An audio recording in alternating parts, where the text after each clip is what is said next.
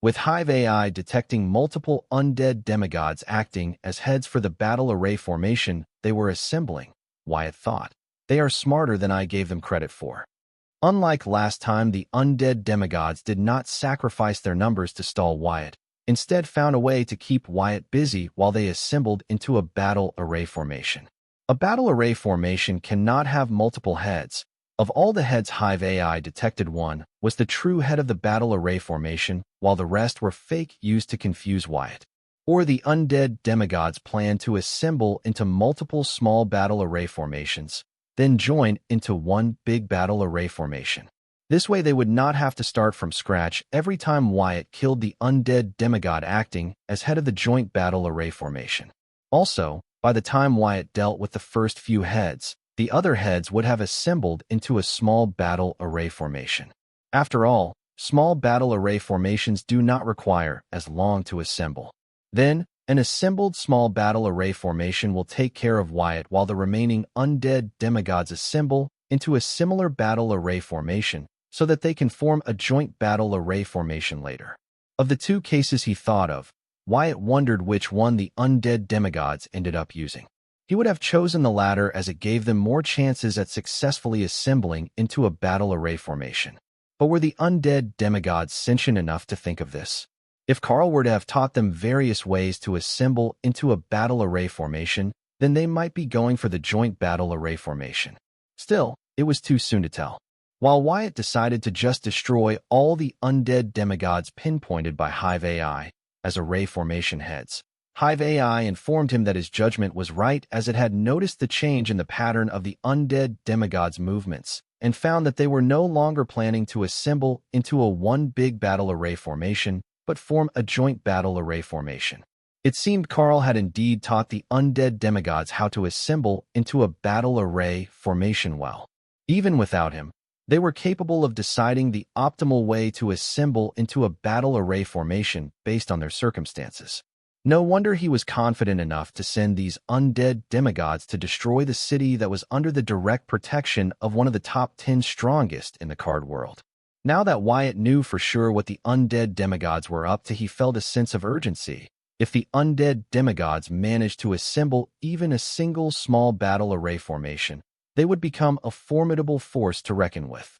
With them keeping Wyatt busy, other undead demigods would also assemble into small battle array formations. Then, even Wyatt with his energy body would find it difficult to defend against multiple small battle array formations, especially if the undead demigods had a way to harm energy bodies.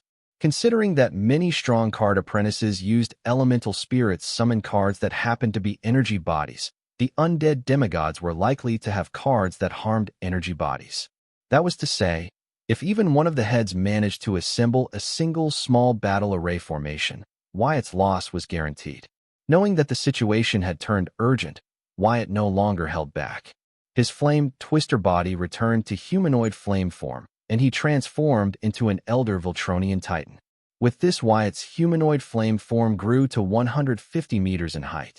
As a result, the mystic dimension that previously felt spacious despite nearly 700 of them occupying it, now felt small to Wyatt, which was the point of him taking on this form. With his energy body's speed and his current size, it should be easier for him to kill a huge number of undead demigods at a time. Then, Wyatt used his body restructuring skill to morph his humanoid form energy body into a 200-meter-wide flame tornado. This time Wyatt used his celestial force to help speed up the spin of his tornado form to the maximum. The flame tornado was so fast right now that Henrix and Ransom, who were standing at the edge of the mystic dimension, felt the pull of the tornado. As for undead demigods that were in the immediate vicinity of Wyatt, they were directly sucked into the tornado and reduced to ashes even before they could put up a struggle, killing a few dozen of them with Wyatt not even trying. A demigod could easily subdue a natural tornado, but the current flame tornado within the Celestial Blood Curse domain was 10 times boosted SSS rank Curse Blood Flame, and a demigod with celestial powers in its essence. Its power totally emasculated the power of the undead demigods, turning them into regular Joe facing a flame tornado. The result could not be more obvious. Not to mention with the Celestial Blood Curse domain locking in the energy from the flame tornado, it basically turned into a furnace. With passing time, the heat inside the domain grew to the point where an average demigod could be cooked inside. If not for the undead body being affected by the extreme temperatures, they would be in a lot worse shape, like the Henriks and Ransom duo. Their skin had turned red and dry, losing body water. They tried to use their soul energy and opposite-type elemental rule power to protect themselves from the heat, but they found their power wasn't sufficient. As it turned out, under the effect of the celestial blood-cursed domain, the thermal energy generated from the flaming tornado gained a 10 times boost, since this thermal energy was a form of blood curse in a sort. The thermal energy from a 10 times boosted SSS rank cursed blood flame energy was already strong enough to harm a demigod, but now with the thermal energy too enjoying 10 times boost from the celestial blood curse domain, it was strong enough to kill a regular demigod. Therefore, even Henriks and Ransom, despite their best effort to resist the heat in the domain, still looked like a piece of meat slowly being baked in an oven. Not to mention, with passing time, the thermal energy accumulating in the domain raised the temperature to new heights. If this continued, the duo did not know how long they could last in it without getting seriously harmed. It seems the boy has this under control. You can forget about getting rid of me until you take me to my daughter. Ransom, who was in a bind knowing that if he did not stop his reckless actions and help Henriks to stop the undead demigods from assembling into a battle array formation, things might turn for worse. Seeing Wyatt kill a few dozen of undead demigods without even trying, decided to stick to his original plan. Pester Henriks into taking him to meet his daughter. You deviant, let go of me. It's already hot enough. You stinking to me like this is only making it worse. And what the FCK is that smell? It's disgusting. Henriks did not like the rising temperature in the domain one bit. Adding to it the smell that came from Ransom's body made it more intolerable. He did not even want to think about how they both were drenched in sweat and stuck to each other. He felt like he was sent to hell concocted for him. What bothered him even more was Ransom seemed to be fine with it. Just then, he remembered Luna saying that her parents had been fighting a lot lately, since her father would not do the things her mother wanted them to do in the bedroom. At first, Henriks thought this was not the kind of news he wanted to know about the royal family and their allied households. But now, his mind wandered, imagining the worst possible reasons why Luna's parents were having troubles in their marital bed. Just ignore it. Ransom's face was beet red. He did not go into details about the smell because of its embarrassing origin. How am I supposed to ignore it if it's getting into my eyes? The FCK, it's so thick and disgusting. Let go of me, you dumbass. Henriks yelled, both disgusted by the smell and suspicious, hearing Ransom's response. Don't struggle, you are making it worse. Ransom too was not happy about the situation, especially hugging Henriks' sweaty body. When Henriks struggled, their sweaty bodies rubbed and made embarrassing noises. But he went through with it anyway, thinking of it as things a father does for his daughter. He was really down on luck lately and hoped he could do right by his daughter at the least. Listening to Ransom's response, Henriks was scared, and he could not help but clench his, but while yelling furiously, "Ransom, let go of me or be prepared for the consequences." Henriks too heard the embarrassing noises their sweaty body made when they rubbed against each other. He was starting to feel a hatred toward Ransom that was equal to how much he hated the dark races. He never thought a day would come when he would hate someone the same as he hated the demons, especially with him knowing how the masters were royally screwing the card world up. Now he was prepared to get serious. Even if his opponent was the beloved son of his captor, he was willing to be ruthless to clear the shame and embarrassment he was feeling. Soon a spatial energy covered Henriks' hand right, which with a swift motion cut Ransom's hands and legs with ease. However, just as Henriks thought he freed himself, blood from Ransom's limbs moved as if they had a mind of their own and sewed the limbs back on his body perfectly without any error. Except for the red stitch marks and cut-off sleeves and pants, it was as if Ransom's body was never cut, allowing Ransom to continue clinging to Henriks like a koala bear. Old bastard, is that all you got? It will take a lot more than that to get rid of me. Ransom sneered and taunted Henriks, who was seriously holding back, not wanting to garner the wrath of Field Marshal Heatsend. Like any mother, she loved her kids and had her unique but rigid way of showing it, as such many mistaken that she had little interest in her children and their lives. As her colleague and family friend, Henriks knew better. She cared for her kids and their families a lot. So he knew if he were to beat Ransom badly, then Field Marshal would settle the score with him later. This was why he tried to run from Ransom, and when that failed, he tried to reason with him before resorting to force. However, seeing Ransom sneer and listening to his taunts, Henrix was provoked. FCK this, he thought, deciding to teach Ransom a serious lesson as his elder. Once again, turbulent spatial energy covered Henrix's right, and with a swift motion, he cut all 4 of Ransom's limbs. This time, however, the cut-off limbs were teleported to another corner of the mystic dimension, not allowing the Ransom to stitch them back on. But, to his shock, blood from Ransom's body moved swiftly and in a fraction of a second sewed itself to Henrix's back. "You crazy son of..." Henrix promptly paused before his long tongue signed his death certificate for him. Then, he continued, "You dumbass. How could you do something like this? Undo it." "Nope. Not until you take me to meet my daughter." Ransom repeated his demands to Henrix, who frantically tried to cut him off his back, but this blood would instantly stitch them back together. Henrix tried to increase his speed of cutting the huge talking and smelly tumor off him and escape at his fastest speed, but Ransom's ability to sew them back together was faster. "You dimwit, at least tell me it's reversible and will not have any permanent side effects later. And for goodness sake, what is that awful smell?" Finally giving up, Henrix asked whether they would be stuck permanently. Seeing how Ransom's ability was able to stitch them together faster than his moment speed, he wondered if it was because of some weird law and restriction Ransom used to enhance his rune. If that were the consequence of this, might be serious. At the heart of the celestial blood-cursed domain, a 200-meter-wide fiery tornado swallowed all the undead demigods near it and burned them to ash. Soon a large pair of radiant blue eyes formed in the red tornado. The blue eyes scanned the undead demigods preparing to move, but paused, catching a glimpse of a bizarre scene. Wyatt, who wanted to burn all the undead demigods to extinction before they could set up a battle array formation, saw Ransom attached to Henrix's back. Ransom was one with Henrix's back. His shoulder joints and thigh joints were connected to Henrix's broad back. It was like Ransom was growing out of Henrix's back. The sight was so bizarre and unpleasant that it caused Wyatt's brain to freeze for a fraction of a second. If some kid were to see this, they would have nightmares for the rest of their life. What the FCK is wrong with these guys?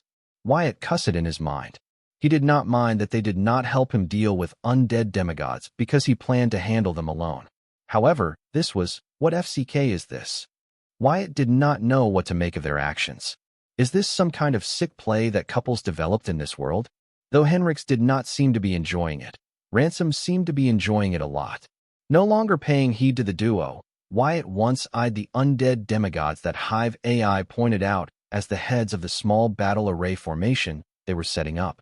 They were spread out across the mystic dimension with the plan to delay him and give their fellow undead demigods time to set up a small battle array formation. In his huge fiery tornado form, Wyatt mobilized the celestial force to the max, launching himself at the undead demigods at a maximum speed he could fathom. As the huge tornado moved, it swallowed everything in its path and its vicinity. The tornado's spin was so fast that the undead demigods were helpless against its suction force.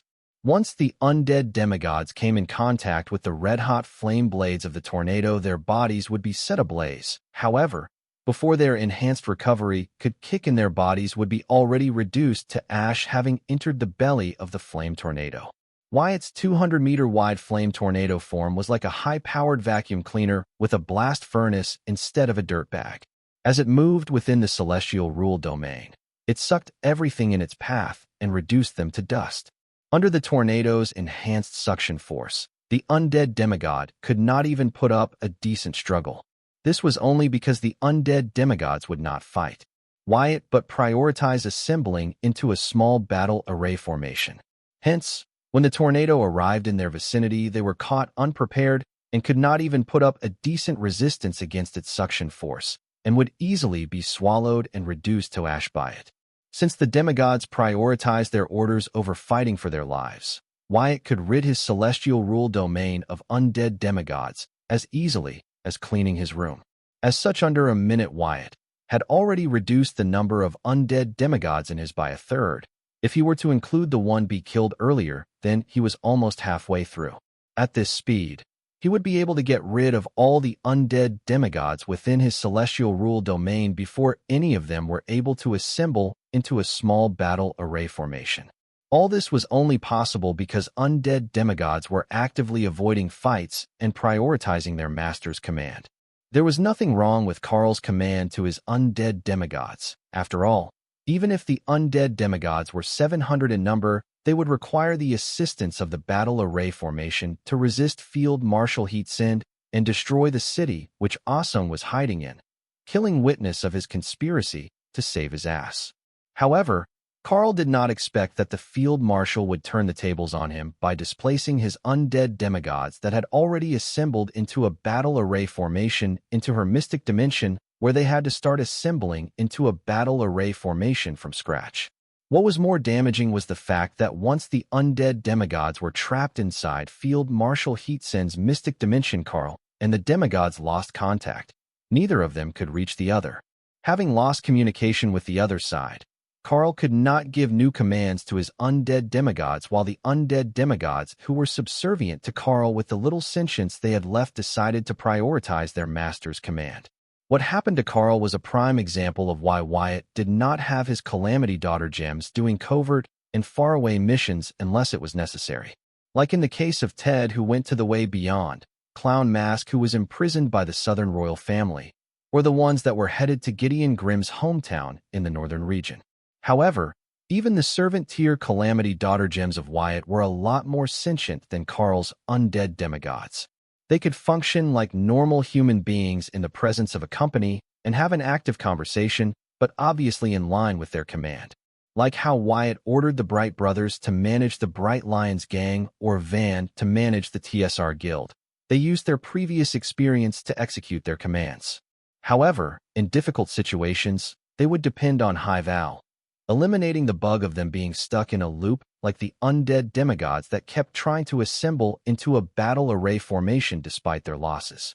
Whenever Wyatt's Calamity Daughter gems were in such a situation, Hive AI would advise them if they still failed it would be brought to Wyatt's attention. However, all these precautionary measures of Wyatt would not be possible if they were stranded or isolated in a different dimension, which was now proving to be the reason for the undead demigods' doom.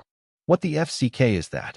Ransom exclaimed, looking at the large flame tornado moving around the mystic dimension, swallowing and burning the trapped undead into ash. He felt that even he would face a similar end as the undead if he were to be sucked into the flame tornado. His intense sense could tell that the flame tornado was enhanced by celestial force and the celestial rule domain, making it deadly even for him. He could not believe that the boy in the Cardmaster realm could fathom such power. Now he was starting to regret kicking up trouble with Wyatt on purpose over his attitude toward Luna and him. If he knew that the boy had this kind of power, he would have been more careful with what he said and did. However, now he understood why his mother left his cousin's side and moved to the boy's side at the risk of making his cousin their family's worst nightmare. The boy was far stronger than what he was told. When he was being briefed about the boy's strength, he did not believe it. But trusting the information collected by the Southern Watch, he decided to see it for himself. When he and his team first met the boy, he showcased the demigod's level of energy signatures, but it was not as exaggerated as Ransom was told during the briefing. Though the boy had fathomed the strength of a demigod, it was barely at the entry level. But his strength was not at the level to defeat a devil that could easily wipe out 3 elite demigod teams, as he was told in the briefing. Feeling that his aunt might have exaggerated the boy's strength to everyone out of excitement, Ransom could not help but look down at the boy. After all, not a real demigod to begin with, his power was temporary, and without any SS and SSS rank cards, the boy was even weaker than an inner-level demigod. At that level, the boy would be lucky if he could defeat a semi-demigod, as, unlike the boy, they had access to SS and SSS rank cards. Not to mention, with his present strength, Ransom could easily take on a dozen or so entry-level demigods. So why would he bother about someone who could temporarily enter the threshold of the demigod realm? Especially since the other party was rude to him when he tried to be friendly to him. Even though Ransom did not have the title of prince, he was a prince in all sense. He had the royal unparalleled bloodline, so he grew up like one and was treated like one everywhere he went, even in the central capital. After all, even without the royal bloodline, He was the youngest son of someone who was in the card world's top 10 strongest list. The queue of people who wanted to get on his good side was endless. For someone who grew up in such an environment to be humble and amiable, it was because of the field marshal's unconventional parenting. However, this did not mean he wasn't arrogant and unreasonable. Due to his upbringing, he only showed to those who were at odds with him. Like, for example, Wyatt. He was rude to him and ignored him the whole time he tried to talk to him, just because he brought up his beloved daughter. Since Wyatt had shown that they could not be friends, Ransom did not feel the need to be polite toward him when actually in his heart, he was curious about Wyatt. After all, he managed to gain the approval of his mother, who was unpleasable. Hence, he made trouble for Wyatt trying to gain attention of Wyatt. It was childish, but one had to know Ransom in his whole life never had to try to please others. Even when it came to his wife, Ransom did not have to try to get on her good side. Since it was a political marriage, his wife was the active one in their relationship, trying to win his favor. Now that he was emotionally dependent on her, his wife had grown demanding. This was different. Hence, Ransom, who only knew how to get into trouble to get his parents' attention, used the same trick with a little variation to gain Wyatt's attention without even worrying that such actions would only annoy Wyatt. One could say that Ransom's EQ was emotionally stunted. This was why Aurelia's mother was able to frequently take advantage of his feelings for her constantly. Ransom's condition was so bad that he did not even know he was being taken advantage of. However, now that he had seen what Wyatt was capable of, Ransom was starting to fear the consequences of his actions. At first, he did not care because Wyatt was weaker than him. So, he felt he could do anything he wanted, but now that he knew he was weaker than Wyatt, he feared Wyatt could do anything with him. The worst thing was his strongest support and backer, his mother, was also Wyatt's support and backer. Therefore, he knew, unlike Henrik's, who did not dare to harm him badly because of his mother, Wyatt would not worry about such things if planned to get even with him. "That kid really has too many tricks up his sleeves," Henrik's commented to Ransom's exclamation. Just like Ransom, Henrik's too was in awe of the large tornado that was swiping the mystic dimension clean of undead demigods.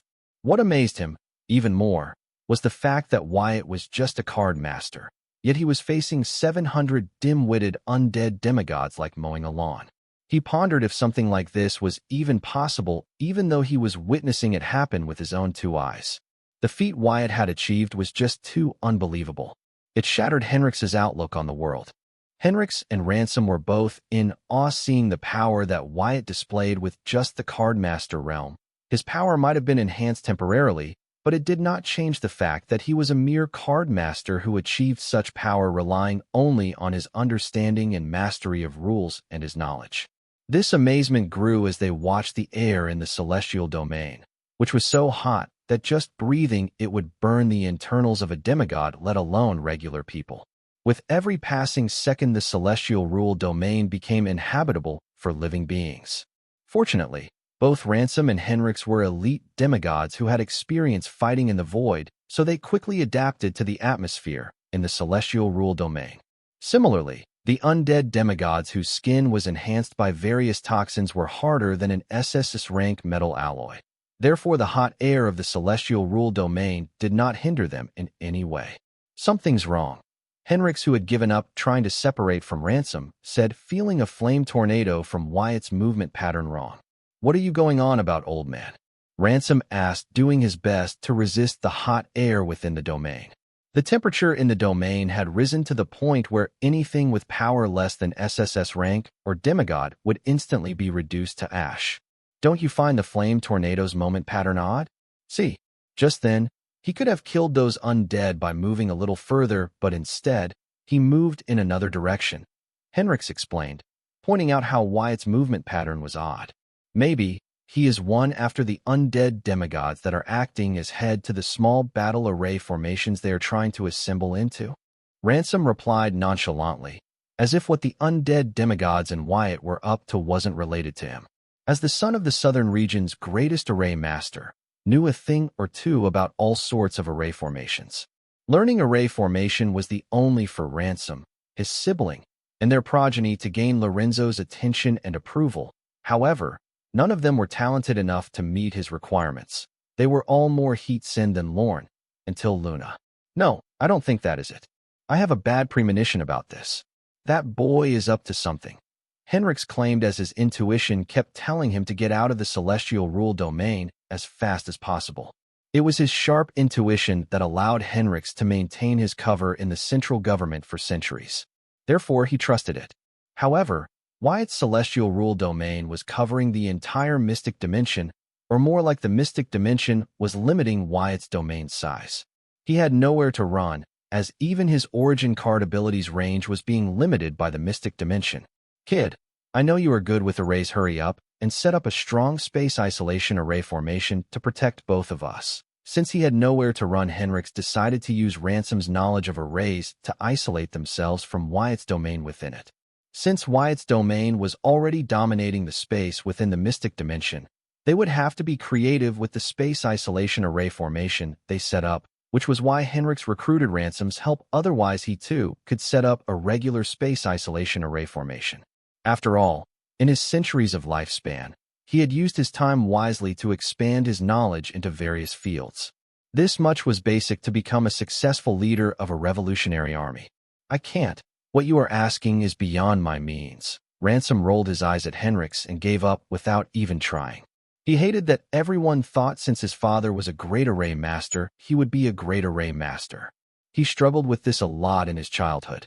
As the youngest, after his older siblings disappointed his father, Lorenzo put all his hope on Ransom. But the pressure was too big for the latter, especially when he too did not meet the high standards of Lorenzo and turned out to be a disappointment just like his older siblings. Ransom, this is not the time to throw a tantrum. I know you hate array formation, but trust me, if we don't do something in the next minute or two, both of us will be burned to dust along with all the undead demigods. Henrix yelled and tried to persuade Ransom to stop his childishness and set up a space isolation array before they were burned to ashes. However, since he had little idea as to what Wyatt was up to, could not put up a convincing case. FCK, you right. That boy really plans to burn us all to ashes, Ransom exclaimed, having figured out what Wyatt was up to. Then he urged Henrix, hurry, get my limbs back. Though Ransom acted uninterested, he heeded Henrix's warning and checked Wyatt's movement pattern. After watching for a few seconds, he realized Henrix's intuition was spot on and Wyatt was indeed up to something big. From the flame tornado's random movement pattern, Ransom had deduced that it wasn't random at all. Instead, it was carefully calculated to set up a pseudo-natural array formation. Wyatt was making use of the location in the mystic dimension, his celestial rule domain, celestial force, and the cursed blood flame to create pseudo-natural sunspot formation, turning the whole mystic dimension into one big sunspot. In a natural sunspot array formation, nothing can survive. It was considered that it was a spot on Earth where one could experience what it was to walk in the sun. The only problem was, even if one managed to get near this spot unharmed, which is nearly impossible, they would instantly be burned to nothingness by the sunspot. Just the gravity of the surface of the sunspot was 10,000 times the gravity of the regular card world's surface, which was enough to turn anyone into meat paste, not to forget its extreme temperature. Therefore, it was deemed nobody could survive in a natural sunspot array formation. As always, Ransom's first instinct was to contact his mother and ask her to send them out, but he could not reach her. Understanding that his mother might have muted the mystic dimension, Ransom could only hurry to set up a custom space isolation array formation that would separate them from the celestial rule domain, which was not an easy task since he had just now come into contact with the celestial rule domain and had very limited knowledge about it. Ransom believed if his mother was not watching the development inside her mystic dimension, then she should be dealing with something more serious outside. Hence, he had no choice but to rise up to the occasion. Listening to Ransom change his mind on his own, Henrix was enthused and also sure that Wyatt was indeed trying to burn them all. However, when he heard Ransom ask him to get him his cut-off limbs so that he could get started on the custom space isolation array formation, Henrix's face turned unnatural. Still, he opened a portal and shoved his hand in it to retrieve Ransom's limbs while saying, "About that, they were burned badly. This is what remains of your limbs." Henrix took out a pair of charred legs and arms from the portal, and soon a strong barbecue smell clashed with the foul smell from Ransom's body, giving birth to an even more awful smell. Henrix wanted to complain, but knowing that they were short on time, He held back his complaints, deciding to coordinate with Ransom to ensure his safety. Looking at his cut-off limbs charred to the point where their bones were visible, Ransom's mouth twitched, but he did not dare to waste time. So, he soon separated from Henrix's back. Then, uttering, "This is going to be painful," he mobilized his blood rule rune to stitch his charred limbs back onto his body. However, before Ransom's blood sewed the limbs back on, they began to heal the charred limbs at rapid speed.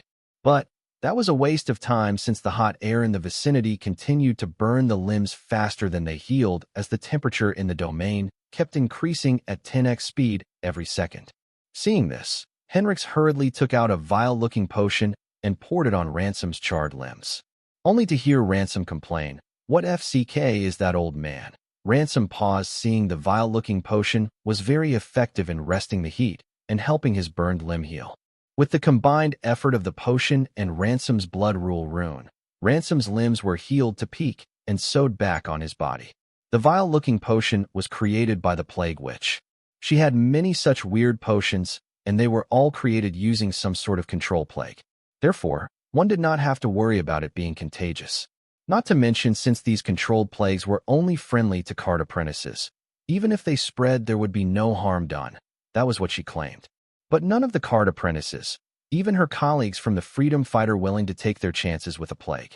Therefore, despite their effectiveness, these potions had no market. Not to mention, their vile appearance was no help for marketing, as nobody was willing to buy such vile-looking potions. Especially when they learned that a homegrown plague was used to create these potions. Otherwise, based on the effectiveness of these potions, they would be worth a fortune in the market, and the freedom fighters would never be cash-strapped. Now that he had his original limbs back, Ransom began to arrange a small space isolation array formation for the two of them. At the fastest speed he could fathom, knowing that Wyatt would be setting up his pseudo-natural sunspot array formation any second now. Henrix did not dare to make any movement or sound in the slightest, as he did not want to disturb Ransom, who was now his only hope to escape Wyatt's madness. 1 second the boy was asking him to join him, and the next second he was trying to kill him. If this was not madness, then what was? He wanted to ask Wyatt to stop what he was doing, but he did not think Wyatt would listen to him. And not to mention, Wyatt's method might be the fastest way to get rid of the undead demigods before any of them assembled into a small battle array formation and subdued Wyatt with absolute strength. Since they weren't being any help to Wyatt, he did not want to be a hindrance either. At first, Wyatt thought he should just go around killing the demigods, acting as the battle array formation heads using the enhanced speed of his flame tornado form. But, according to Hive AI's calculations, even with his new speed brought by using celestial force, the undead would manage to set up a small battle array formation, sacrificing about half of their current numbers to keep Wyatt busy. It was only a matter of time, but the undead would still manage to assemble into a small and then joint battle array formation. However, with their reduced numbers, the question remained if they could defeat Field Marshal Heatsend. Wyatt had not seen the Field Marshal fight, so he cannot be the judge of this. Knowing that his current power was still far from ridding of the undead before they succeeded in assembling into a battle array formation, Wyatt had to improvise in the middle of his plan. He had to think of a plan to eradicate the undead before a group of them managed to assemble into a battle array formation. Short on time, Wyatt had to be quick on his foot. His brain ran like a wild stallion, trying to figure out a way to improvise his plan, while he followed Hive AI's lead to kill the heads of the undead groups trying to assemble into small battle formations. He looked at the battlefield, trying to figure out if he could somehow use its terrain to shorten the time it took for him to go around the mystic dimension to kill all the undead before any one of their groups managed to set up a small battle array formation. Just then, Wyatt recalled his brief study on pseudo-natural array formation after his run-in with Jill Norley for the first time on his way back to Sky Blossom City from Sun Blossom City. He remembered learning about a pseudo-natural array formation that would work perfectly in the current terrain, pseudo-natural sunspot array formation. Just when he thought he found the perfect solution, Wyatt realized he lacked the core ingredient for the pseudo-natural array formation, the SSS rank Sunfire. However, though Wyatt did not have Sunfire, the heat accumulated in the celestial rule domain by his cursed blood flame was stronger and the head the Sunfire would produce. So, Wyatt wondered if it could replace the sunfire, only to learn that it could only partially replace it, as the head produced by the cursed blood flame lacked the unique magnetic field of the sunfire. The unique effect of the sunfire made the pseudo-natural sunspot array formation possible. So, even if Wyatt's cursed blood flame had managed to accumulate a temperature higher than the sunfire, it still was not the replacement for sunfire for him to set up a pseudo-natural sunspot array formation. Just when he planned to give up on this idea, think of another one, his mind wandered. What would happen if forceful use of the cursed blood flame as a replacement for the sunfire to set up a pseudo-natural sunspot array formation? The pseudo-natural sunspot array formation would be unstable and blow up the whole terrain and everyone within it sky high. Wouldn't this help him achieve his purpose faster than a working pseudo-natural sunspot array formation? Yes, it would serve better than a working sunspot array formation. However, there was a problem. He and the freak duo would be within the array formation when it blows up. Nonetheless, chances were that he and the other two would also be reduced to ash with the undead in the explosion unless they took precautions. The possible preventive measures Wyatt could think of were: use the celestial blood curse domain to shield himself and the other two, or have the field marshal send us out of the mystic dimension before the explosion. Wyatt decided to go with the latter because it was foolproof. However, he found that could not contact with field marshal. Learning this, he immediately understood that the situation outside might be as bad as it was in here, and the field marshal was too busy handling it to answer his call. With this, Wyatt could only speculate that Carl had made other arrangements than the 700 undead demigods to get rid of Asong and the city she was hiding in. Think of this. Wyatt could not help but wonder what more arrangements Carl would have made to complete the task that even 700 undead demigods could not. Just the thought that there was a threat stronger than the 700 undead demigods that Field Marshal was facing by herself increased Wyatt's sense of urgency. As such, he immediately acted on his plan to blow up the whole mystic dimension while using the celestial blood rule domain to protect himself, Henrix, and Ransom. Then, Wyatt stopped killing the undead demigods and began to set up the pseudo-natural sunspot array formation using his cursed blood flame as a replacement for sunfire. However, he made sure that his movement was not too obvious for the undead to deduce his intention and take guard against it. After seeing that they were capable of making sound decisions by overcoming their inherent shortcomings, Wyatt no longer underestimated them, since he was aware that the undead had very aggressive survival instincts. Even if Carl's subjugation method might have suppressed it, one never knows what could happen until the end. Therefore, under the guise of killing the undead demigods that were acting as the heads of groups that were assembling into the small battle formations, Wyatt began to move across the mystic dimension, covertly setting up the pseudo-natural sunspot array formation. Wyatt made sure that while trying to be careful, he did not forget the main reason why he was improvising his original plan. Keeping the time constraints in mind, he fathomed the fastest speed he could conjure in his current form, and with the assistance of the celestial force, setting up his pseudo-natural sunspot array formation before any of the group of the undead managed to assemble into a small battle array formation. While doing so, he decided to warn the Henrix and Ransom duo that he planned to blow up the whole mystic dimension, but he found that even before he warned them, they had figured out his plan and were arranging a custom space isolation barrier to protect them from the pseudo-natural array formation he was arranging. This came as a surprise to Wyatt. Then he reminded himself that Ransom might not be totally useless, seeing Skillful set up a custom space isolation barrier at incredible space. Unlike the battle array formation, the hardest thing about array formation for an array master was finding the required ingredients. As for setting up the array formation, as long as they had enough experience setting up various array formations and knew the recipe of the array formation, they should be able to set up the array formation quickly based on their skillfulness. The key in the array formation was knowledge, unlike in the battle array formation, where the key was coordination and adapting to the terrain. One by one, using the accumulated heat from the cursed blood flame, Wyatt opened and connected all the natural nodes around the mystic realm required to set a pseudo-natural sunspot array formation within it. Now all he had to do was feed soul pathways joining these natural nodes' cursed blood flame to ignite it into pseudo-natural sunspot array formation and let it take its natural course. By the time Wyatt had connected all of the nodes, what remained of undead demigods were still a step or two away from assembling into a small battle array formation, while Henrix and Ransom were already hiding inside a custom space isolation barrier.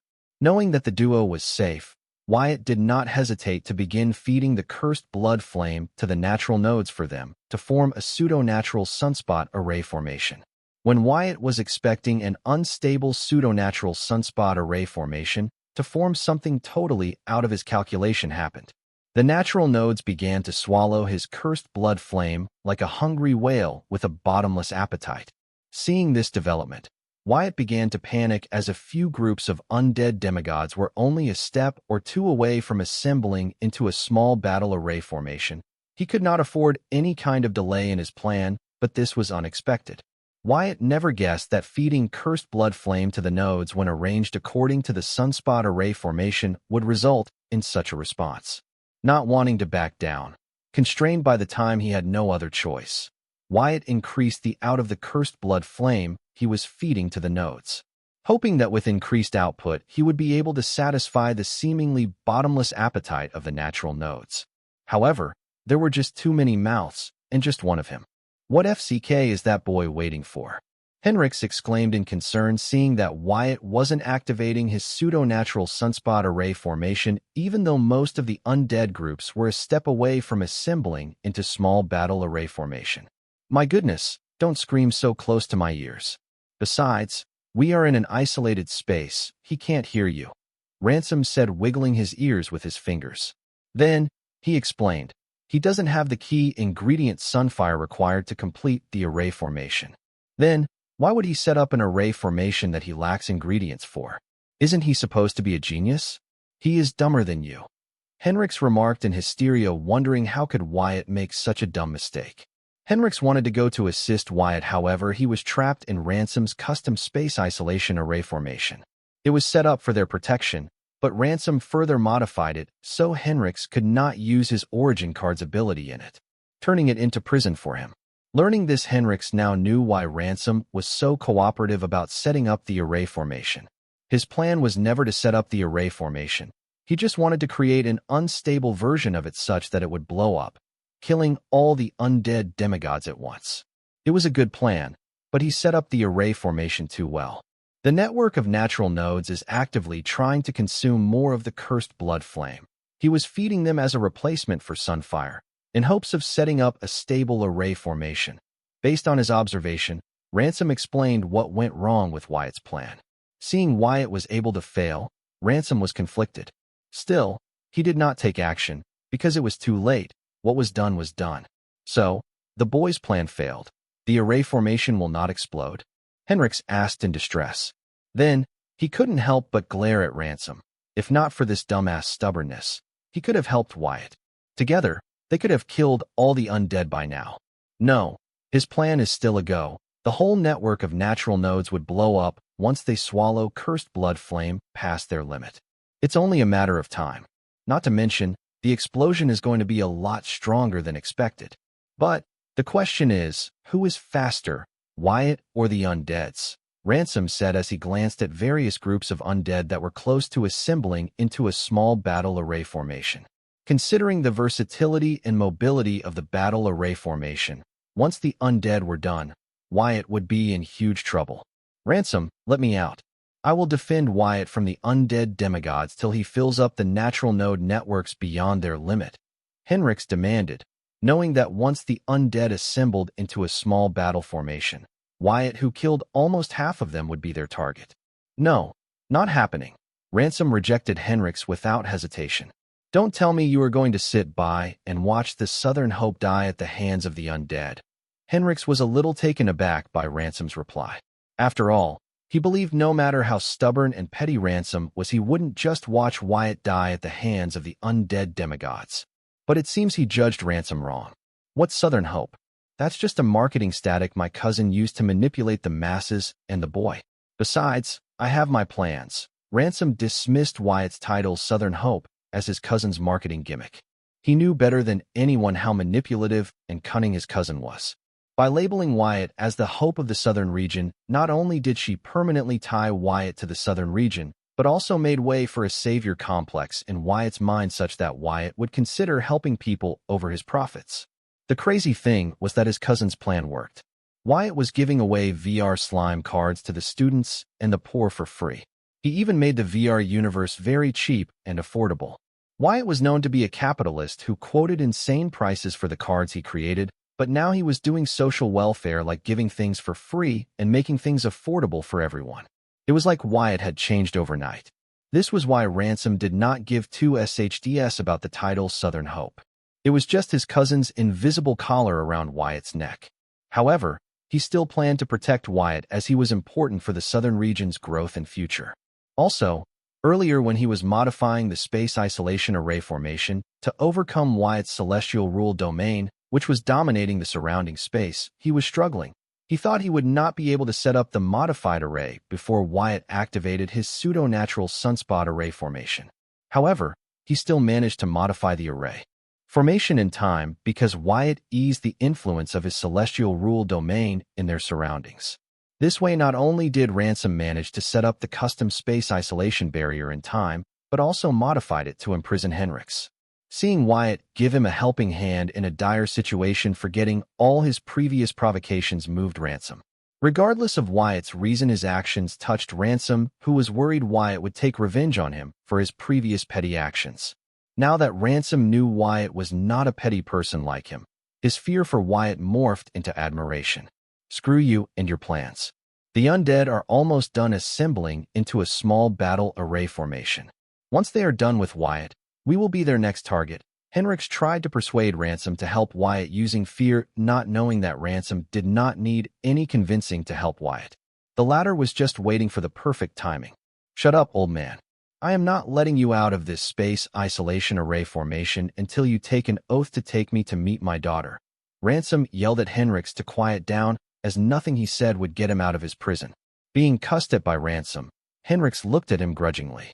Then, he let out a deep breath, controlling his anger. He did not proceed to argue with Ransom and decided to wait and see what Ransom's plans were. If something were to happen to Wyatt, he was going to show Ransom true hell. Fine, but create a subspace for me within this space isolation barrier. I don't think I can handle another second of that awful smell coming from your body, Henrix demands. As in the small space isolation array formation, the disgusting smell coming from Ransom's body seemed to accumulate and grow more disgusting. Henrix felt Ransom's smell would kill him before the undead demigods did. SSH, let me focus. Ransom concentrated all his attention on Wyatt, waiting for the perfect time to step in and save Wyatt's life. Listening to Ransom's reply, Henrix continued to grudgingly stare at Ransom, but he did not utter a single word as he did not want Ransom to blame him for ruining his plan. After all, he planned to criticize Ransom for failing. He just did not want to give Ransom an excuse to push all the blame onto him. Meanwhile, Wyatt was frantically consuming all his energy to produce a large quantity of cursed blood flame to fill the bottomless appetite of the natural nodes beyond their limit, such that the whole network of the natural nodes that Wyatt created would explode, killing all the undead demigods within the mystic domain. However, no matter how much energy Wyatt spent to increase the output of the cursed blood flame he fed to natural nodes, he did not seem to reach the limit of the nodes. Since his plan was taking too long to execute, he kept an eye on surrounding undead demigod groups. Most of them seemed to be a foot away from assembling into a small battle array formation. Wyatt did not let the panic and fear get to his mind. Instead, he single-mindedly focused on feeding his cursed blood flame to the natural nodes, knowing that due to the accumulated energy within them, once the network of the natural nodes were to explode, the resulting explosion would be several times higher than his original estimate. Not to mention, since this explosion was caused by cursed blood flame energy, the explosion will gain 10 times boost from the celestial blood curse domain.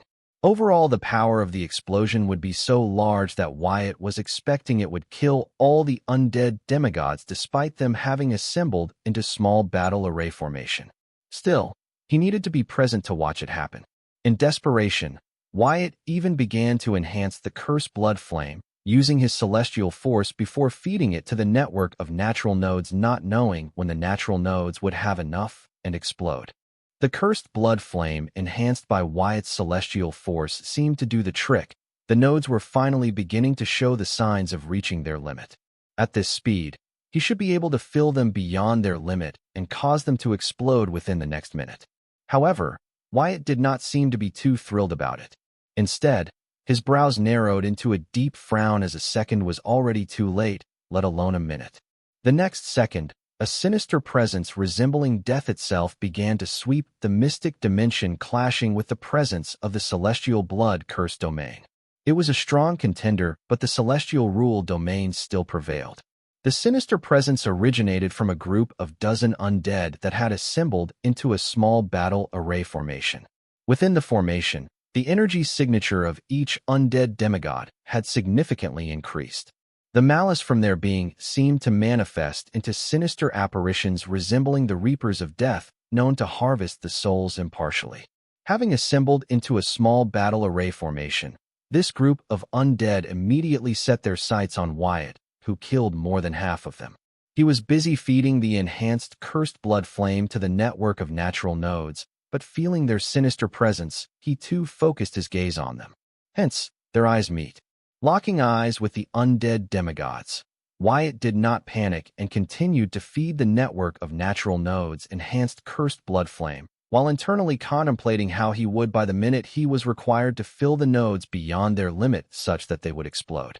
He could not pause or stop feeding the natural nodes because once he did, all the progress he had made so far would be in vain, as the enhanced cursed blood flame he fed to the natural nodes would disperse into the surroundings in the form of energy, and soon losing all the cursed blood flame in them, the natural nodes would revert to their original state. This meant that Wyatt would have to stall the undead demigods for a minute while he continued to feed the network of natural nodes enhanced cursed blood flame. Now that was going to be challenging. Honestly, Wyatt was out of ideas. Thanks to his calamity soul gem and privilege from the Devil Merchant Code, Wyatt did not fear death. However, he did not want to run away either. He wanted to kill all 700 of the undead demigods as he claimed. But under the current circumstances that seemed impossible. Since, as a second passed, another group of a dozen undead demigods had assembled into a small battle array formation, and soon other groups of undead demigods managed to assemble into a small battle array formation. Within a few seconds, the mystic dimensions now had about 2.5 dozen small battle array formations, i.e. all groups made of the remaining undead demigods had assembled into a small battle array formation. Now, they all eyed Wyatt, who remained immobile, continuing to feed enhanced cursed blood flame to the network of natural nodes. Seeing the undead demigods that had managed to assemble into a small battle array formation still had not taken action against him, Wyatt's mind entertained a silly idea that if he did not take action against them and ignored them, the undead demigod would leave him alone and begin to assemble into a joint battle array formation, prioritizing their master's command. However, Wyatt was dead wrong. Soon, all the small battle array formations turned to face him, and the dozen undead demigods within each battle formation summoned their grimoires. Seeing Wyatt not take action and learning that their fellow undead demigods were close to assembling into small battle array formations, the ones to assemble first did not take action and waited for them to assemble because they did not want their fight with Wyatt to delay a sure thing. Now that they all have assembled into the small battle array formation, they prepared to rid of him before moving on to assemble into a joint battle array formation. Looking at the undead locking onto him and summoning their grimoire, Wyatt shook his head helplessly, knowing that he had no choice but to run. If only he had another 50 seconds at his hands. Alas, it seems he might have won the battle, but the undead won the war. You dumbass, are going to take action this life, or are you just going to watch them kill him? Henrix yelled at Ransom in distress and panic, seeing that the undead summoned their grimoires in preparation to attack Wyatt. SSSH, for goodness sake, shut the FCK up, old man. Don't break my concentration.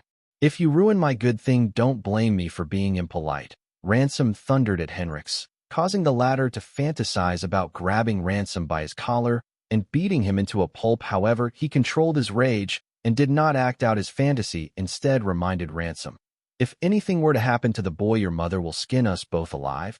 You know that, right? That is if we survive these undead demigods. SSSH. Ransom shushed Henricks, and ignoring him, he continued to focus on Wyatt, waiting for the right moment to make his move. He believed that if he were to help Wyatt when he was the most desperate, then his actions would have more impact on Wyatt's mind and heart. He wanted to gain the maximum gratitude from Wyatt for his assistance. In Ransom's mind, regardless of Wyatt's achievements, he was still a teenager, so he believed once he saved the latter in the nick of time, Wyatt would be forever grateful to him and do anything to repay him. This was why he waited for the perfect time to make his move. Though Ransom does not believe himself to be as calculative and cunning as his cousin, he thinks he could be calculating and cunning when he wants to. While Ransom was waiting for the perfect time to make his move, the undead demigods in the formation summoning their grimoire did not immediately attack Wyatt, instead began to make preparations while locking onto Wyatt, causing Wyatt to wonder if the undead demigods were not sure about facing him even though they were assembled into small battle array formations. It was possible, after all, that Wyatt was in an energy body form. There weren't many cards or abilities that could harm an energy body, not to mention an energy body enhanced by celestial force. Normal attacks, no matter the power, couldn't really harm Wyatt in his current form. Even many attacks meant to harm energy bodies might not be able to harm Wyatt because of the celestial force enhancing his body. If they wanted to deal with Wyatt, then they would have to come up with unconventional attack methods. They could enhance their attacks with celestial force too, just like Wyatt, but there was no way the world would lend them celestial force. So, the situation wasn't as dire as Wyatt had initially thought. By assembling into small battle array formations, all the undead demigods managed to achieve was grow strong enough to not be killed by Wyatt. In a way, both Wyatt and the undead demigods were in a stalemate. Neither could kill the other for now. It seems I overestimated them, Wyatt thought, seeing that undead demigods did not attack, but were busy making other preparations. He felt stalling for another 50 seconds would not be a problem if this continued. Wyatt could not help but compliment his judgment for choosing the SSS rank Burning Blood Curse as the blood curse to enter the blood curse incarnation from. If he had used any other blood curse, then he would be in deep trouble now. Fortunately, he was aware the blood curses were useless against the undead, so he chose a blood curse that would enhance his strength, ultimately choosing the Burning Blood Curse. Even in self-enhancing blood curses, many blood curses would not have been as useful to Wyatt in his current situation as the Burning Blood Curse was right now. After all, it was his cursed blood flame from kept him alive despite things not going according to his plan. Wyatt also believed, apart from his judgment, his luck also played a part in it. After all, there were many formidable blood curses out there to strengthen oneself. For Wyatt to choose the SSS rank Burning Blood Curse out of all of them indeed had a little element of luck to it. Wyatt doesn't like to depend on luck. However, how could he be disappointed when things ultimately worked out in his favor? Who doesn't like a little surprise in their life? Wyatt would always welcome such surprises, but not the ones in the case of the natural nodes. To think the network of natural nodes would go out of their way to help him set up a stable pseudo-natural array formation instead of forming an unstable one was beyond Wyatt's calculations. As they say, if the foundations were solid, it is hard for things to go wrong as we progress. Similarly, the arrangement of the network of natural nodes established by Wyatt was too excellent. As such, instead of using the cursed blood flame to form an unstable array formation, they accumulated it to form a stable array formation. However, just when Wyatt was relaxing, thinking that he had won the war, the undead demigods changed the tides of the war once again as their preparations were completed. Undead Golem. All the small battle array formations finished their preparations to face Wyatt with a loud chant. Soon the dozen undead demigods in a small battle array formation melted into dreadful black water, forming a pool of dark water. The dark water pool seemed to be boiling as time again bubbles would form in it only to burst open, releasing toxic gases. Seeing this, Wyatt frowned and signed internally. I cannot catch a break, can I? He realized he was too quick to jump to a conclusion. The undead demigods were really not to be underestimated. Even though their sentience was suppressed, their sense of judgment continued to surprise Wyatt. 40 more seconds. Just give me 40 more seconds. Wyatt prayed. He knew he was asking for a lot, but couldn't help it as he felt that it would be shameful for him to run when he made the bold claim to kill all 700 of the undead demigods by himself. At Wyatt's current power levels, even a fraction of a second was too long, let alone a full 40 seconds. By that time, undead would be done with him and be in their final steps to assemble a joint battle array formation. Undead golems. Both Ransom and Henrix exclaimed in unison as they saw the boiling dark water pool reassemble into a hugged monstrosity with its body covered in 12 heads. The mouths of these heads remained ajar, releasing toxic gas into the surroundings, covering the huge body of the undead golem in a thick veil of toxic mist. Their eyes wandered, giving the undead golems a complete 720-degree view, making sure that attack from any angle would not catch them by surprise. This is bad. Undead demigods were tough to deal with, but these undead golems made from undead demigods are impossible to deal with. Henrix blurted, seeing the huge monstrosities covered in a veil of toxic mist constantly scanning their surroundings with 12 pairs of eyes. He then turned to look at Ransom and said, "This is all because of you, you stubborn dumbass." Ransom did not argue, as these undead golems made from dozen undead demigods and small battle array formation were indeed formidable. Even his mother would break a sweat just fighting one of them, not to mention a 2.5 dozen of them. Oh, SHD. Wyatt, who was counting every passing second, cussed in his mind, seeing the undead demigods that had assembled in a small battle array formation make use of their cards to fuse into an undead golem. What was worse was that the toxic gas released by the ajar mouths of the undead demigods' heads on the undead golems' bodies was extinguishing his cursed blood flame when they came into contact. The thick veil of toxic mist covering the undead golems was protecting them from Wyatt's cursed blood flames by extinguishing them. It appears thanks to the small battle array formation and their undead golem form.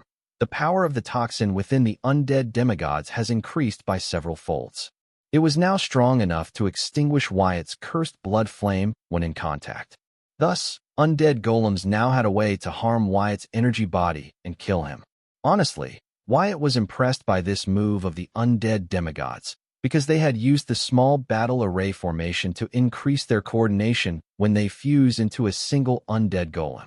This way, the resulting undead golem wasn't slow and dull, instead was an unstoppable war machine with unprecedented reflexes and agility. Not to mention the boost their other attributes gained, just like their coordination and toxins. An undead golem made from a dozen undead demigods that had assembled into a small battle array formation was already formidable, so Wyatt could not help but shudder with horror, imagining the resulting undead golem for 700 undead demigods that had assembled into a battle array formation. Now a monstrosity like that would definitely give Field Marshal Heatson the run for her money. "This is bad," Wyatt said in distress, seeing that even when his cursed blood flame, when enhanced by celestial force, could only resist the toxic mist of the undead for another second before they ultimately were extinguished. He honestly did not accept the undead demigods to come up with a power strong enough to overpower his celestial force. Well, that wasn't unexpected, considering Wyatt was just a toddler when it came to his celestial powers. His celestial force was still weak. After all, the celestial force of a newborn celestial would not be as strong as the celestial force of an older celestial. It also that the undead golems were very strong. Their power was a lot stronger than the strength of the 12 undead demigods. They could them with their sheer strength without having to depend on their toxins and other abilities. Though the undead demigods were formed from a dozen undead demigods that were assembled in a small battle array formation, their power level was several folds greater than a small battle array formation formed by a dozen undead demigods. The strength of their toxin mist alone could melt the undead demigods into goo under a second. The degree of the power these undead golems had was unprecedented, which was why Wyatt was seriously impressed by the undead demigods' tactics to assemble into a small battle array formation before fusing into an undead golem. They not only managed to remove the shortcomings of the undead golem, but increase its power by several folds.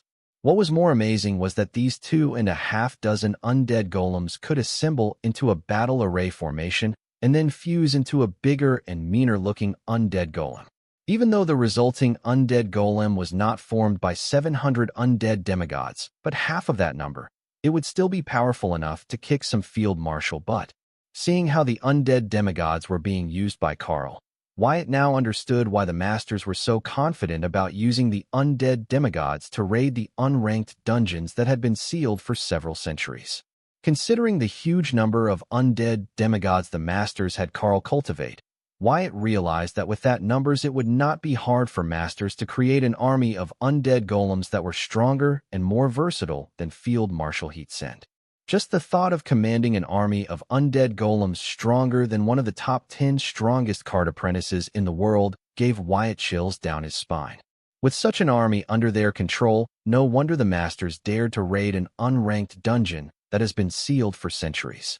If not for Carl's betrayal, the Master might really have succeeded in raiding the unranked dungeon and gotten whatever it was that they sought within it. Now Wyatt was starting to understand why Carl got the central, western, and eastern regions when Matron only got northern and southern regions, while the emissary of the light was stuck with the Empire. In this Darwinian world, the strongest gets the biggest piece of the cake with the most cherry on it. However, this also made Wyatt wonder what made Carl stop with just the 3 regions, and why he did not infringe on the Matron and emissary of the light's territory after he got wanted with their help. Wyatt strongly believed there was no honor among thieves. Therefore, he found it hard to believe that Carl would keep his promise after the Matron and Emissary of Light helped him kill the Masters. Considering that the Supreme Leader was the strongest of the 3 mischiefs and had the strongest army at his disposal, Wyatt did not believe Carl would just abide by their agreements and oaths. He must have been greedy for more. He must have thought of various ways to get what he desired and satisfy his greed. So what stopped him? Was it ABA Windsor? Did she kill them before he could act on his greed?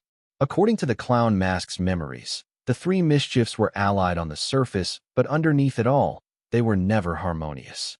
There were always small conflicts between them, but before they could spark into something bigger, ABA Windsor rained down her justice onto them.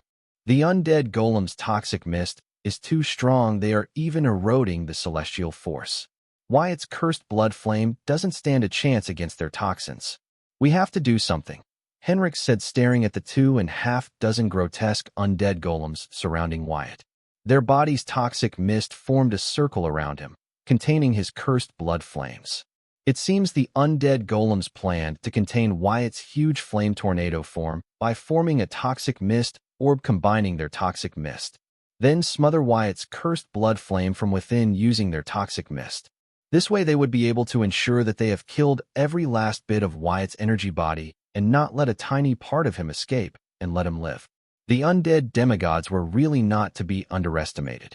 Even with their sentience suppressed, they still figured out a way to completely kill Wyatt's energy body without leaving any future troubles to complete their masters to assemble into a battle array formation and kill everything in their sight. Hang on, it is still not the time yet, Ransom said as his eyes stared at Wyatt's face, trying to make out his every micro-expression. Just like Henrik's, he too wanted to immediately rush to Wyatt's rescue, but seeing his expressionless face in the face of the undead golems and their deadly toxic mist, Ransom held back, believing Wyatt had an ace up his sleeve that he had yet to use. Otherwise, there was no reason for Wyatt to appear so indifferent to the threat of the undead golems. After all, he and Henrik's were shting their pants, even though the undead golems were ignoring them. Since Wyatt did not appear to be in need of help, Ransom, whose heart yelled to go to the former's rescue, immediately listened to the mind that warned him that helping someone when they did not need it would not garner any gratitude. Hence, he continued to wait for the perfect. Are you F-king with me right now? When will it be the right time? When the F-king toxic mist of the undead golems smother the boy's energy body into nothingness, Henrik's lost his calm, and his language took a turn for the worse. If not for Henrik's requiring the assistance of Ransom to help rescue Wyatt from the undead golems surrounding him, he would have beaten Ransom to a pulp without fearing for Field Marshal Heatsend settling the score, because he believed if the Field Marshal learned why he beat Ransom, she would forgive him for beating her beloved youngest half-dead. Shut up, you old fool. What are you getting excited about when the one in actual trouble is indifferent to his situation and surroundings? Clearly, the boy has something up his sleeves giving him the confidence in face of death, otherwise he would not be so calm right now. Ransom informed his speculation to Henrik's. Listening to Ransom's words, Henrik's wondered if the former was still drunk and asked, "You dimwit, How the FCK can you tell that from here in an isolated space? I have faced that boy on many occasions. I was a few feet away from his face, yet I could not tell what was going on in his mind. What makes you think that you can tell what's going on in his head from here? Not to mention, he is not even human right now. He is a humanoid flame. How the FCK do you read the expression of a flame? Ransom's mouth twitched in irritation. Like his mother, Ransom too had a pair of unique eyes. However, unlike his mother's mighty unique eyes, his weren't that powerful. Hence, they were not as renowned as his mother's unique eyes, so most people forget that he too had a unique pair of eyes. Though they were not capable of extraordinary things like his mother's unique eyes, they gave Ransom a very sharp and intuitive sight, allowing him to see many things that regular card apprentices could not. For example, the card apprentices think all the monsters and beasts of a single race look the same, as they cannot differentiate them from one another. However, Ransom's eyes allow him to see them as different individuals with just a glance. The limit of his unique eyes did not end there. His eyes allowed him to observe the minute changes in things, not just beings, and tell the direction of their motion, the magnitude of force applied, the probable displacement, etc. Ransom could observe these minute changes in someone or something and predict their course of action. Though at the initial stage, there was a lot of error margin, but with practice Ransom had managed to reduce the error margin and adapt this into his fighting style. Hence, earning him the position of the team leader of the rescue team that fixes things when things go horribly wrong. The use of his unique eyes doesn't end there. He has been able to incorporate them into his array mastery, allowing him to considerably shorten the time it took him to set up array formation. The same went for card creation. His eyes allowed him to increase the success rate of his card creation by several folds. However, the most useful thing about his unique eyes, Ransom felt, was that if he focused enough, could observe a person's soul through their eyes. More like reading their thoughts and emotions at that moment or regarding something. This even came very handy in combat, as it allowed him to learn his opponent's feints and attacks. Not to mention their obvious advantage against deceptive abilities like illusion, etc. Overall, Ransom's unique eyes were a great support ability that had made his life a lot easier. Though his unique eyes failed to read Wyatt's soul through his eyes for some unknown reason, he was still able to read Wyatt's thoughts and emotional state through his expression, even in his humanoid flame form. This was why he knew Wyatt was not really worried, even though he was surrounded by the undead golem's deadly mist that was trying to smother him to death. Ransom was not surprised that he was not able to use his unique eyes to read Wyatt's soul, because it had happened before too. He had come across many individuals on whom his unique eyes did not work. All of these people were extraordinary individuals. His uncle, the southern ruler, his mother, his daughter Luna, his unrequited love, the city lord Malvin, his cousin southern princess, etc. were a few of them. He believed these people had stronger souls than average people, so he could not use his unique eyes to read their souls. Fortunately, his wife wasn't one of them, otherwise he would never have realized that she genuinely loved him and instead have ended up pushing her away, thinking she was just with him for his status. He was a lucky person to get such a loving wife, but unfortunately, his heart longed for the ex-general and current border city lord. The heart wants what it wants, but he never wronged his loving wife. However, lately, it was getting difficult for him to do so with her twisted demands in the bedroom. Anyhow, even though he was unable to read Wyatt's soul with his unique eyes, his eyes were able to observe his micro-expressions and speculate his current state of mind and emotional state. With his years of experience in using his unique eyes to see through people, Ransom strongly believed his speculations were right. Right now, his years of experience told them that Wyatt had the situation under control. His observation yelled at him that even though Wyatt was being outnumbered by the undead golems and their deadly toxic mist was smothering his flames, he knew what he was doing, had a game plan in place, and was confident about turning the tides of the battle. Seeing that Wyatt did not appear to need any external help, Ransom, who was planning to make his entry in the nick of time and rescue Wyatt, to make him eternally grateful to him, knew this was not the time for him to make his entry. Once whatever ace Wyatt was hiding up his sleeves failed and despaired, he would go to his rescue and become his benefactor, earning Wyatt's genuine gratitude. While Ransom was engaged in his fantasies, Henrik glared at him and clicked his tongue in annoyance. Without his origin card, Ransom was a troublesome enemy to deal with for Hernix, that too in close quarters. So he really hoped that Wyatt had a hidden trump card to turn the tides, as Ransom speculated. Otherwise, by that time it would be too late for any of them to do something. Ransom ignored Henrix's glare and continued to focus on Wyatt. This time, however, he did not do it to find the perfect moment to rescue Wyatt, but he did so because he was curious about what gave Wyatt the confidence that even when facing 2.5 dozen undead golems, he would still manage to come out on top. By now, everyone knew Wyatt was full of tricks. Over time, he had managed to make many miraculous comebacks. Wyatt faking his death to fool his opponents was one of them. Therefore, Ransom was wondering how Wyatt planned to deal with his one. Even if Wyatt did not manage to win the battle, he would consider it as Wyatt's win if he managed to survive facing 2.5 dozen undead golems. Right now, Ransom was like an interested viewer sticking their eyes to the television to see how the protagonist would survive the near-impossible situation. With the kind of unique eyes Ransom had, it wasn't surprising that he had developed some unique fetishes related to it. Ransom would not admit this, but the feeling of observing people from afar and reading their thoughts and emotions as they tried to overcome the adversaries in their lives made him feel like an omnipotent being that stood above all. However, he would never step up to help them and be satisfied from watching them from afar regardless of whether they overcame their adversaries. His thought process was simple. If you ever come across an ant struggling to carry a grain of sugar to its hole, would you help it? Even though seeing their persistence is amusing, you would not. Seeing Wyatt face nearly 2.5 dozen undead golems all alone was now bringing out his old fetishes. Ransom was so stoked and excited right now. If not for Henrix being next to him, only he knows how he would have relieved his excitement. Hernix, who was time and again glaring at Ransom, noticed the latter's change in emotion and mental state with his intense sense. Ransom was skilled in hiding his emotions, but Henrix too was not to be underestimated. Henrix did not doubt Ransom's intentions. Instead, he felt that the latter was excited because he knew something he did not know. So, he could not help but wonder if Wyatt still had the capital to change the tide of the battle and come out on top. Therefore, he too focused all his attention on Wyatt. It seems this going to be a battle of iteration, Wyatt thought as he watched the undead golems come together and imprison him in a toxic mist orb, which slowly grew smaller while smothering his flames. At this rate, in another 10 seconds, the undead's mist would fully extinguish his flames and whip out his flame energy body. However, Wyatt did not give up and was still very optimistic about his situation, just like how Ransom speculated.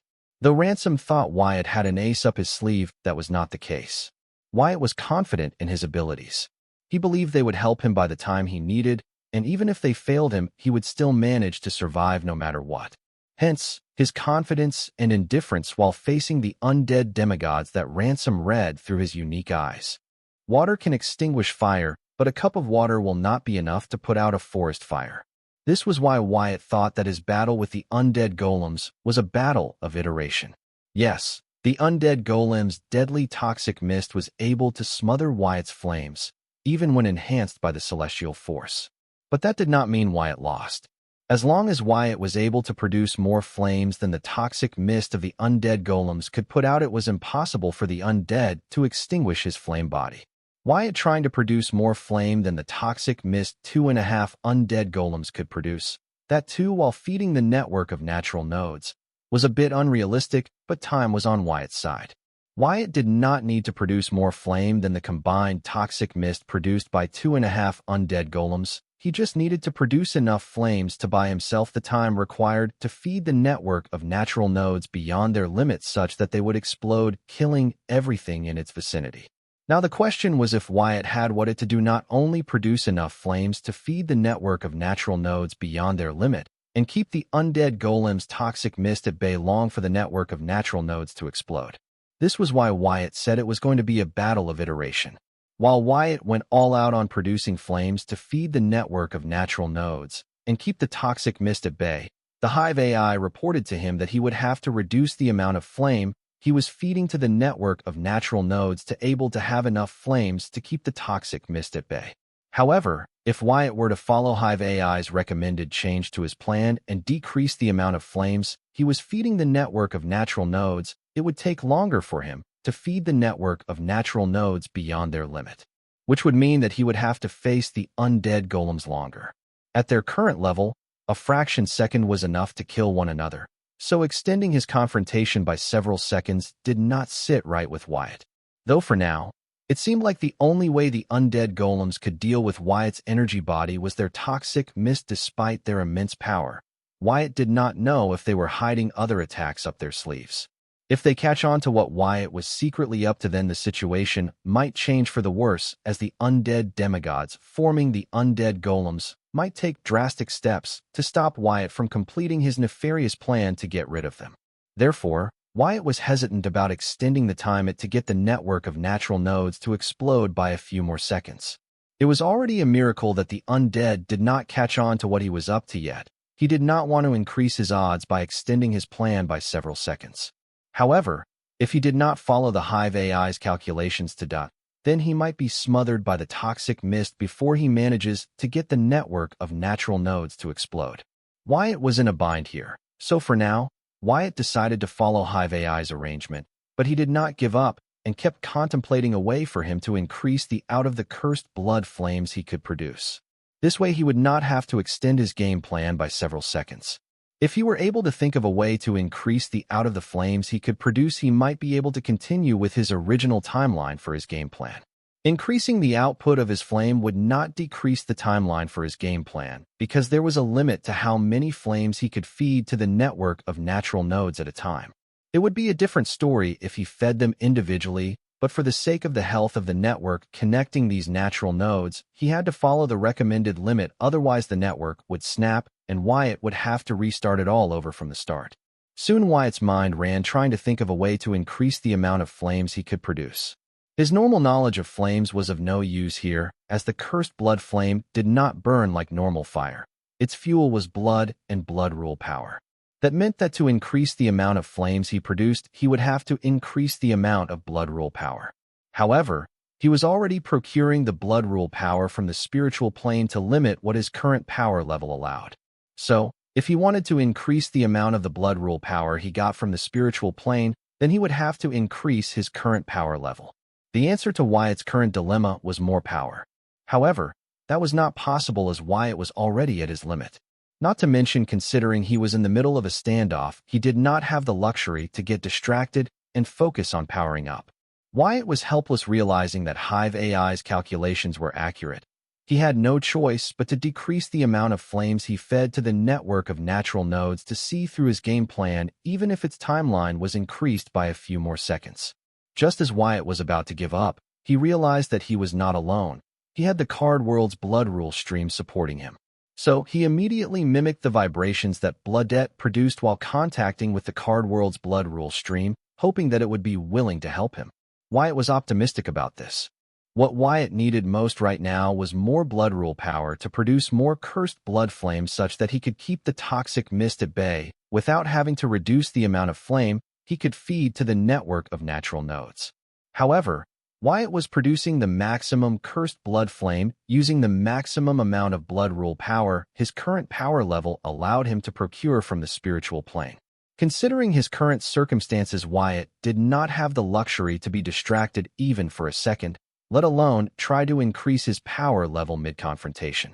Even if he were able to do so, Wyatt wasn't sure he would be able to gain enough boost to his power level to meet the requirement of the blood rule power he needed to keep the toxic mist at bay without having to reduce the amount of flame he could feed to the network of natural nodes. Just when Wyatt was helpless and had no choice but to opt for the way out presented by Hive AI, Wyatt found the one variable that the Hive AI failed to take into account during its calculation of the card world's blood rule stream. The card world's blood rule stream was the source of Wyatt's blood rule power in the spiritual plane. If he managed to get it to help him, then he would not only be able to get enough blood rule power to keep the toxic mist at bay without having to reduce the amount of flame he could feed to the network of natural nodes beyond, but to overpower the toxic mist.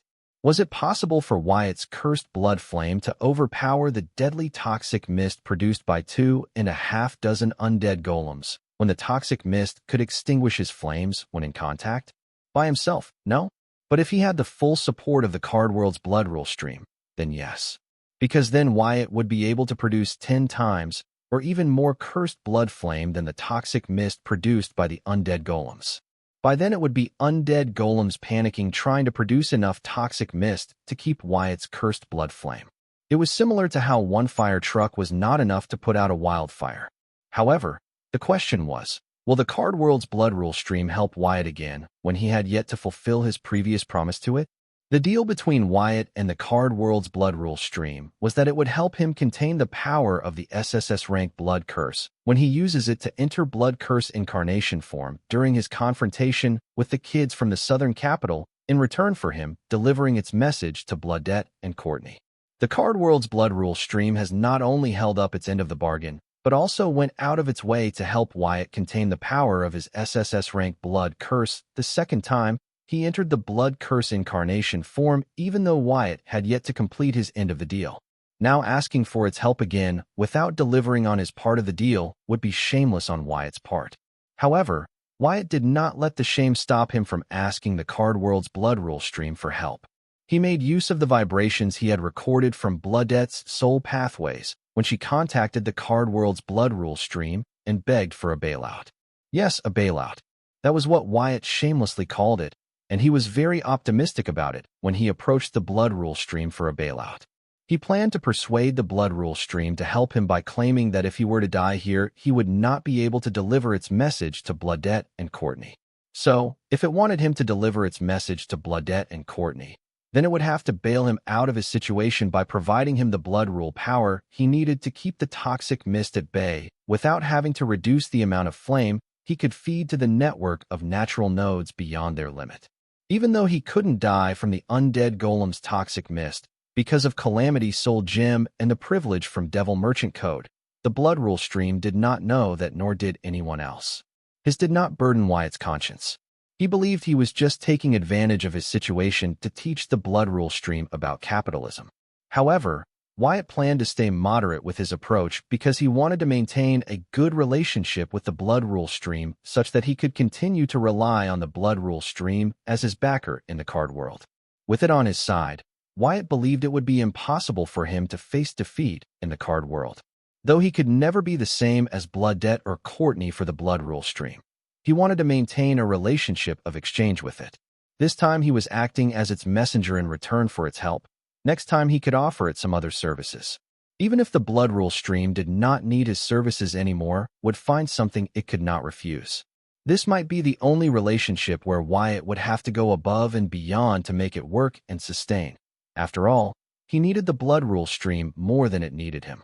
When Wyatt's physical body concentrated all its strength and power to work at full throttle to produce enough flames to feed the network of natural nodes and keep the toxic gases at bay, his spiritual body in the spiritual plane vibrated, mimicking the vibrations that Bloodette made while contacting the blood rule stream of the card world.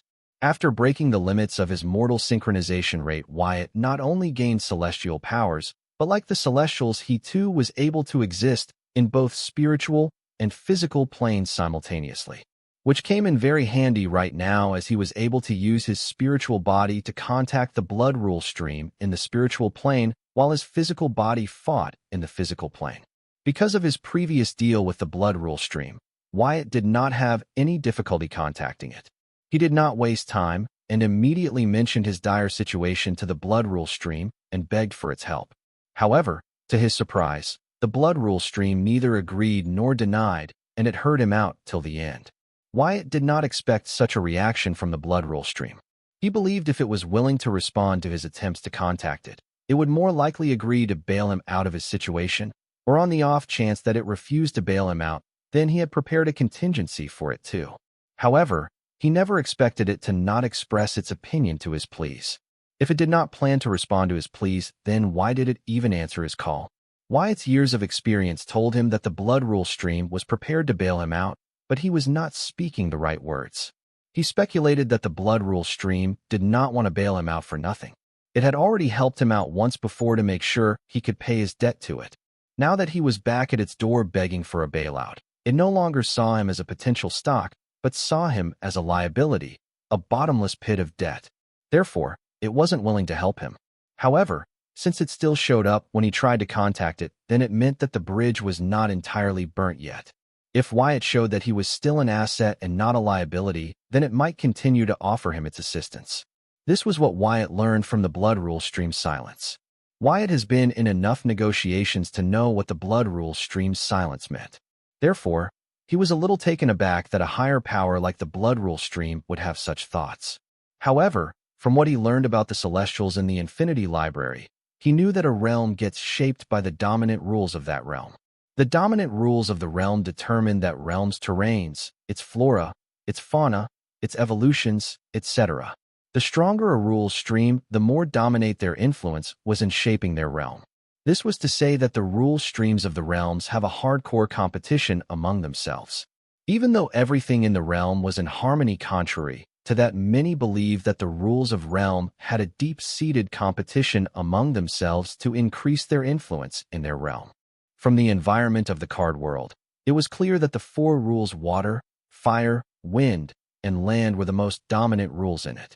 These four rules have molded the foundation of the current card world, making their influence on the card world's ecosystem most dominant. Without them, the current card world would not be possible. Therefore, they were also called the four basic rules of the card world.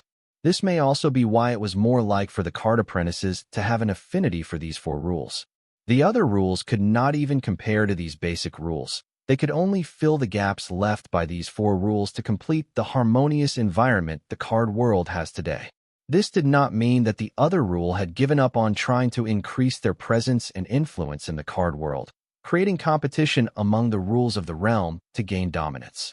Before talking about the competition among the rules of a realm, one needed to understand what the rule streams of a realm were. If they were something comprehended by the realm, how come they can compete among themselves for dominance? Shouldn't it be the realm's decision to comprehend which rule will dominate and influence its environment the most? Actually, the process of rule comprehension by a realm's will from the rule source was no different from the process of rule comprehension by mortals from their realm's will. The only difference was that realms comprehended rules directly from the original rule source, while the mortals comprehended rules from the copy of rules that their realm had comprehended. Why can't the mortals comprehend the rules directly from the rule source like the realms they live in? The Celestials can directly sense the rule source as they grow, while the mortals cannot sense the rules of their realm without creating an ego gem or something similar, let alone sensing the rule source.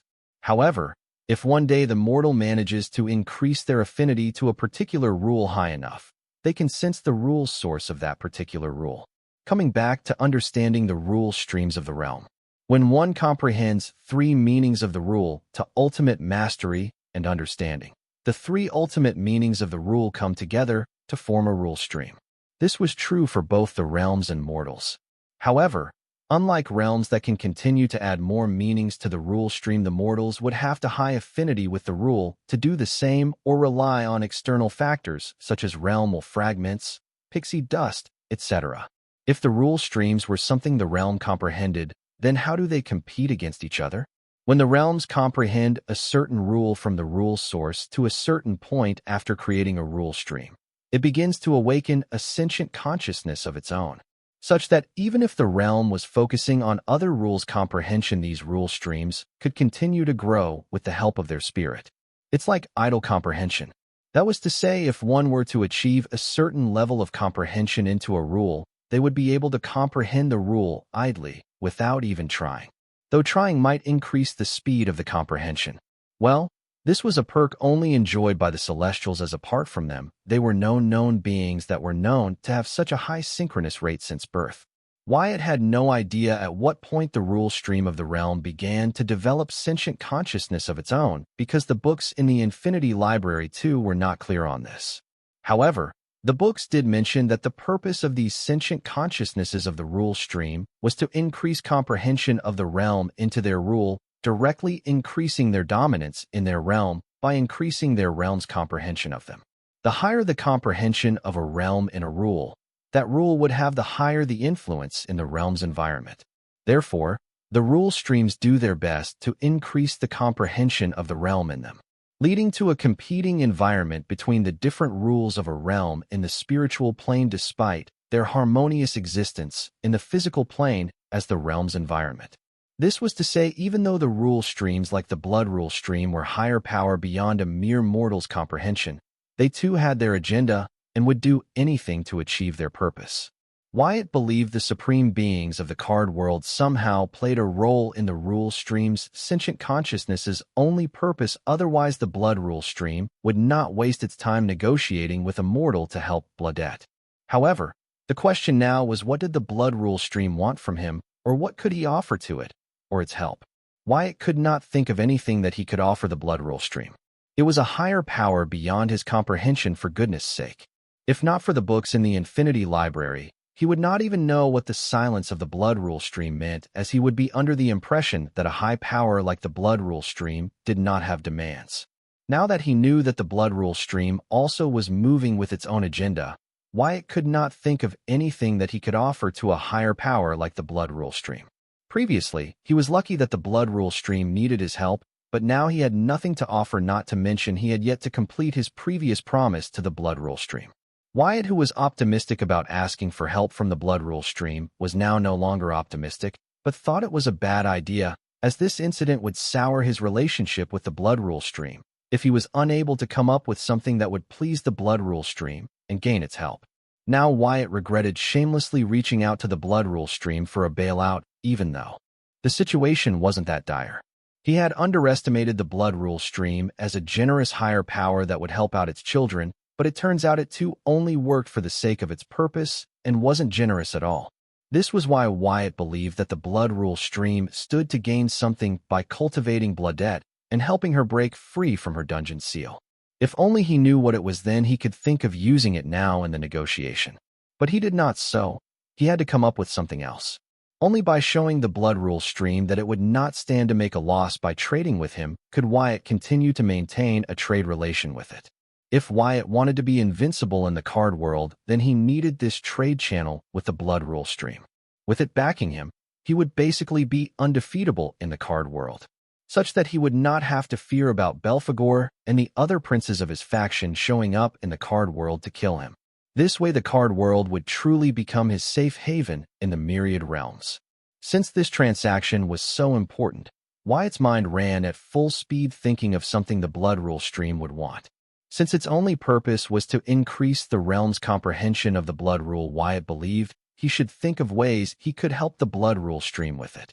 However, that was easier said than done, as he still depended on the realm for his rule comprehension, while the blood rule stream comprehended rules from the rule source. When he was struggling to comprehend rules from the realm, how could he help the blood rule stream to increase the card world's comprehension of blood rule? Maybe he could find the answers in the Infinity Library, but right now he was in no position or had the leisure to access the Infinity Library and read books. That would be contrary to the point of why he decided to beg the blood rule stream to bail him out. He only did so to save time. Therefore, Wyatt immediately rejected that idea. Just then he recalled about the blood rule slave core. It was something from the blood rule source. Wyatt felt that the blood rule stream that comprehended blood rule from the blood rule source might be interested in it. But the question was if it was enough payment to beg for its help or too high of payment for its services. Wyatt did not let his inability to determine the value of the blood rule slave core to the blood rule stream hold him back and waste time. Instead, he decisively offered it to the blood rule stream, saying, "Help me, and the blood rule slave core I have is yours." Hoping that it wasn't of no value for the blood rule stream. Wyatt, who was worried that the blood rule slave core might not be attractive for the card world's blood rule stream to act and help him, felt a sudden rush of blood rule power within his spiritual channel from the spiritual plane. Feeling the abundant blood rule power flowing into him, Wyatt understood that the blood rule stream was pleased with his offering. Knowing this, Wyatt felt a little bit of regret. Had he known that the blood rule slave cores would be valued by the blood rule stream, he would have asked the elder anesthesia dragon to collect a few more of these cores for him. Well, he still could visit the blood rule source anytime he wanted. He only hoped that regardless of who won between the deviant devil and celestial blood rule slave, they left behind the blood rule slave cores of the blood rule slaves that were unfortunate enough to be caught in their battle and die a vain death. The battle between Elder Anesthesia Dragon and the Deviant Devil attracted a lot of blood rule slaves and killed a lot in the process. The same went for the battle of Deviant Devil versus Celestial Blood Rule Slave. If the winner of the battle was generous enough not to spare attention to the core of the Blood Rule slaves killed during their battle, then Wyatt would make a killing. As such, he was more enthused about returning to the Blood Rule source. He was looking forward to see if he could hit the jackpot. With that amount of Blood Rule slave cores at this disposal, Wyatt would become invincible in the card world. He would be able to use them to gain protection and cooperation from the Blood Rule stream. But the most important thing he could gain here was not the protection and cooperation of the Blood Rule stream, but its help in forming his own Blood Rule stream. After all, he was one Blood Rule meaning away from forming his own Blood Rule stream. Normally, a card apprentice who has achieved ultimate mastery and understanding of a rule would not be able to create a rule stream because they would not have the necessary synchronous rate or the required affinity with the rule and would have to depend on external means to achieve it. However, Wyatt was different from the other card apprentice. Though he was not sure if his high synchronous rate was enough to create a Blood Rule stream, he could be considered a newborn celestial, and if that did not help, he had Treacherous pixie dust. So Wyatt had great hope about creating his own Blood Rule stream. However, he did not have a teacher to teach about. Even the Infinity Library did not have many books on creating a rule stream. Those limited books on creating rule streams in the Infinity Library required the highest privilege level to access them. However, if Wyatt were to access them, then he would definitely gain the attention of Librarian Jr. After all, he was the one who made it possible for Dre to follow him. So, he would immediately relate Wyatt's borrowing these books with Treacherous pixie dust. No, that would be a trouble that Wyatt did not want to kick. Therefore, he did not bother to raise his privilege level just to access those books. That would be suspicious as hell and might become the death of him. Unlike Belphegor, Librarian Jr. belonged to a ruler class faction. The means at his disposal were numerous, and each one was unfathomable. Even the Devil Merchant Code catered to their needs. If they wanted to, they would not have a hard time erasing Wyatt from the past, present, and future of the myriad realms just like they did with the world calamity trees. So, he really did not want to kick up this unnecessary trouble. Therefore, he was excited that he finally found a tone at which he get the card world's Blood Rune stream to dance to his will. With the cooperation of the Blood Rule stream, Wyatt's lack of Blood Rule power was finally resolved. This newfound ability was a significant breakthrough for him. Now, he could generate enough flames to efficiently feed the network of natural nodes beyond their limits, which was crucial for his game plan to kill the undead. Additionally, he was able to create more flames to gain the upper hand against the toxic mists produced by the 2.5 undead. Rather than just holding them at bay, Wyatt could now overpower these noxious mists, ensuring that the undead threat was kept under control. This development marked a turning point in Wyatt's struggle, providing him with a much-needed advantage. Soon, the orb of toxic mist, which had been shrinking as it extinguished the flames trapped within it, began to show red cracks. This was because the flames were growing faster than the mist could extinguish them. The undead, realizing their predicament, had no choice but to increase the amount of toxic mist they produced in an attempt to counter Wyatt's flames. They poured their energy into generating more mist, trying to overwhelm the relentless fire. Eventually, they succeeded in creating enough toxic mist to match the intensity of Wyatt's flames, returning the battle to a stalemate. The air was thick with the struggle, as neither side could gain the upper hand. Wyatt and the undead were locked in a fierce and unyielding conflict, each pushing their limits to maintain their ground. The equilibrium of power was delicate, and the outcome remained uncertain as both forces continued their relentless assault. The 2.5 dozen undead were exhausting themselves trying to produce enough toxic mist to counter Wyatt's flames. They had reached their limits, much like Wyatt had earlier. However, unlike Wyatt, they didn't have a powerful ally to turn the situation around. Wyatt had found support and gained an inexhaustible source of power, but the undead had no such advantage. As they strained to keep up with his relentless flames, it became clear that their efforts were unsustainable. Without a backer or any other contingency, the undead would soon be on the brink of collapse, unable to maintain the stalemate much longer. Unfortunately for the undead, their collapse came sooner than they could realize. Their suppressed sentience delayed their ability to register and process the unfolding situation. Wyatt, however, had no intention of giving them that time. With the backing of the card world's blood rule stream, he now had an abundant supply of blood rule power.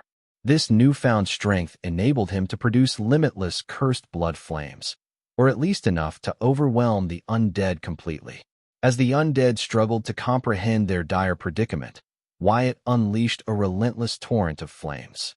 These cursed blood flames surged forth, consuming the toxic mist and pushing the undead to their limits. The imbalance in power became glaringly evident.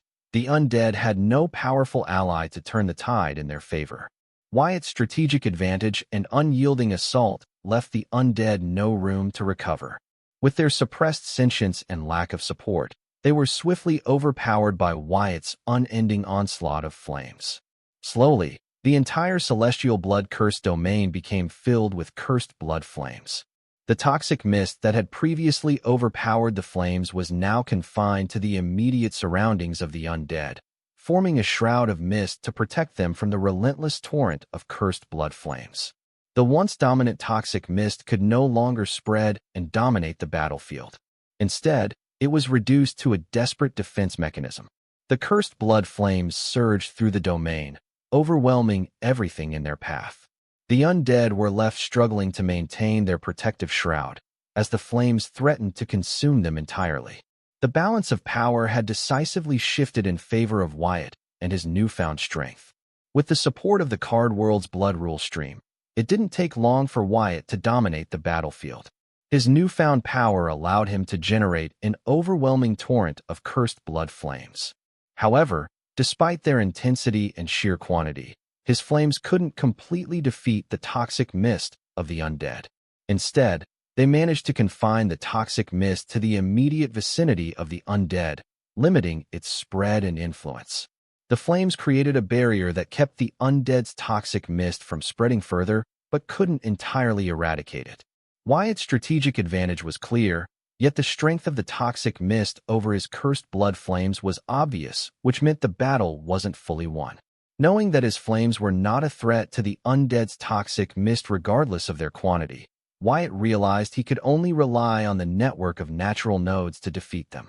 Despite his ability to confine the mist, only the explosion of the network of natural nodes held the potential to truly end the undead threat. Wyatt turned his focus to leveraging this powerful array formation and winning the battle. How is he doing it? Ransom blurted, his voice filled with incredulity as he stared, dumbfounded, at the celestial blood cursed domain now engulfed in cursed blood flames. Just moments ago, these flames had been insignificant, easily overpowered by the toxic mist emanating from the 2.5 dozen undead. The flames had been relegated to a corner, seemingly on the brink of being snuffed out of existence. Yet, in a dramatic turn of events, the situation had reversed. The flames surged in volume and intensity, pushing back the once dominant toxic mist to a corner, where it now struggled to shield its undead masters from the raging inferno. Ransom had always suspected that Wyatt had an ace up his sleeve, a hidden trump card that he would reveal at a critical moment. He had eagerly awaited the spectacle of Wyatt deploying his secret weapon. However, the reality of what unfolded before him was far beyond anything he could have imagined. Despite witnessing the transformation with his own eyes, Ransom found it nearly impossible to accept. The feat that Wyatt had pulled off defied all logic and reason. Wyatt had conjured a greater volume of flames than the toxic mist produced by the 2.5 dozen undead golems combined. What made this even more astonishing was the fact that these flames had not only matched but overwhelmed the toxic mist in sheer quantity. The very flames that had seemed so feeble and doomed were now a dominant force, pushing the mist back and threatening the undead's existence. Ransom's mind reeled as he tried to comprehend the magnitude of Wyatt's achievement. How had he done it? What kind of power or strategy had he employed to bring about such a miraculous change in the battlefield's dynamics? The questions swirled in Ransom's head, but answers eluded him. All he knew was that Wyatt had accomplished something extraordinary, something that defied the natural order and shattered the expectations of everyone who had witnessed it. I have read about cursed blood flames. Henrik spoke, his voice carrying the weight of his extensive knowledge. These flames use the user's blood as fuel. However, If the user has mastery over blood rules, specifically the blood curse meaning, they can utilize their blood rule power instead of their actual blood to sustain the flames. For Wyatt to produce such an immense quantity of cursed blood flames, he must have either an inexhaustible supply of blood or an extraordinary amount of blood rule power. Based on my experience, even your mother or other beings among the top 10 strongest in the card world wouldn't be able to generate this much rule power from the spiritual plane. I've met the one they call the right eye of the card world, Lewis Forger aka the Miracle, and even she can't produce limitless rule power from the spiritual plane. Perhaps a supreme being could achieve this, but for a card apprentice, it should be impossible. This leaves us with only one plausible explanation.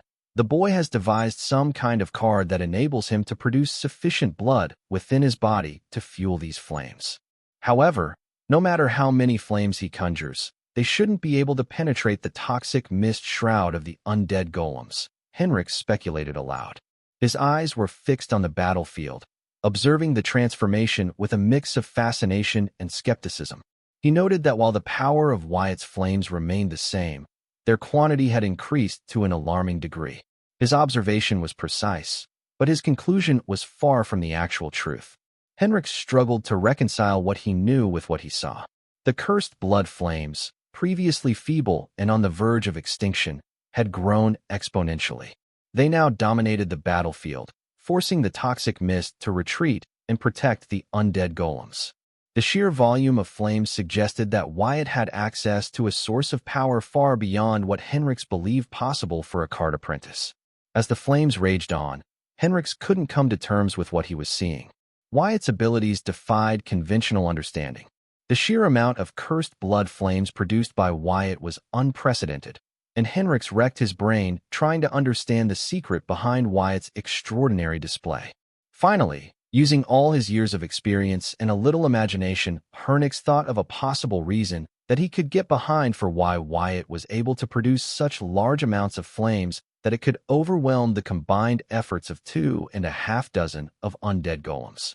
FCK, that's just ingenious, Ransom cursed, grasping the implications of Henrik's words. If Henrik's speculation was accurate and Wyatt had indeed created a card to produce an infinite amount of blood in his body to fuel his cursed blood flame, then that would be an incredibly overpowered ability that many would covet. Ransom knew Wyatt was hiding an ace up his sleeves, but what he revealed was just too godly. Ransom found himself leaning towards believing Henrik's theory because the person in question was Wyatt. Wyatt's notable achievements were consistently more shocking than the last. He was the genius who created the VR universe, discovered the silver milk powder, and developed a card with the soul energy digestion effect. Given his track record, Ransom wouldn't be surprised if Wyatt had indeed created a card that allowed him to produce infinite blood, thereby enabling him to generate an endless supply of cursed blood flames. This potential revelation was staggering. If true, Wyatt's new card would not only make him a formidable opponent, but also an invaluable asset or a dangerous threat, depending on one's perspective. The ability to generate infinite cursed blood flames would change the dynamics of any battle, making Wyatt nearly unstoppable. Ransom knew that such a powerful card would attract immense attention and potentially put Wyatt in great danger, as others would undoubtedly seek to either ally with him or seize the card for themselves.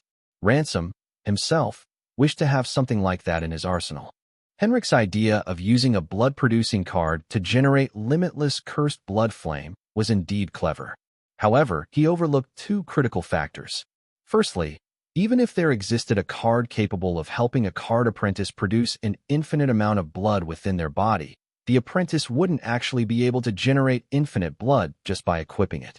This is because both cards and grimoires rely on soul energy. The card would only enable the card apprentice to produce blood as long as it had access to soul energy. Once the soul energy and any other reserves were depleted, the card would cease to function. Therefore, the concept of producing infinite amounts of blood through such a card is impractical. Secondly, even if there were an infinite supply of blood, the cursed blood flame generated using the user's blood wouldn't be as potent as the cursed blood flame produced using blood rule power.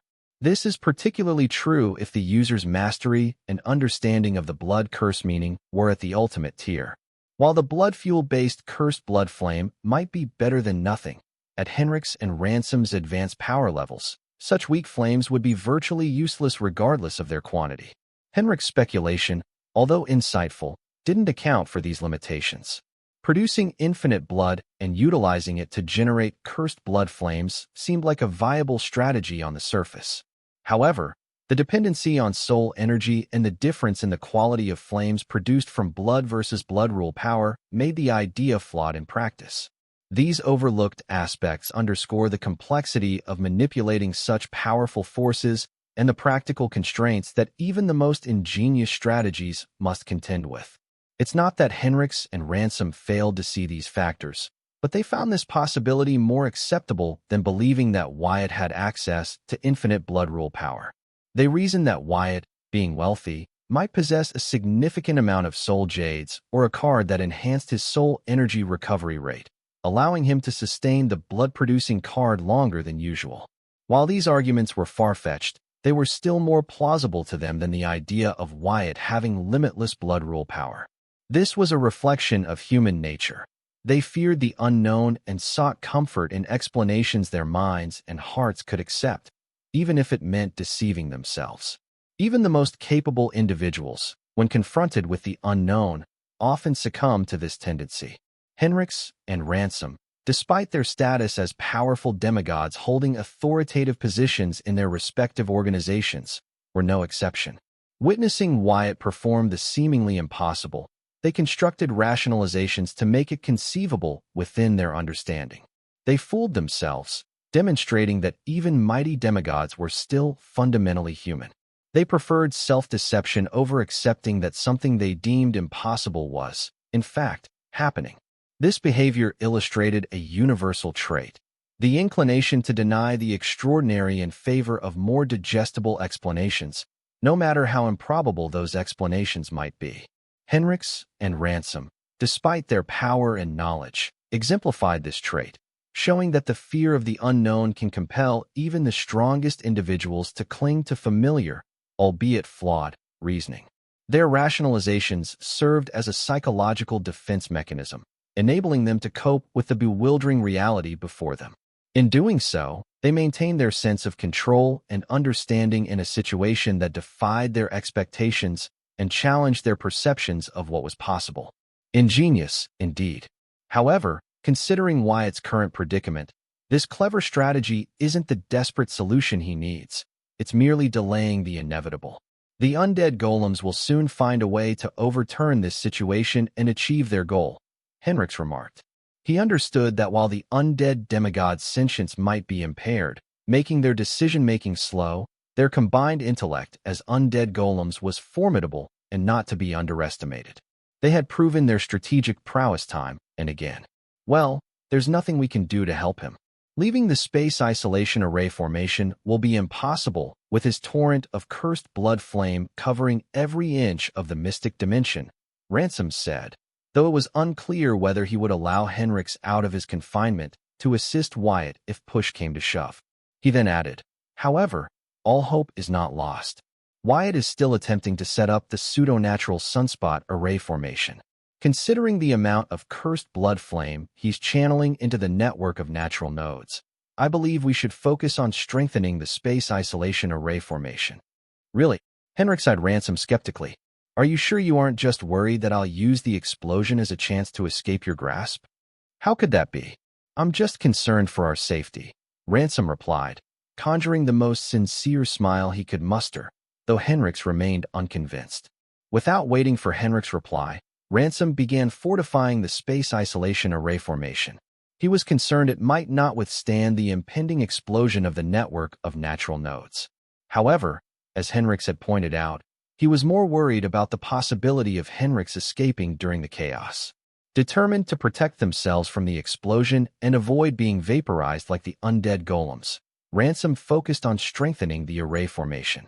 His years of experience as an array master, combined with his unique observational abilities, indicated that the explosion of the network of natural nodes would be far more devastating than he had initially assumed. Wyatt was overloading the natural nodes with cursed blood flame, pushing capacity beyond their limits. making the explosion inevitable. The explosion was going to be so devastating that it would only leave behind catastrophic destruction in its wake. "It's time," Wyatt grinned, sensing the natural nodes reaching their breaking point. He glanced at the 2.5 dozen undead golems, still suppressed and cornered by his relentless cursed blood flame. Wyatt's grin widened, knowing he had them right where he wanted. When the natural nodes had swollen to the point of imminent eruption, Wyatt resorted to a technique he had learned from Agent Lewis Forger, aka the right eye of the world, to evade the impending explosion. As the critical moment approached and the network of natural nodes reached their breaking point, Wyatt knew he had to act swiftly. Just as the nodes burst simultaneously, Wyatt executed a body restructuring maneuver to reverse his size and retreat into his spiritual channel, mimicking Agent Lewis Forger's unique skill. In a split second, Wyatt's form inverted and he vanished into his spiritual channel, narrowly escaping the catastrophic blast. The network of natural nodes detonated with a deafening roar, unleashing a cataclysmic explosion that consumed the entire mystic dimension. The boundaries of the dimension quaked violently, and the intense heat from the explosion incinerated everything in its path, leaving nothing but devastation in its wake. Wyatt's timely action saved him from the all-encompassing destruction. The spiritual channel provided a sanctuary between the spiritual and physical plane, shielding him from the explosive force and searing temperatures that ravaged the mystic dimension in the physical plane. This escape, a testament to his quick thinking and mastery of advanced techniques, ensured his survival in a situation that seemed otherwise fatal. From within his spiritual channel, Wyatt peered into the mystic dimension on the physical plane, witnessing the aftermath of the explosion. The once vibrant and mystical dimension was now consumed by fiery, wild energy, obliterating everything in its path. Although the explosion lasted only a few seconds, the unleashed, untamed energy continued to wreak havoc for several minutes. The sheer magnitude of the explosion and the devastating energy it released served as a stark reminder of the immense power contained within the natural nodes and the peril they posed when destabilized. The landscape, once teeming with life and magic, was now reduced to a chaotic inferno, with no trace of its former splendor. From his safe vantage point within his spiritual channel, Wyatt had a clear view of the mystic realm in the physical plane. Despite the obscuring energy currents, he peered through the torrent of fiery chaos unleashed by the explosion, searching for the 2.5 dozen undead golems. He needed to confirm that the explosion of the natural nodes had eliminated these pests. If the golems had survived, his efforts to cause the explosion would have been in vain. The unleashed energy rained down terror, obliterating everything in its path. Wyatt's heart raced as he scanned the chaotic scene, hoping to see the golems disintegrated by the immense power.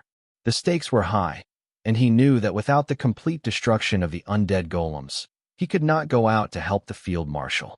Wyatt's decision to trigger the explosion, though perilous, had been crucial to eradicating the relentless undead golems once and for all. Having used nearly all his tricks, ensuring their destruction was paramount. Yet, despite scanning from every angle, Wyatt couldn't find any trace of the golems amidst the fiery torrent.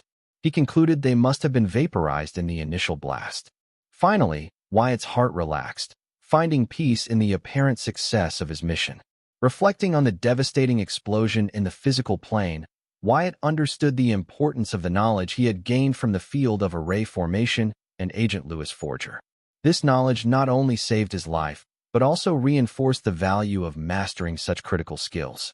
The experience left him more determined than ever to continue honing his abilities, aware that the challenges ahead would require even greater expertise and readiness. He couldn't always rely on his Calamity Soul Gem and Devil Merchant Code. Once the wild and untamed fiery energy from the explosion died down, Wyatt emerged from his spiritual channel.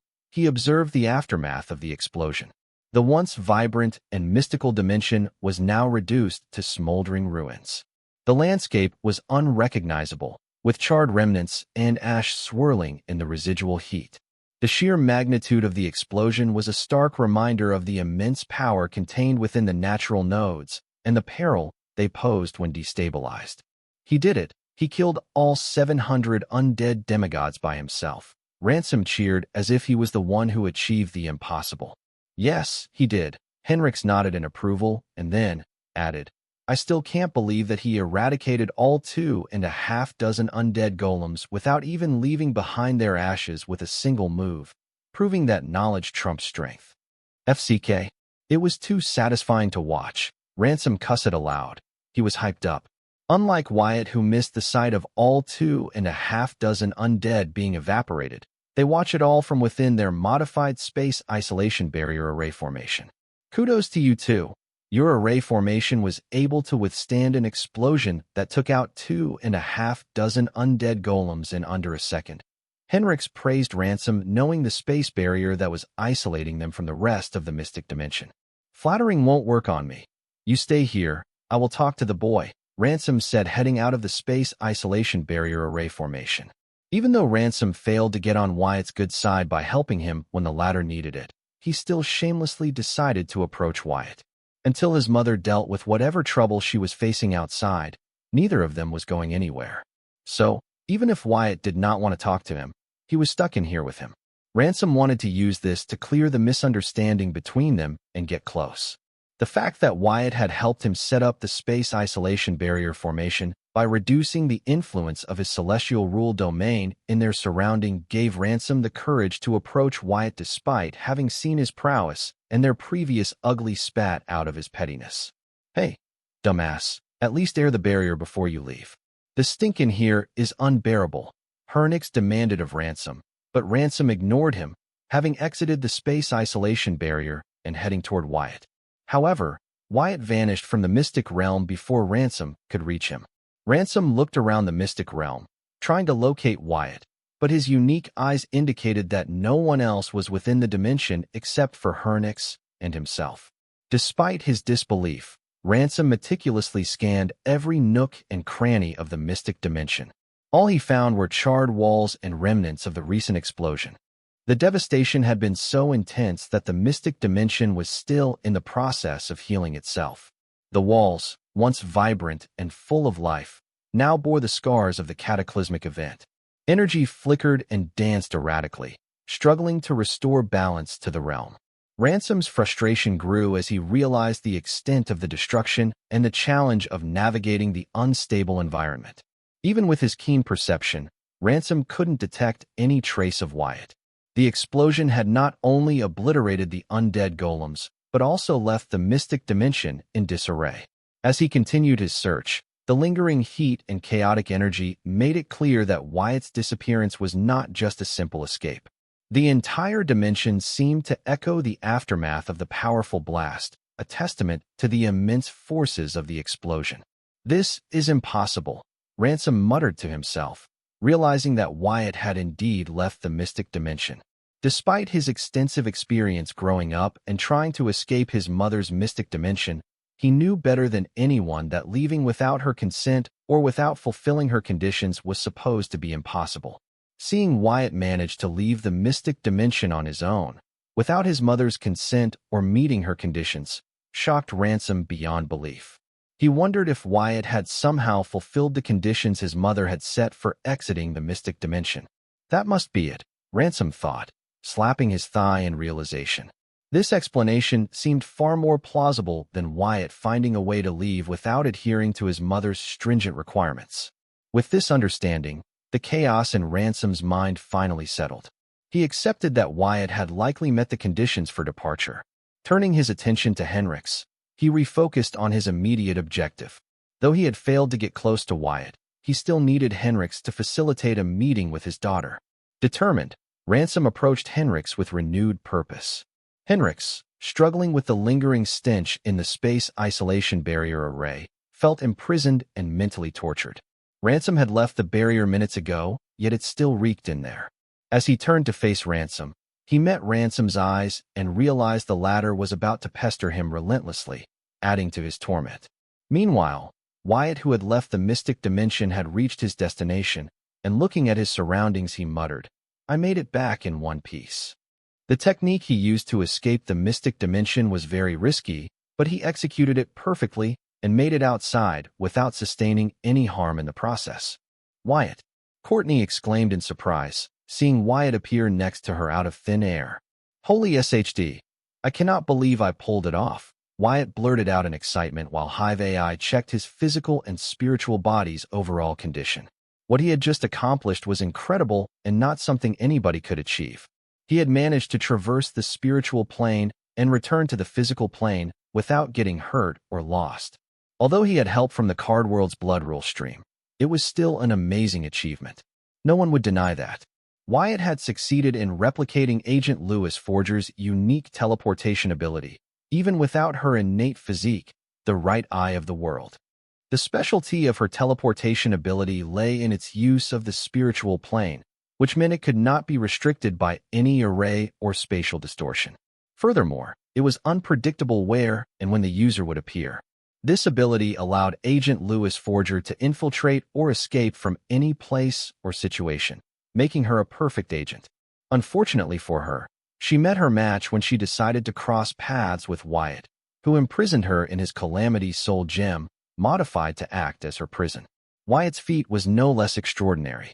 By accessing the spiritual plane and returning unscathed, he had demonstrated a profound mastery that set him apart.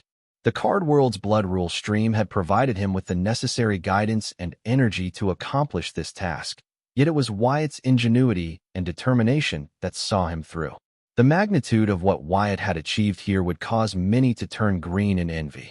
With Hive AI confirming that his transportation from the spiritual plane had left no adverse effects on both his physical and spiritual bodies, Wyatt stood triumphantly. His accomplishment was a testament to the knowledge he had accumulated over time and the limitless potential of his high synchronous rate when combined with ingenuity and innovation. It would not be wrong to say that what Wyatt achieved by escaping the Field Marshal's mystic dimension was a feat that even Agent Lewis Forger would not be able to pull off. This was largely because she did not have the advantage of a capable guide like the blood rule stream to help her locate a spiritual channel outside the mystic dimension. Agent Lewis Forger's method of spiritual traveling involved entering the spiritual plane through her own spiritual channel. Once there, she utilized her unique ability, the right eye of the world, to navigate the spiritual plane. This ability allowed her to identify and traverse nearby spiritual channels, enabling her to re-enter the physical plane at different locations. However, when trapped within the confines of the mystic dimension, the only spiritual channels available were those belonging to others who were similarly trapped.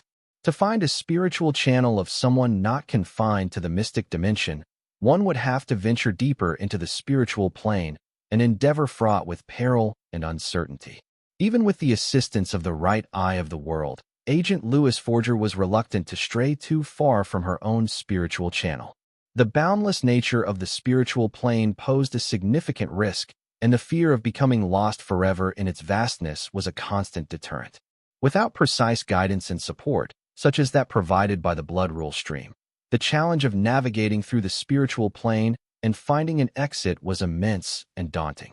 Wyatt's success was a testament to his extraordinary capabilities and the strategic advantage provided by the blood rule stream. With the help of the blood rule stream, he could locate and utilize a spiritual channel not confined to his immediate vicinity, allowing him to accomplish what seemed impossible. This remarkable feat highlighted not only the uniqueness of his situation, but also his skill in leveraging the mystical elements at his disposal. Unlike Agent Lewis Forger, Wyatt dared to venture further into the spiritual plane. His courage was bolstered by the blood rule stream, which readily agreed to help him find Courtney's spiritual channels and connect it to the spiritual plane. At first, Wyatt planned to find Corey, who had been next to the field marshal the last time he checked, but the blood rule stream would not agree without appropriate payment. The blood rule stream showed a willingness to assist, particularly in matters concerning Courtney/Bloodette. It agreed to help him for free regarding Courtney, whereas it would have demanded appropriate fees for other requests. In contrast, Agent Lewis Forger's reluctance to venture deeper into the spiritual plane underscored the inherent dangers and complexities of such a journey. Her approach, though powerful, had its limitations. Wyatt's accomplishment, therefore, stood as a remarkable demonstration of courage, ingenuity, and the significant advantage of having the right guidance in navigating uncharted territories. "Hello, Wyatt, are you there?" Courtney called out, waving her hands in front of Wyatt's eyes, which seemed lost in thought. Courtney, is something wrong with him? Bladette asked, looking at the unresponsive Wyatt with concern. Nothing's wrong with me. I was just going over some things. Wyatt's eyes soon regained their focus as he reassured Bladette. That's good to hear. But Wyatt, how did you get into the dungeon seal without me opening the gate? Bladette asked, puzzled.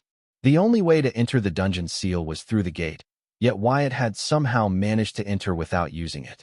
This was shocking, and she couldn't wrap her head around it, as it was beyond her understanding. Unable to contain her curiosity, she pressed Wyatt for an explanation. Wyatt smiled mysteriously. I found a new way, one that doesn't rely on the gate. It's a bit complicated, but it works. His response only deepened Bladette's curiosity, leaving her eager to learn more about Wyatt's newfound ability. Bladette's eagerness was understandable. She wondered if Wyatt's new ability to enter the dungeon seal meant she could use it to finally leave the dungeon seal. This could be the opportunity she had been waiting for her entire life to free herself from her prison. Seeing the longing look in Bladette's eyes, Wyatt knew exactly what she was thinking. He hated to disappoint her, but he shook his head and said, this ability is a bit special and has huge requirements. Even if you manage to use it, I don't think it would help your case. Oh, I see, Bladette replied, disappointment washing over her. The previous brilliance in her eyes was replaced with confusion and sadness. However, all hope is not lost, Wyatt continued. I've recently learned of a way for you to become powerful enough to break through your prison. If you follow my arrangements, I'm confident you'll be able to break the dungeon seal in no time. Really? Bladette asked excitedly, her eyes regaining their original brightness and spirit. Wyatt, you aren't just saying that to console her, are you? Courtney asked skeptically. I would never be so cruel to a friend, Wyatt replied earnestly. Besides, the blood rule stream can vouch for what I said. In fact, it was the blood rule stream who told me about this trick. There's a lot I need to tell you both, but I don't have the time right now as I'm needed elsewhere. For now, head into my seed world. The other me in there will inform you of everything you need to know. With that, Wyatt opened the entrance to his seed world. Then, he hurriedly added, Bladette, open the dungeon gate so that I can head out. Bladette's eyes sparkled with hope as she did as Wyatt asked. The thought of a potential escape from her eternal prison filled her with a renewed sense of purpose. Meanwhile, Courtney's skepticism began to fade as she saw the sincerity in Wyatt's eyes. However, she still did not fully trust Wyatt because, if the blood rule stream knew how Bladette could break free of her prison, then why did it not tell her or Bladette about it instead informed Wyatt? Can't you just leave using the ability that you used to enter the dungeon seal in the first place? Courtney asked Wyatt, curious if his special ability had any limitations. I would love to, but that ability is not cheap to use. I plan to use it only when absolutely necessary, Wyatt explained, avoiding the details about how the blood rule stream would charge him to help locate the specific spiritual channel in the spiritual plane. Understanding his reasoning, Courtney nodded. Wyatt's explanation made sense, even if it left her with more questions about the costs and limits of his ability. Before leaving, Wyatt gave Bladette and Courtney a reassuring smile. Trust me, there is a way, he said before stepping out of the dungeon gate. After Wyatt was safely out of the dungeon seal, Courtney and Bladette entered the seed world as Wyatt had instructed. Bladette's eyes sparkled with hope while Courtney was still skeptical but trusting in Wyatt's sincerity. Walking out of the dungeon seal, Wyatt immediately entered the Field Marshal's celestial space rule domain, covering the entire city. How did you get outside of the celestial space rule?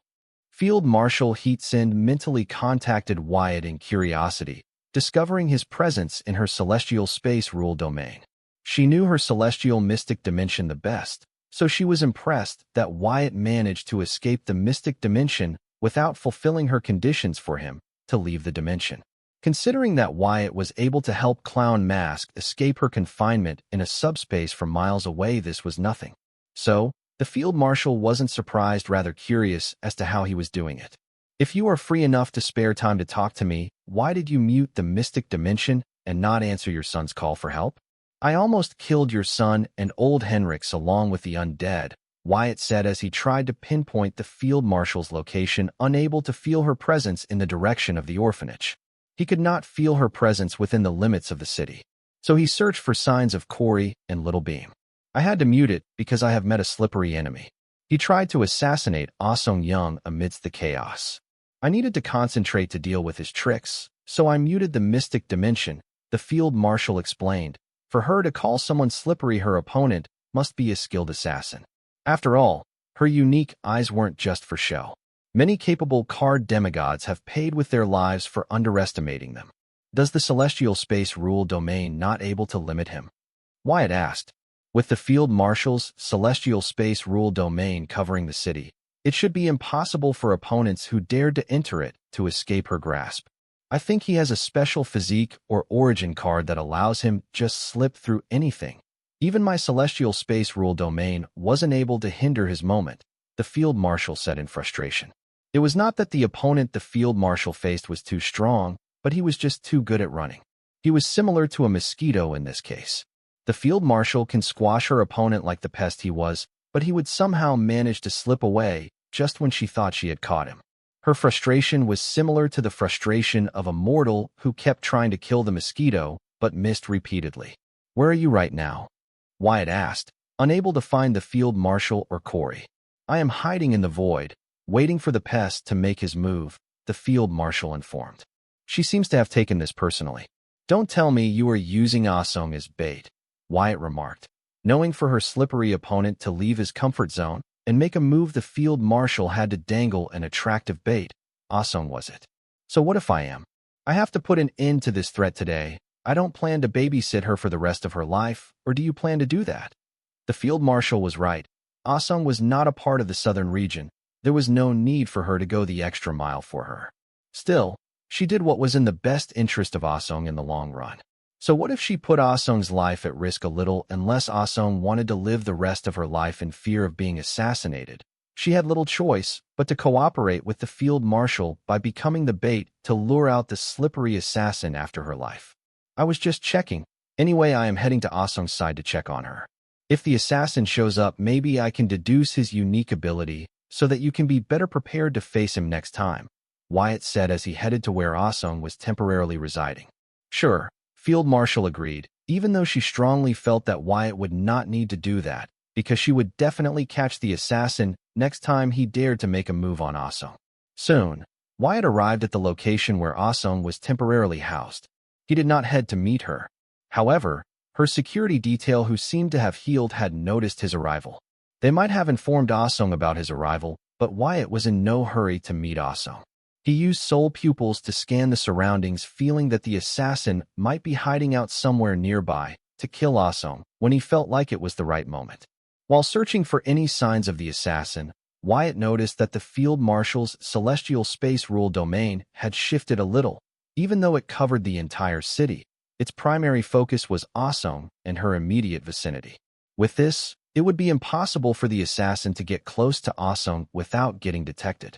With such arrangements for the assassin to escape the field marshal's hands, again and again, Wyatt could not help but wonder what kind of special ability it was that caused even one of the top 10 strongest to clench her teeth in frustration. Wyatt scanned the whole neighborhood with his soul pupils twice, but there wasn't any sign of the assassin or anything suspicious. He even had the hive check the soul pathways of the surroundings he had recorded using his soul pupils just to be thorough. After all, the assassin's ability was able to hide from the field marshal's unique eyes. Just to be on the safer side, Wyatt had the hive AI check the recorded soul pathways for any sign of abnormalities. While he did that, Ah Sung walked out of her villa to receive Wyatt. She did not seem to be shaken up despite multiple attempts on her life today. Hey Wyatt, why don't you come in? Ah Sung greeted Wyatt and invited him into the villa. Wyatt's presence outside the villa puzzled Ah Sung. It wasn't like him to wander around the neighborhood instead of coming straight to her. Normally, she wouldn't mind his behavior, but tonight was different. An assassin from the central region was out to get her, and she didn't want Wyatt to become collateral damage in this deadly game. Her semi-demigod bodyguard assured her that there was no need to worry about Wyatt, as he exhibited the energy signature of a demigod. This meant that her barely 18-year-old friend might be a card demigod. Ah Sung found this hard to believe. Despite her guard's insistent claims, she struggled to accept that Wyatt could be a demigod. The guards had been buzzing about it ever since they arrived at their temporary housing. They had sensed Wyatt's energy, which matched that of a card demigod during their previous encounter. However, back then, Wyatt appeared as a red humanoid monster. Considering the rumors about Wyatt and his borrowed powers, Ah-Sung hadn't thought much of it at the time. But now, Wyatt looked like his regular self, yet the guards still insisted he possessed demigod-level strength. There was even a moment when her guards worried that this Wyatt might be an imposter, an assassin disguised as Wyatt to get to Ah-Sung. However, they quickly dismissed this theory. Field Marshal Heatsend was currently overseeing their situation, and she would undoubtedly be aware of Wyatt's whereabouts and actions. If a fake Wyatt were approaching Ah-Sung, the Field Marshal would have alerted them. Despite the assurances and the evidence presented by her guards, Ah-Sung couldn't wrap her mind around the idea. If Wyatt truly was a card demigod, he would be the youngest ever in the card world, breaking demigod Baylor's record by several years. The implications were staggering. The entire card apprentice community would be thrown into chaos. Just the thought of the infinite consequences of this news made Ah-Sung feel lightheaded. She took a deep breath, attempting to steady her racing thoughts. She knew she needed to focus and greet Wyatt properly. If what her guards claimed was true, this was a monumental moment. Wyatt looked at her with a calm expression, his usual laid-back demeanor seemingly unaffected by the tension surrounding them. "Just came to check up on you, Ah-Sung. I heard they sent an assassin. How did it all come to this despite me repeatedly warning you?" His nonchalance only added to Ah-Sung's confusion. How could someone appear so harmless and possess the power of a demigod at the same time? She studied his face, searching for any hint of the immense power her guards claimed he possessed. But Wyatt just looked like Wyatt, her friend, her ally, the young man she had come to rely on. "That's the sweat of you. But you didn't have to trouble yourself. It is almost the middle of the night. A grimoire call would have sufficed," she said, trying to sound casual, though her mind was anything but calm. "How could I not? You are my guest. Your safety is my top priority. Let us continue inside," Wyatt replied, as he walked past her into her villa. "Sure," Ah-Sung responded calmly. Following Wyatt into the villa, she closed the door behind them, bracing herself for the conversation to come. But her mind continued to whirl with questions and doubts. If Wyatt truly was a card demigod, what did that mean for their current situation? Could it be he was here to protect her from the assassin? And more importantly, how had he achieved such power at such a young age? She resolved to get the answer to all these questions tonight. Entering the villa, Wyatt got comfortable on the couch in the living room without waiting for Ah-Sung. After all, this was one of his properties that he was temporarily using to accommodate Ah-Sung's stay in Sky Blossom City. He glanced at Ah-Sung, who was seated opposite him, and sternly said, "I clearly remember going out of my way and breaking many of my rules to warn you and ask you to go into hiding. What part of it did you not understand?" Ah-Sung looked at him, her expression a mix of defiance and frustration. "Your warning only made me more curious. I've had my misgivings for a while now, so I had to know the truth. I thought I was being cautious. Besides, they weren't even doing a good job of hiding it." She paused, gathering her thoughts before continuing. "No, the number of undead they were cultivating had grown so large that they could no longer properly hide the fact that they were using taxpayer money to create an army of undead right in the heart of the central region. Even without me being nosy, their actions were about to be exposed soon." Wyatt listened intently, his expression not softening. Ah-Sung tried to defend her actions, but as she spoke, she realized her efforts might have been unnecessary. The culprits had grown so brazen that their excessive actions would have exposed them soon anyway. "What do you mean?" Wyatt asked, having gathered from Ah-Sung's words that Carl might have grown a little careless in his ways, prompting Wyatt to wonder if this had anything to do with the reason why the undead had grown to the demigod realm ahead of time. According to Clown Mask's future vision, the Master's undead army should not be ready by now. Yet, for some unknown reason, Carl has helped the Masters cultivate their undead army a few years ahead of the time it took him in the Clown Mask's future vision.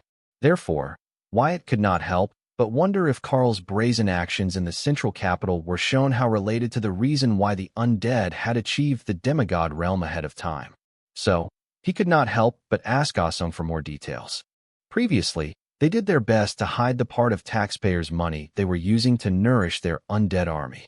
But this past week or so, they got sloppy at hiding their tracks.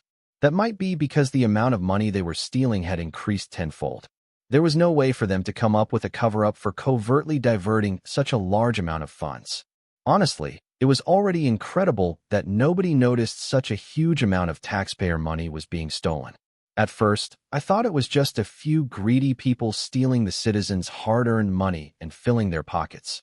But when I followed the trail of money, I uncovered the most disturbing truth, the horror hiding in the underbelly of the central capital.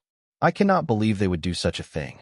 What I want to know is who is involved in this and bring them all to justice, Ah-sung said, her voice tinged with indignation. She knew that diverting such a large portion of taxpayer money couldn't happen without higher-ups' approval. She wanted to find out whether raising an undead army was a scheme devised by the current government or just a few corrupt, power-hungry individuals within it. Wait, you have no idea who is behind this. Wyatt was surprised to learn that Ah-sung only knew what was happening but had no idea who was behind it. Come to think of it, even in Clown Mask's future vision, when Ah-sung was assassinated, she knew why she was being assassinated and barely had any idea as to who was behind it. He wondered if Carl knew this. Maybe not. Regardless, the latter would want Ah-sung dead as she already knew too much. Despite this revelation, Wyatt's mind still focused on the fact that Carl's actions had become brazen in the last week or so. Before that, he made sure to hide the track of money by cooking the books. But last week he swindled out 10 times the usual money, making it difficult for him to hide his tracks. This info was well and good, but the question here was what made Carl suddenly become more active. If he could have raised the level of the undead to the demigod realm just by spending a few more bucks, then why did he not do it previously and only this last week? What had changed for Carl to take such measures despite the risk of being found? Wyatt could not help but wonder if the failure of the central government and Morningstar University's joint effort to kidnap him was Carl's trigger. No, that wasn't it. Or was it his success in the VR universe? Wait a minute, let's back up. Did Carl find the answer to raising his undead to the demigod realm faster and quicker in his VR universe? No, that is not possible because neither of the three mischiefs has equipped his VR slime card or entered the VR universe. However, it was different for their pawns. Even the masters have not entered his VR universe except for demigod Norley. Wyatt believed if not for Jill, demigod Norley too would not have tried VR universe until he was sure that it was safe.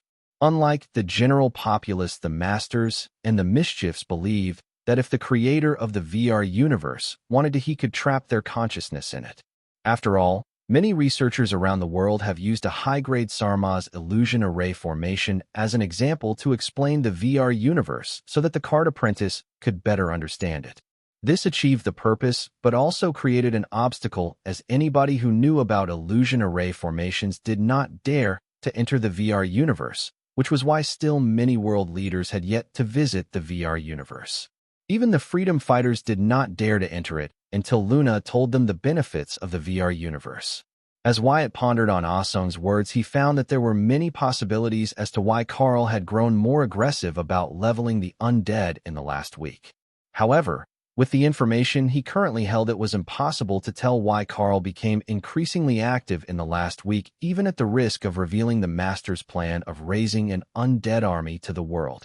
I learned a few names during my investigation, but they are all small people. They do not have the power to take such a huge chunk of taxpayer money without tripping the warning bells with the respective authorities.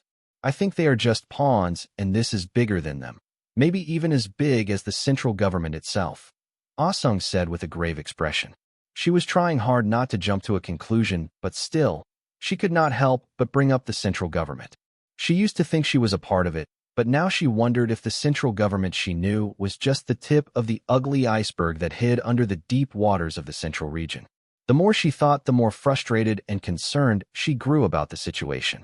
Ah-sung was now starting to take Wyatt's previous warning to her more seriously than ever. Therefore, she could not help but look at Wyatt and ask, "How did you come to know about this? Was it the Southern royal family? Do you know who is truly behind this?"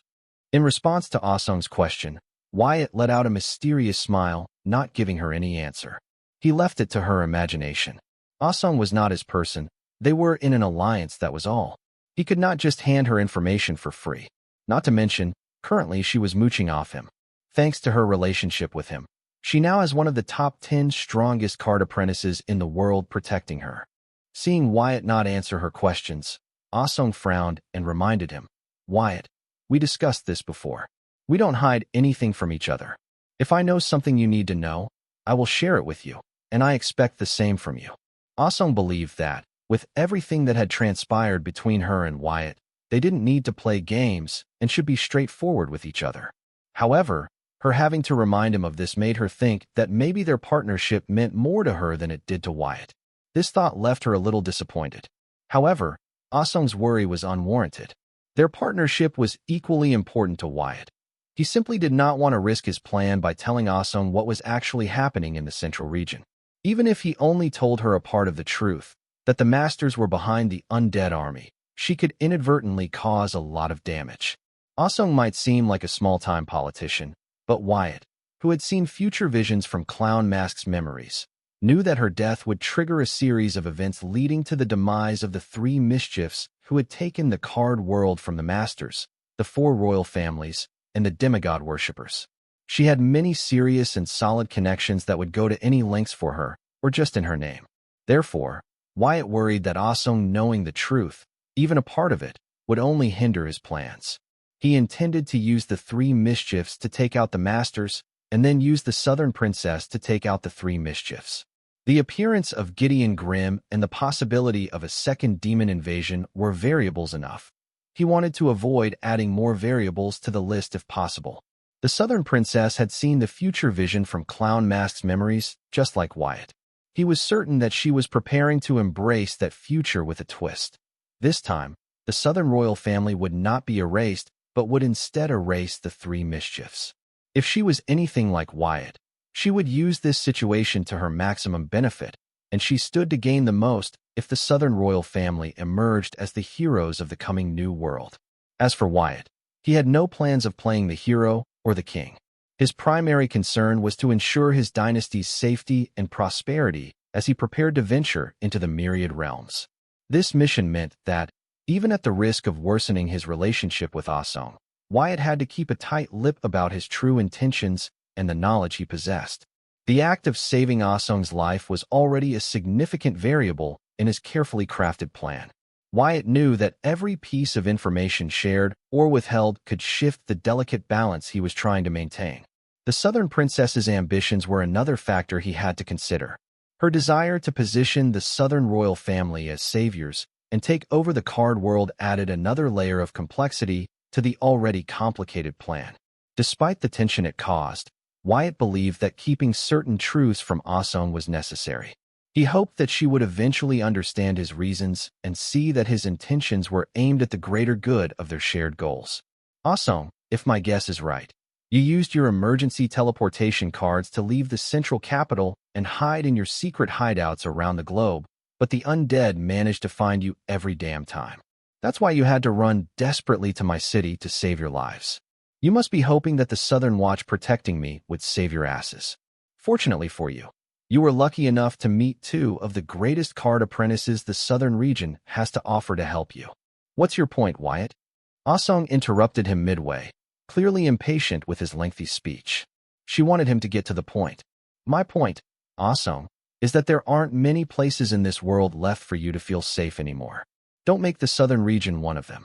I have no problem giving you the answers you seek, but many powerful people's interests are tied to it. Wyatt paused dramatically before continuing. I really hope I got through to you this time, because if you poke your nose where it doesn't belong again, I might not be able to help you. Wyatt chose his words carefully, attempting to warn Ah-sung without harming their partnership too much. He knew that their relationship was likely to take a hit, but he was doing what anyone would do in an inevitable situation: damage control. He understood the gravity of the situation. The truth Ah-sung was trying to uncover was dangerous, and her actions could have far-reaching consequences. He respected her drive and determination, but he also knew that she needed to understand the risks involved. Wyatt's own plans hinged on a delicate balance of alliances and secrecy, and he couldn't afford any missteps. Ah-sung's frustration was evident, but Wyatt hoped that she would grasp the seriousness of his words. Carl and the Masters would not sit by if Ah-sung planned to continue down this path. Even the southern princess would not hesitate to do the same if such a situation arises, because Anna's mother would not risk the survival of her family and lose the opportunity of once in a lifetime to screw everyone over and take over everything. He valued their partnership and didn't want it to be ruined by misunderstandings or reckless actions. By being upfront, even if it meant being blunt, he aimed to protect both their interests and ensure they could continue working together towards their common goals. In the end, Wyatt knew that trust was a fragile thing. He hoped that despite the tension, Ah-sung would see that his intentions were to keep her safe and protect their shared mission. Only time would tell if his words had the desired effect, but for now, he could only hope that Ah-sung would heed his warning and proceed with caution. Ah-sung stared at Wyatt long and hard, this time not daring to underestimate his warning. However, she couldn't help but say, "Looks like my gut was right. This is way bigger than a few corrupt and power-hungry people. I can't think of a reason or explanation as to why and how the Southern royal family is connected to the horror hidden right under the central capital, but it seems I will soon have to make new living arrangements." Listening to Ah-sung say she planned to make new living arrangements, Wyatt knew it was her way of saying she wouldn't stop until she knew the whole truth and put an end to it. Therefore, he couldn't help but say, "I might sound like a jerk, but I think I have to say it on this occasion. Sometimes, something good comes out of something bad. What will happen might not be the worst that could happen, or even maybe the change the world needs. This might be one of those situations."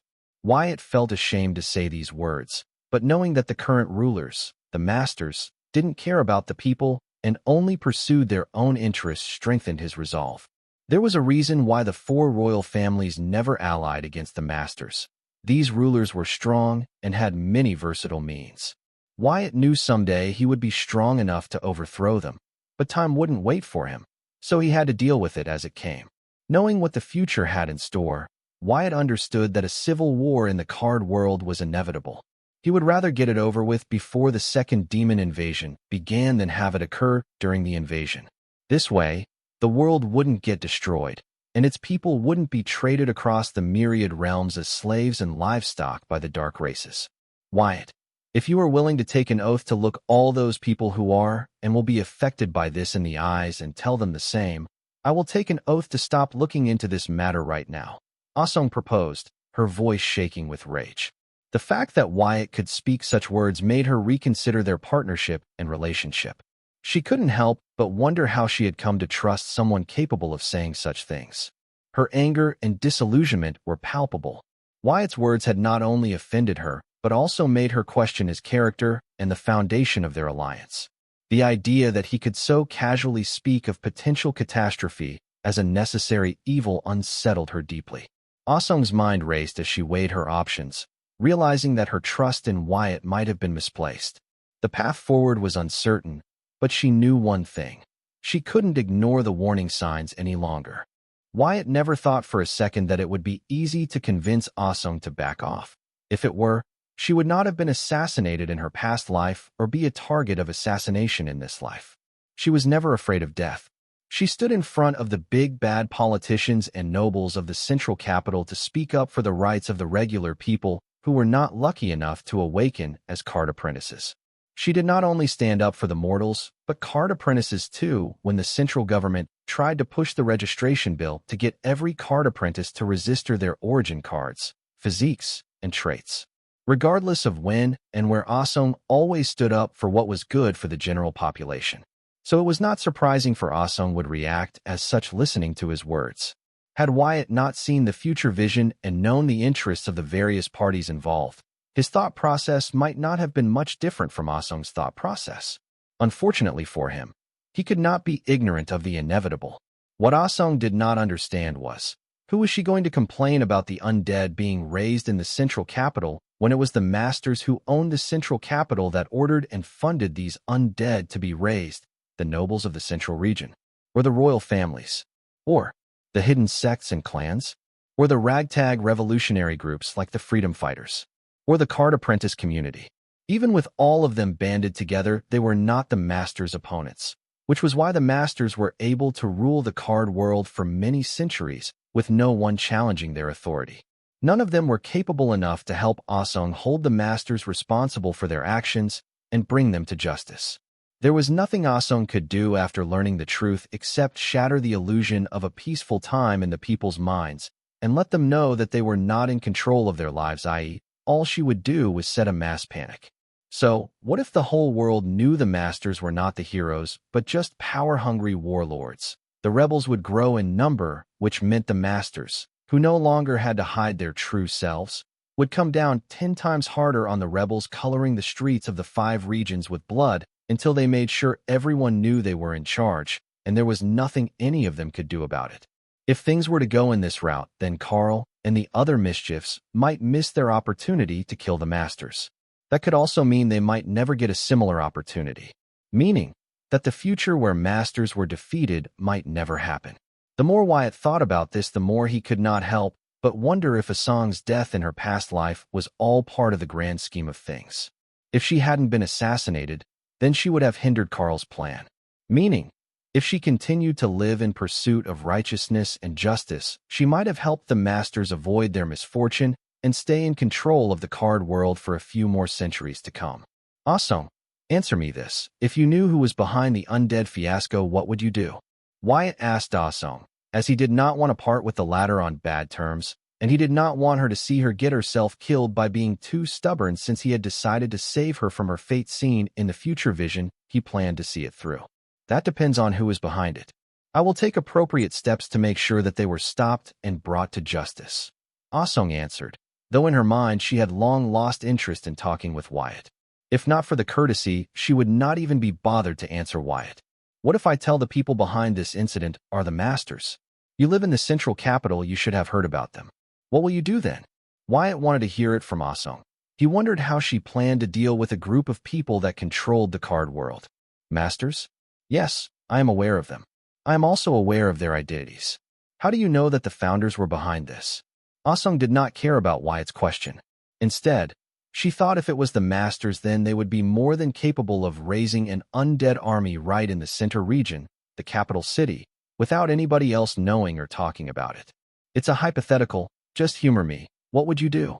Wyatt did not fall for Asung's trick and asked her to humor him, for instance. Honestly, if it's the masters who were truly behind this, I would have to think that they had a strong reason to do this, otherwise we're all FK'd.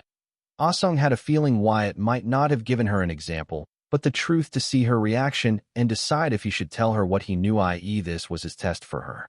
Therefore, she gave serious thought to what Wyatt asked before answering him.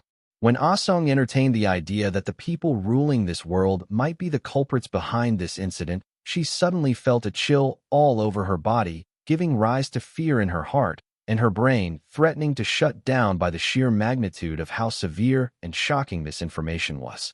That was when she realized that she did not have any contingencies against the masters. How could she when she had no reservations about them? She could not understand how the hands that built this beautiful civilization could be the ones trying to destroy it. Listening to Asung say that if it was the founders who were behind the army of undead being raised in the central capital, they must have a good reason. Wyatt looked at Asung in shock. He could not believe such words would come out of Asung's mouth. However, she did add that they all would be FK'd if that were not the case. Just the fact that she used a curse word in her speech can tell how shaken up she was by this realization. The only thing keeping her sane was knowing that this was not a fact, but just a hypothetical example that Wyatt cooked up to get his point through. Now you see where I am coming from? Some things are not worth fighting for. This is one of them. I know you want to do good for the people that gave you your authority and status, but this is not the only battle. There are several other battles out there, and we are short on people like you to fight these good battles for the people. Asung, I will not try to persuade you any further, but know this: your death will rob the people of someone who truly cared about them. Your work here is far from done. Wyatt could only hope that Asung would no longer continue to be stubborn about this incident and move on to something new. Wyatt, I understand, but this one is too big for me to ignore, especially since nobody is paying attention to it. Asung too understood that her actively seeking death would not help anyone, yet she found herself in a dilemma, unable to move past what she saw. Who said nobody is paying attention?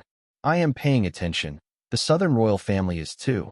Let us fight this battle, and you continue with your thing. Wyatt hurriedly said, wondering if assuring Asung that he was on top of this matter and would see it through might get her to back off. If you guys are, then why aren't you taking any action to put a stop to it? and bring the people responsible to justice?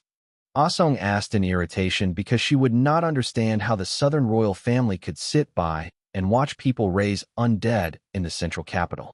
That is because we're making preparations to take the appropriate actions. These guys were capable of raising an undead army in the central region without getting noticed. That should tell you how powerful and strong these people are. So we cannot just confront them without any preparations. These people are strong and powerful enough to make the southern royal family cautions that should tell you how dangerous the people we are dealing with are. Trust me, and just let us do our thing. The people involved will get what's coming for them. Since Ah-sung asked him to give her a reason to back off this matter without leaving any shadow on her heart, he gave her one, a good one. From Wyatt's words, Ah-sung understood that she was being impatient and unreasonable. The people who were able to raise an undead army in the heart of the central region without anyone knowing were not some common thugs, but people with serious power and authority. The southern royal family and Wyatt might be doing their best to prepare and confront these people. Ah-sung, who has always been the underdog in all her fights, knew just how important preparation was for her to win. The more thorough one was, the more their chances of winning were. Therefore, listening to Wyatt as they were making necessary preparations and arrangements, she knew that it was not that the southern royal family was sitting by and watching, but doing its best to deal with it. After all, even if it was one of the royal families, it could just go accusing people of raising army undead without proper evidence to back up their claims. If a royal family was this helpless, then what could a rich and renowned teenager like Wyatt do? Ah-sung began to feel that she was too quick to judge Wyatt. He might only said those things to get her to back off and stop stubbornly raising her life. Seeing things through another angle, Ah-sung asked Wyatt, "Can I trust you to get the southern royal family to see through this and bring the people responsible to justice?"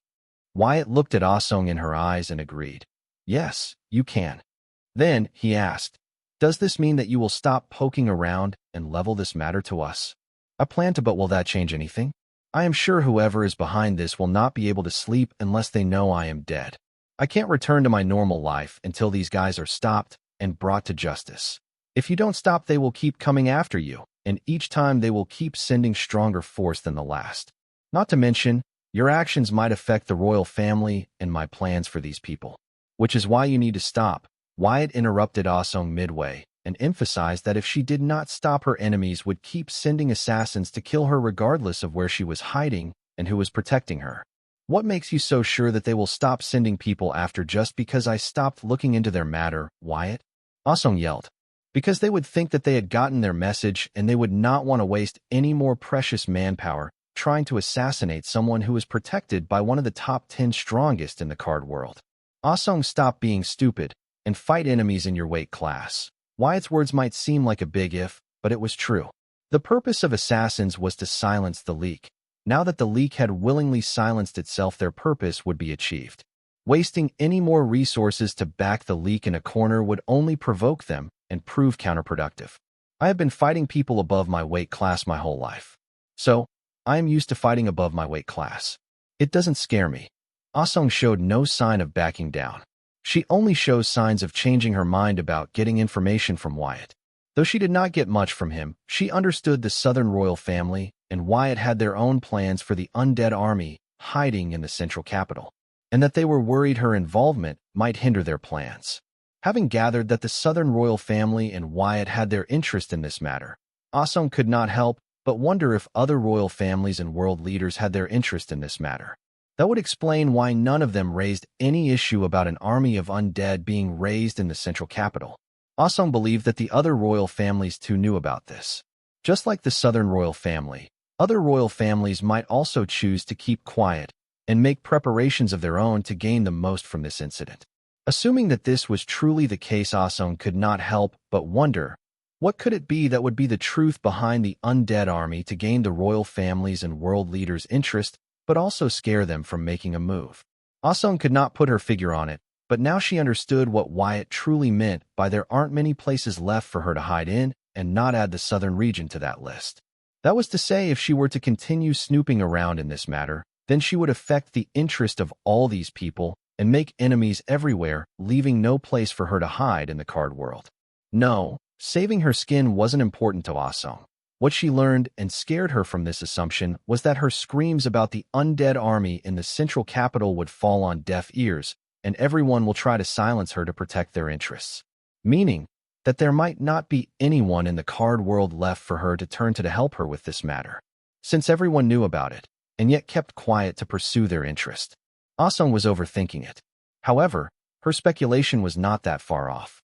Those who knew about the undead army in the central capital and their purpose, i.e. the southern royal family and Wyatt, were indeed keeping quiet to protect their interest in this matter and seek maximum benefits.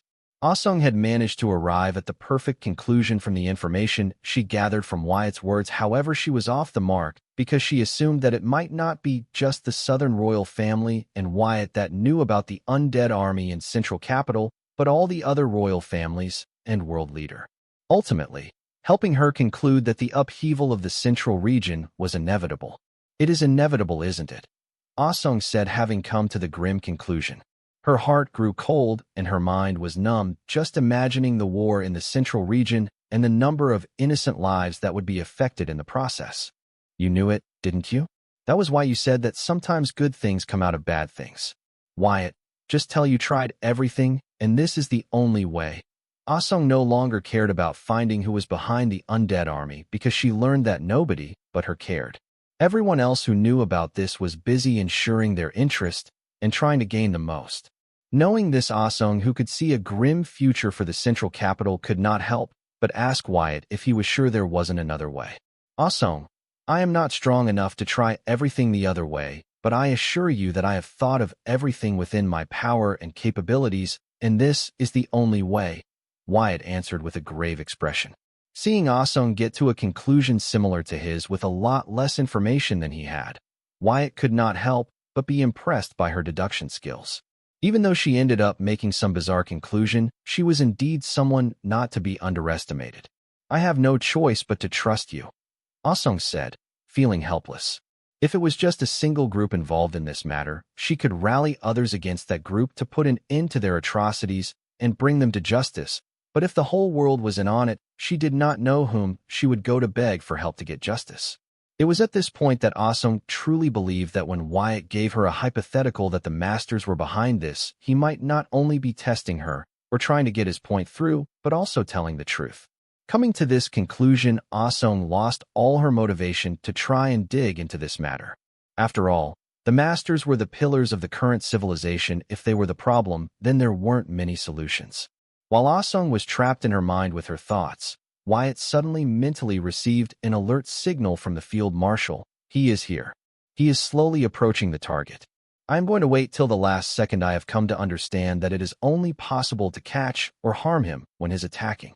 Getting the warning signal from the field marshal, Wyatt immediately uses his soul pupils to their maximum to find the assassin and understand his skill before he makes his move on Ah-sung. Since he had returned knowing that the field marshal might be waiting for him, meant that, like the field marshal who was confident that she would be able to capture him, he too was confident he would be able to escape the field marshal again. But the question that Wyatt did not want to know the answer was if the assassin was confident that he could both escape field marshal and kill his target. Since he had dared to return then kill Ah-sung, and escaping from the field marshal might be a possibility in the assassin's mind. Otherwise, there would be no point in taking unnecessary risk of being discovered by the field marshal. Also, listening to the field marshal say that she was going to wait till the last second when the assassin was killing Ah-sung to capture him, because she believed she would only be able to catch and harm him when he was attacking, made him worry for Ah-sung's life.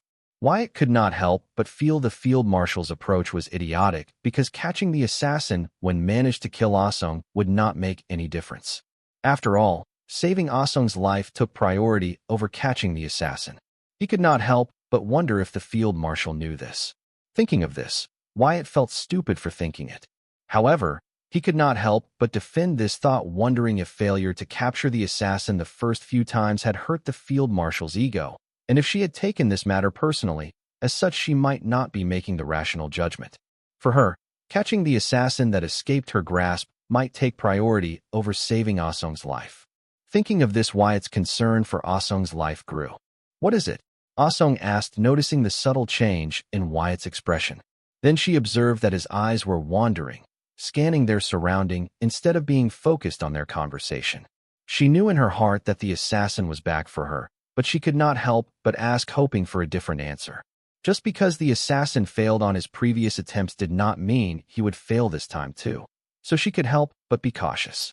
However, her expression remained nonchalant, appearing indifferent to the assassination attempt on her life and the fact that she was being used as bait to draw out the assassin. After all this was not new to her. She did not have a dozen semi-demigods protecting her for no reason.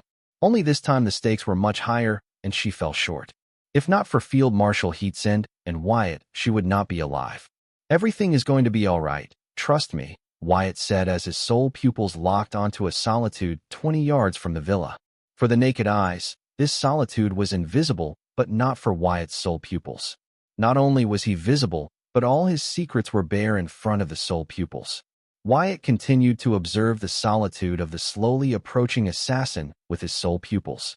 He felt that this assassin's ability resembled the ability of someone he fought in the recent past, in the southern capital. He reminded Wyatt of Arna's, who taught him the trick of adaptive resonance. Seeing Arna's use her unique gifts for music to manipulate the vibrations of her surroundings to display exceptional combat prowess was an eye-opener for Wyatt.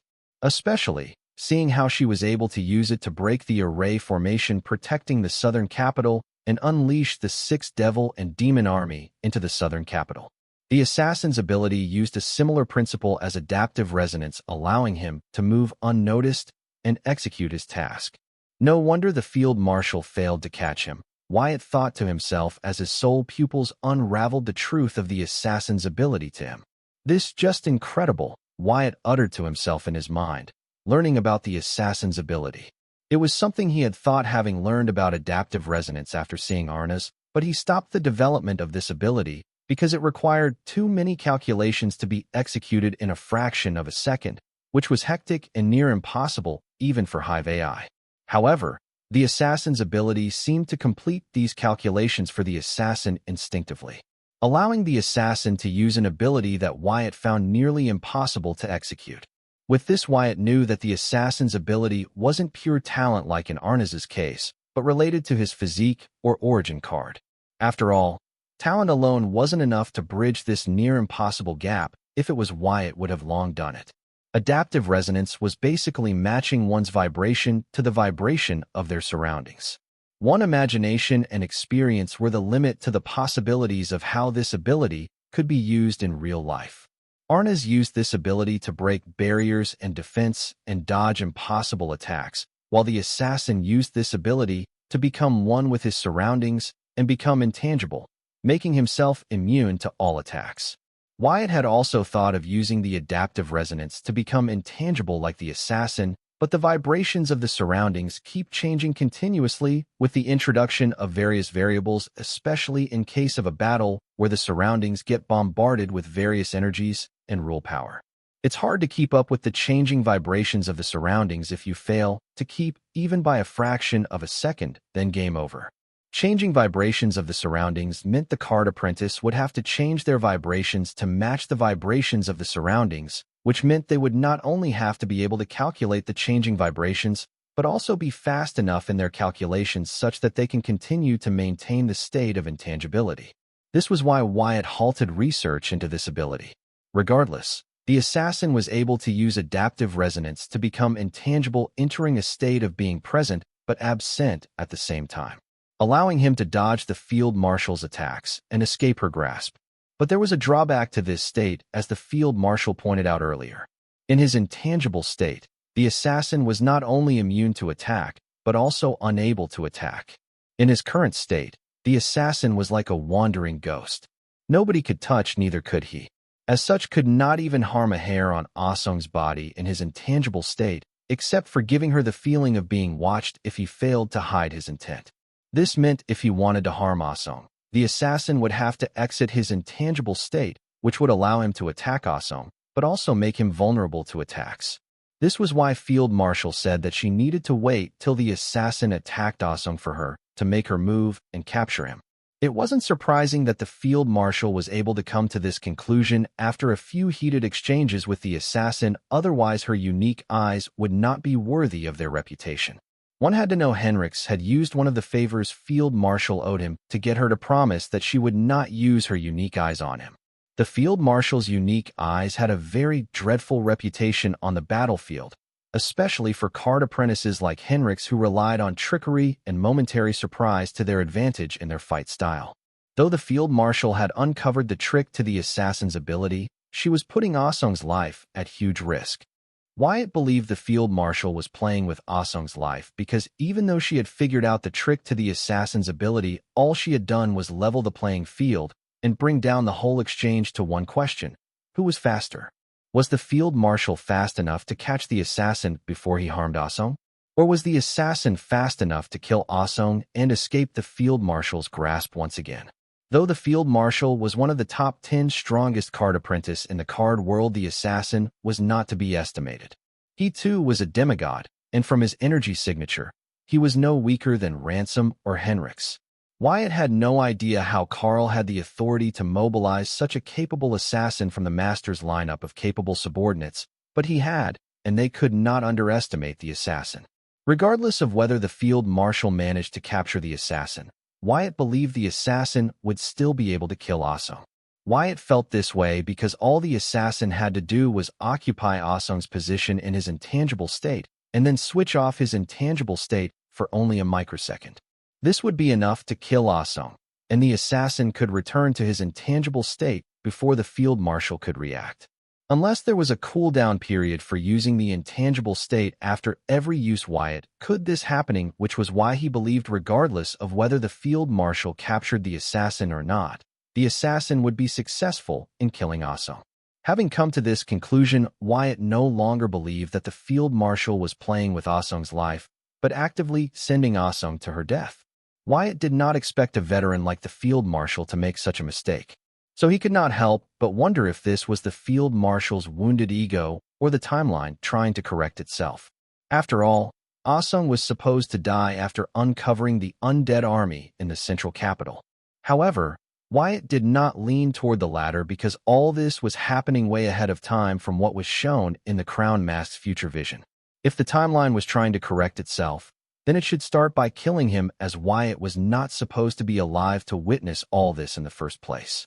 So he strongly believed that the mismatched priorities of the Field Marshal were because of her wounded ego, which was disappointing considering her track record and experience. Wyatt expected better from her. Hence, Wyatt's sternness when ordered the Field Marshal, "Stand down. You are not to engage the hostile. Protect Ah Sung at all costs. Leave the hostile to me." "Wyatt, I know I failed to capture the assassin before, but trust me, this time it will be different. I have seen through his trick. Please, let me handle this," the Field Marshal immediately begged. Seeing the Field Marshal did not dare to break the chain of command, but begged for him to reconsider his orders, Wyatt felt a little relieved, thinking that the Field Marshal hadn't forgotten the hierarchy in the heat of the moment. Now that she had sworn her undying loyalty to, she had to treat his commands with utmost priority and see them through without any delay. Negative. We cannot allow the hostile near Ah Sung. With his ability, he is a walking disaster. We have to deal with him before he nears Ah Sung. I have a way. I will deal with him. You focus on guarding Ah Sung. Wyatt rejected Field Marshal Heatsend, but gave her a detailed reason why he rejected her. Affirmative. Field Marshal Heatsend agreed to Wyatt's orders without any argument or doubts. Just because she did not voice them did not mean she did not have any. Of all the doubts on her mind, the one that bothered her the most was how Wyatt planned to deal with an enemy who was in a state of limbo, present but absent, making it impossible for one to attack him. Instead of voicing them, she decided to wait and watch. If Wyatt failed, then she could continue with her original plan. Meanwhile, Wyatt suddenly vanished from the coach and appeared 15 yards outside of the villa, and next to him, a corpse lay on the ground. Then, he mentally informed the Field Marshal, "Threat neutralized." "What?" the Field Marshal blurted. Everything happened so fast that she did not even register what had transpired. "What just happened?"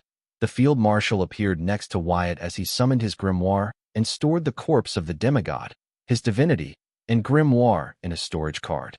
"I killed him just like I said," Wyatt retrieving his grimoire after storing away his loot. Soon Ah Sung and her guards rushed out of the villa while Corey appeared with little Bame, They too were hiding along with the field marshal with their own plans to catch the assassin. Polish T. Wyatt. Details, give me more details, Corey demanded in a mix of awe and dread. She did not expect that Wyatt had grown to the point where it took less than a fraction of a second for him to kill the demigod.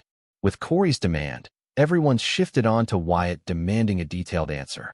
Especially the field marshal, as he had achieved what she, the top 10 strongest in the card world, could not achieve. Guys, I am not sure if you will understand it even if I took the time to explain how I did what I did. Besides, it involves a lot of my secrets that I am not yet prepared to share with you. Wyatt did not bother to lie, as gone were the days when he had to rely on lies to hide what he was truly capable of. Forget how. I still can't grasp what you did, Corey muttered in response. Though Corey and the rest did not say it, they looked disappointed and a little let down seeing Wyatt would not share how he killed the assassin under a fraction of a second. Especially the field marshal. After all, she had been struggling trying to deduce the assassin's ability and to catch him. Well, Corey, since you guys want to know, I will simplify it. I teleported into the assassin's spiritual channel and detonated an SSS rank blood explosion curse in it before leaving.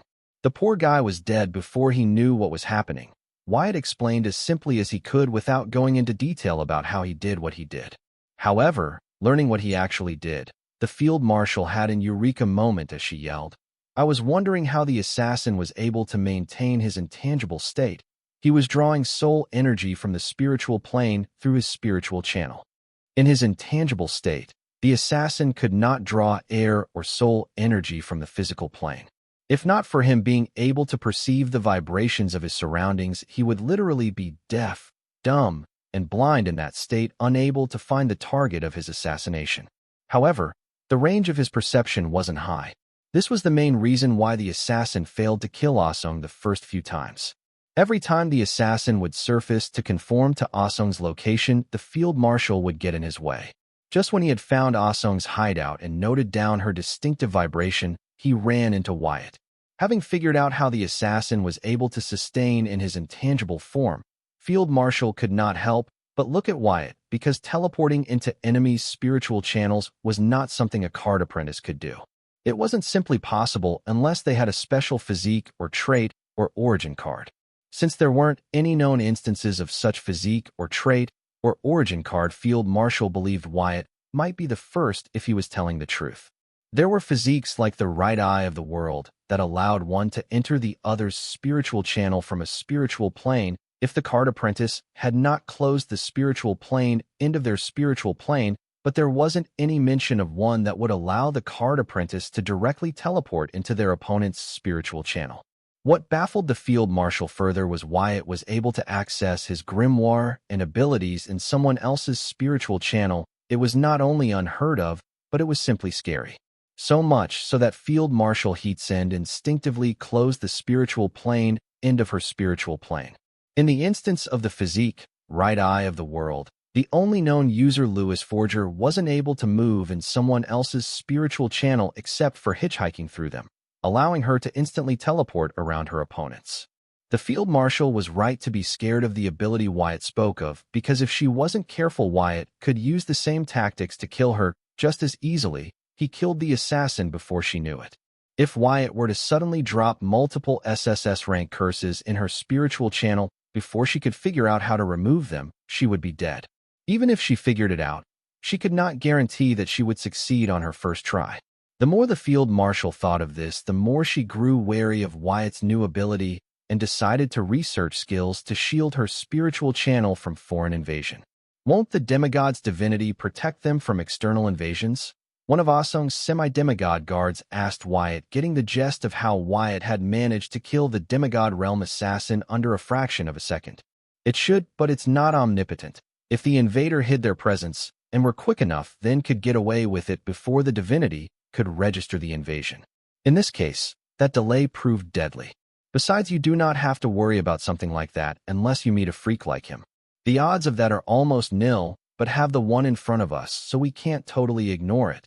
The field marshal went out of her way to explain, finding the topic interesting. The semi-demigod guard nodded politely, a little excited for being able to strike up a conversation with one of the top 10 strongest in the card world. Even though it was a small one, it was enough for him, and he did not try to forcefully continue the conversation and make a fool of himself. As Ah-sung's bodyguards, they were taught to have to act when meeting a VIP. After all, her work brought her face-to-face with many VIPs daily. There you have it. That's what happened, Wyatt said as turned to Ah-sung and bid her goodbye. Ah-sung, it's up to you what you decide. I will no longer intrude on you. Good night. Then he prepared to head back to his seed world and get some rest while Corey tagged along, and the field marshal assumed her post in the skies of the Sky Blossom City. As for dealing with Henrix, he was trapped in the field marshal's mystic realm. He wasn't going anywhere. Wyatt planned to let Ransom wear Henrix down before he approached him again with his proposal of the freedom fighters serving under him. It wasn't going to be easy, but they did not have many options left, so Wyatt had a better chance of them joining him than one might think. With proper incentives, he was sure the freedom fighter rather join Wyatt than disband, declaring bankruptcy. Even though they were giving back the dungeon to the southern region, they had a lot of enemies. Now that these enemies had them, cornered, Wyatt was pretty sure these enemies would prefer to finish what they started. Wyatt, can you really teleport into anybody's spiritual channel? Corey asked Wyatt in concern after learning from Little Bame that it was difficult for one to defend against such attacks.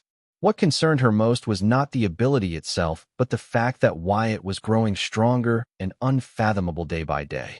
The gap between them kept increasing, and she did not know when they were no longer equals in strength, and she had to catch up with Wyatt. She feared that she would be unable to keep up with Wyatt's progress at the rate at which Wyatt was developing. Corey, didn't I already say I am not interested in talking about my abilities? There are some things that I would still like to keep secret. Wyatt did not answer Corey, reminding her not to bring it up again. To be honest, Wyatt could not teleport into his opponent's spiritual channel.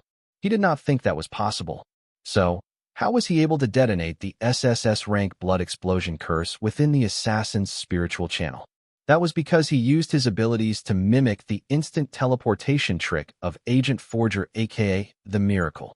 Wyatt used his spiritual body to navigate through the spiritual plane, find the assassin's spiritual plane end of his spiritual channel in the spiritual plane, and enter his spiritual channel using his body reconstruction skill.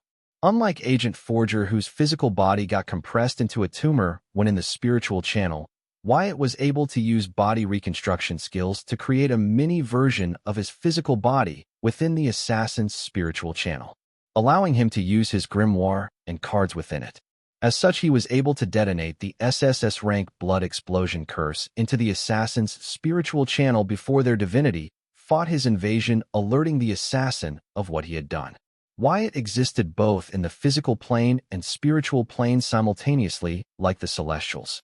Though he wasn't as confident as the Celestials to navigate the spiritual plane, he did not have any trouble using his spiritual body, similar to how Agent Forger used her right eye of the world to find and enter others' spiritual channels in the spiritual plane.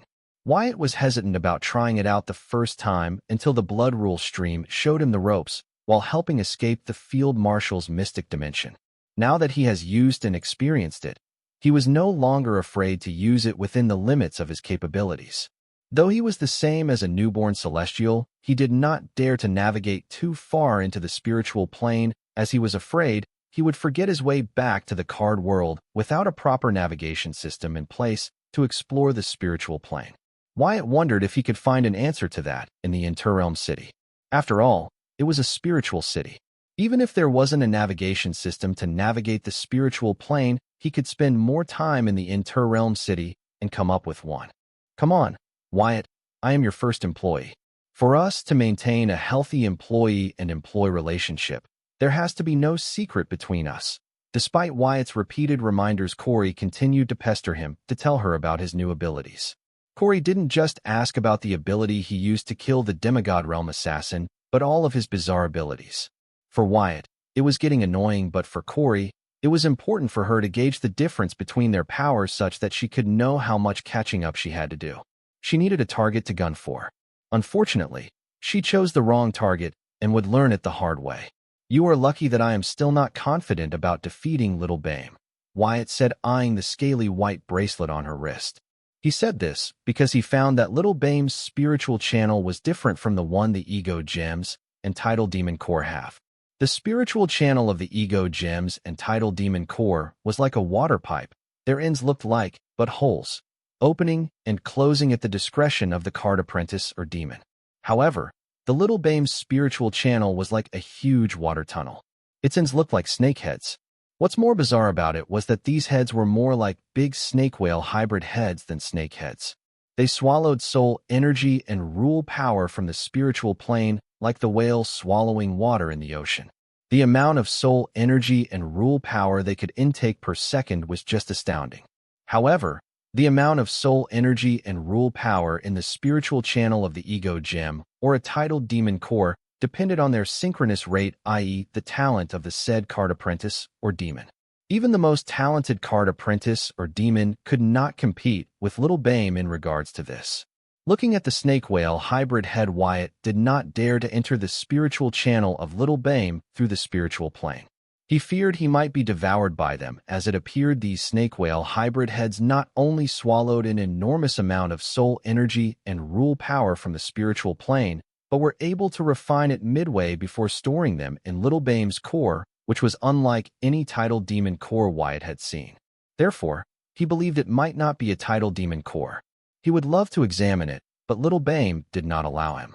Like Field Marshal, she too can feel his soul pupils, and every time she felt his soul pupils on her, she would warn him by turning her peaceful soul energy signature into intimidating, only to be scolded by Corey, who had no idea why little Bame was acting up. Feeling wronged, little Bame would moop in silence to be cuddled by Corey once again. Corey could never be mad at little Bame. What surprised Wyatt most was that little Bame did not sell him out to Corey after being scolded by her. He was astonished to find that the sinister snake had a sense of loyalty toward him. Though its sense of loyalty toward him was not equal or even 1/10 of what it displayed toward Corey, they could be considered friends. This helped Wyatt conclude that with a little bribing, he should be able to convince little Bame to examine her core. Considering that little Bame likes to snack on pixies, Wyatt wasn't that confident about being able to successfully bribe her. You are strong, but little Bame is stronger. That's a relief, Corey exclaimed, finally getting the answer she was searching for. Since little Bame was her familiar, it meant she was stronger than Wyatt too. That was to say, it was not her who had to catch up, but Wyatt who had to catch up to her in terms of strength. Coming to this conclusion, Corey finally felt a sense of relief and was in a good mood. She did not hesitate to show it. Seeing her like this combined with her words, it wasn't hard for Wyatt to guess what was going on in her mind. Therefore, he reminded her, regardless of how strong little Bame is, she will be helpless if I teleport into your spiritual channel. After all, there is a limit to how much a hired help can do. So, you have nothing to be smug about. Listening to Wyatt's reminder, Corey stared at him in shock. Then she hurriedly inquired little Bame if what Wyatt said was true. Little Bame answered her that if Wyatt could teleport into her spiritual channel, it was indeed game over for her. Learning the answer, Corey dumbfoundedly stared at Wyatt before clenching her teeth in embarrassment and shame. Reaching the Bloodrock Cave Gate dungeons, Wyatt had his clone inside the Seed World ask Bloodette to open the dungeon gate, while he reminded Corey that she could not bring little Bame with her. Little Bame, go patrol the city. I will check up on you later. Corey hated to part with little Bame, but she loved Dre equally, so she could only steal her heart and keep little Bame busy outside as she visited the Seed World. Walking into the dungeon gate, seeing Wyatt not follow her inside, Corey peeked her head outside of the gate and asked, "What's the holdup?" "I am inviting Field Marshal Heatsend," Wyatt said while mentally ordering the Field Marshal to follow him inside. "Get one of your clones or incarnations to watch the city." "Can't we just talk here? If it is privacy you are concerned about, don't worry, nobody can eavesdrop on our conversation." The Field Marshal was reluctant to leave her post, as the recent enemies coming to the city were getting stronger, so she did not dare to slack off. "No, it's not about the privacy of our conversation. It's regarding my promise to you," Wyatt corrected. "Which one?" the Field Marshal asked. "The one to make you the strongest in the card world," Wyatt said, trying to recall the promises he made to the Field Marshal. To find that he did promise her a lot of things. Well, in his defense, recruiting her and changing her heart wasn't an easy task. Soon a figure appeared next to Wyatt, scaring Corey, whose head was peeking outside of the dungeon gate. "Holy SHD. Language, Corey. The field marshal warned Corey, who rolled her eyes at her and commented, "Wyatt, why are you inviting this party pooper?" Wyatt and Field Marshal both chose to ignore Corey while Field Marshal asked him, "Can I take your words seriously?" "Too late to ask that now, don't you think?" Wyatt joked, but feeling Field Marshal's intense gaze on him, he continued, "Why don't you follow me inside and see for yourself?" Field Marshal nodded and followed Wyatt into the dungeon. Wyatt promised her many things while trying to get her on his side. His promise to give her power wasn't one of the reasons why she truly chose to follow Wyatt, which was why she was surprised when Wyatt claimed to make good on it. This is indeed the holy place for blood rule. The Field Marshal could not help but mutter as she followed Wyatt deeper into the Blood Rock Cave Gate dungeon. Then, she suddenly asked Wyatt, "This isn't it, right?" "Field Marshal, have a little faith in me. Of course, this isn't it," Wyatt replied, finding Field Marshal's little faith in him a little insulting. "Can you blame her?" Corey suddenly chimed in. "I know you love to brag, but to brag you will make her the strongest in the card world. Don't you feel even a bit of shame?" "Shut up. I liked you better when you talked little," Wyatt remarked, missing the Corey who silently stood behind him while he interrogated and negotiated with Henrix. "Blame her. She keeps telling me to be like my parents, and then that I don't have to be completely like my parents." "Well, which is it?" Corey sharply turned and asked the Field Marshal, staring into her eyes. She truly sought advice from the latter. Though she was rude to the Field Marshal in her speech, in her heart she respected the Field Marshal. After all, the latter was hailed as the Southern hero.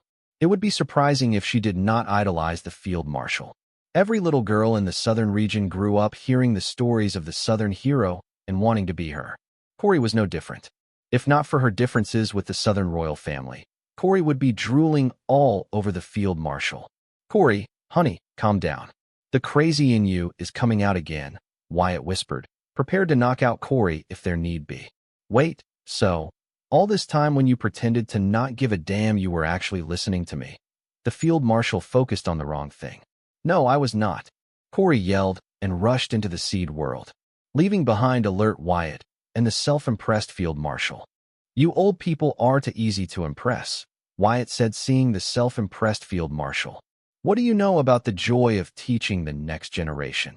The Field Marshal defended herself, only to hear Wyatt comment, "If the next generation is her, then we are all doomed." "Stop it. She is just a troubled teen. Not everyone is as mature as you at this age. Once she finds her place in the grand scheme of things, she will shine brighter than all.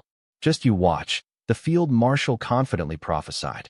She did not hesitate to show that she expected great things from Corey. "Whatever, let's head in," Wyatt said as teleported both of them into the seed world. Arriving inside of the seed world, before the Field Marshal could enjoy its space, her attention was attracted by treacherous Forest Island.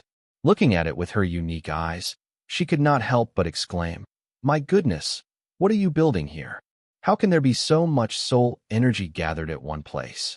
That a forest spirit is about to be born there, Wyatt stuck with Dredra's narrative as he explained things to Field Marshal. Dredre still believed she was helping the forest give birth to a forest spirit, but Wyatt, who knew what her pixie dust was capable of, knew that the forest spirit that Dredre helping form was actually a celestial. A forest spirit? I have fought a forest spirit in a SSS rank dungeon, and this is not it. Whatever you are nurturing here is definitely not a forest spirit. The Field Marshal did not hesitate to speak her mind. Having defeated a SSS rank adult forest spirit, the Field Marshal knew that a birth of a forest spirit would not be able to give out the energy signatures that the floating forest island was giving. The soul energy gathered there were beyond the SSS rank limit, and within the early unranked rank. How rude. It is a forest spirit. Please don't act so poorly in here. Even though it is yet to fully be born, it can feel our feelings. Such negative feelings will not help with its development.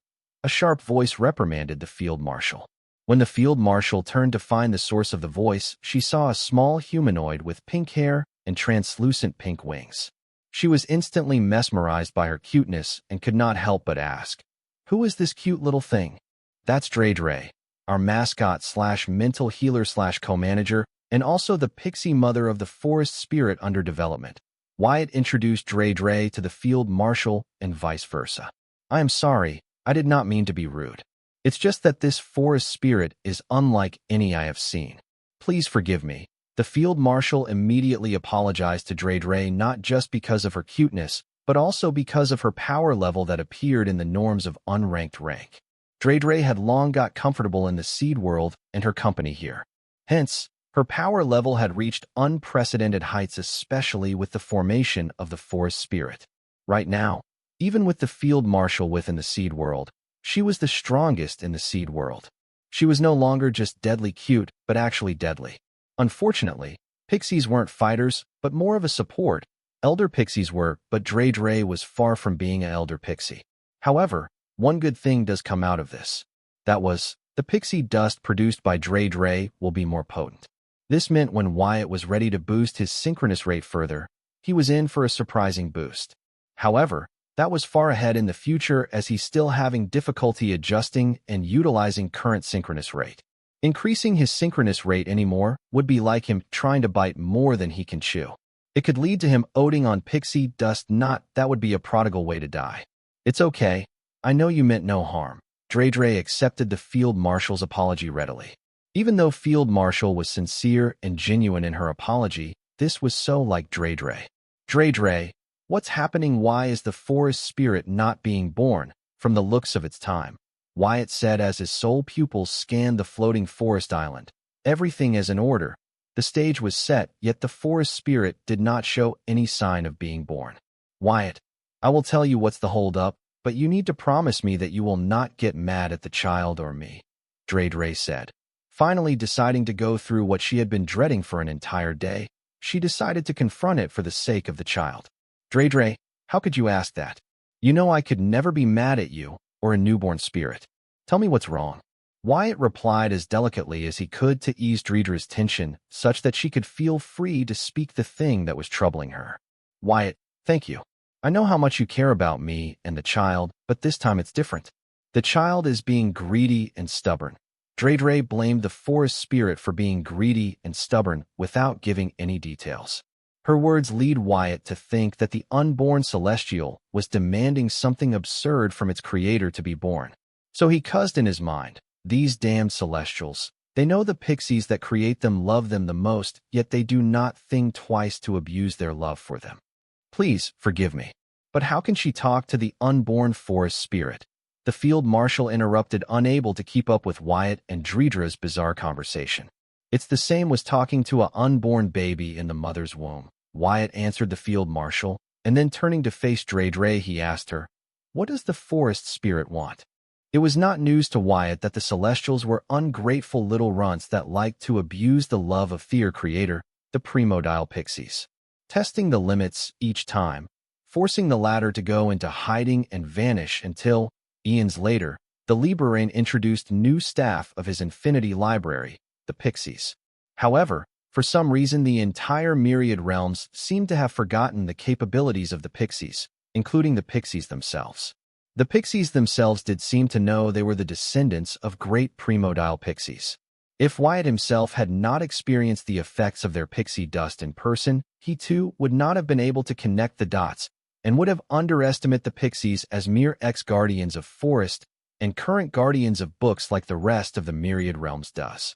Knowing this only increased Wyatt's anger toward the Celestials, as he had no details as to where the primordial pixies went, how did the librarian enslave their descendants, etc. Wyatt had too many questions, but had answer to only one of them, that the Celestials were responsible for this. These assholes, instead of trying to abuse the generosity and affections of the pixies, had they tried to maintain a healthy relationship with them, the pixies would never have been reduced to their current state under the Celestials' protection, nor would all the realms be stagnant, unable to catch up with the Dark Realm. Among the Celestial, the Dark Realm still today remains the biggest and baddest realm in the entire Myriad Realm. There were hardly any records of a realm apart from the Dark Realm producing ruler-class devils or demigods. This just shows why the dark races were unmatched in the Myriad Realms. Understanding this, Wyatt had no good feelings about the Dredra's unborn celestial. If not for Dredra's sake, he would not have bothered to entertain learning its demands. As for fulfilling them, he did not have such thoughts. Because he was sure as hell not letting the celestial take advantage of Dredra's affection for her creation, as he knew who it was going to end it. The Celestial was left alone to do as it pleased. It hasn't even been born and was already showing its true colors. However, Dreidre was like the parent who could only see the good in her child. The child is not satisfied with just the floating forest island, it wants the entire seed world. Under Wyatt's warm presence, Dreidre found the courage to finally tell him what the unborn forest spirit was demanding of her to be born.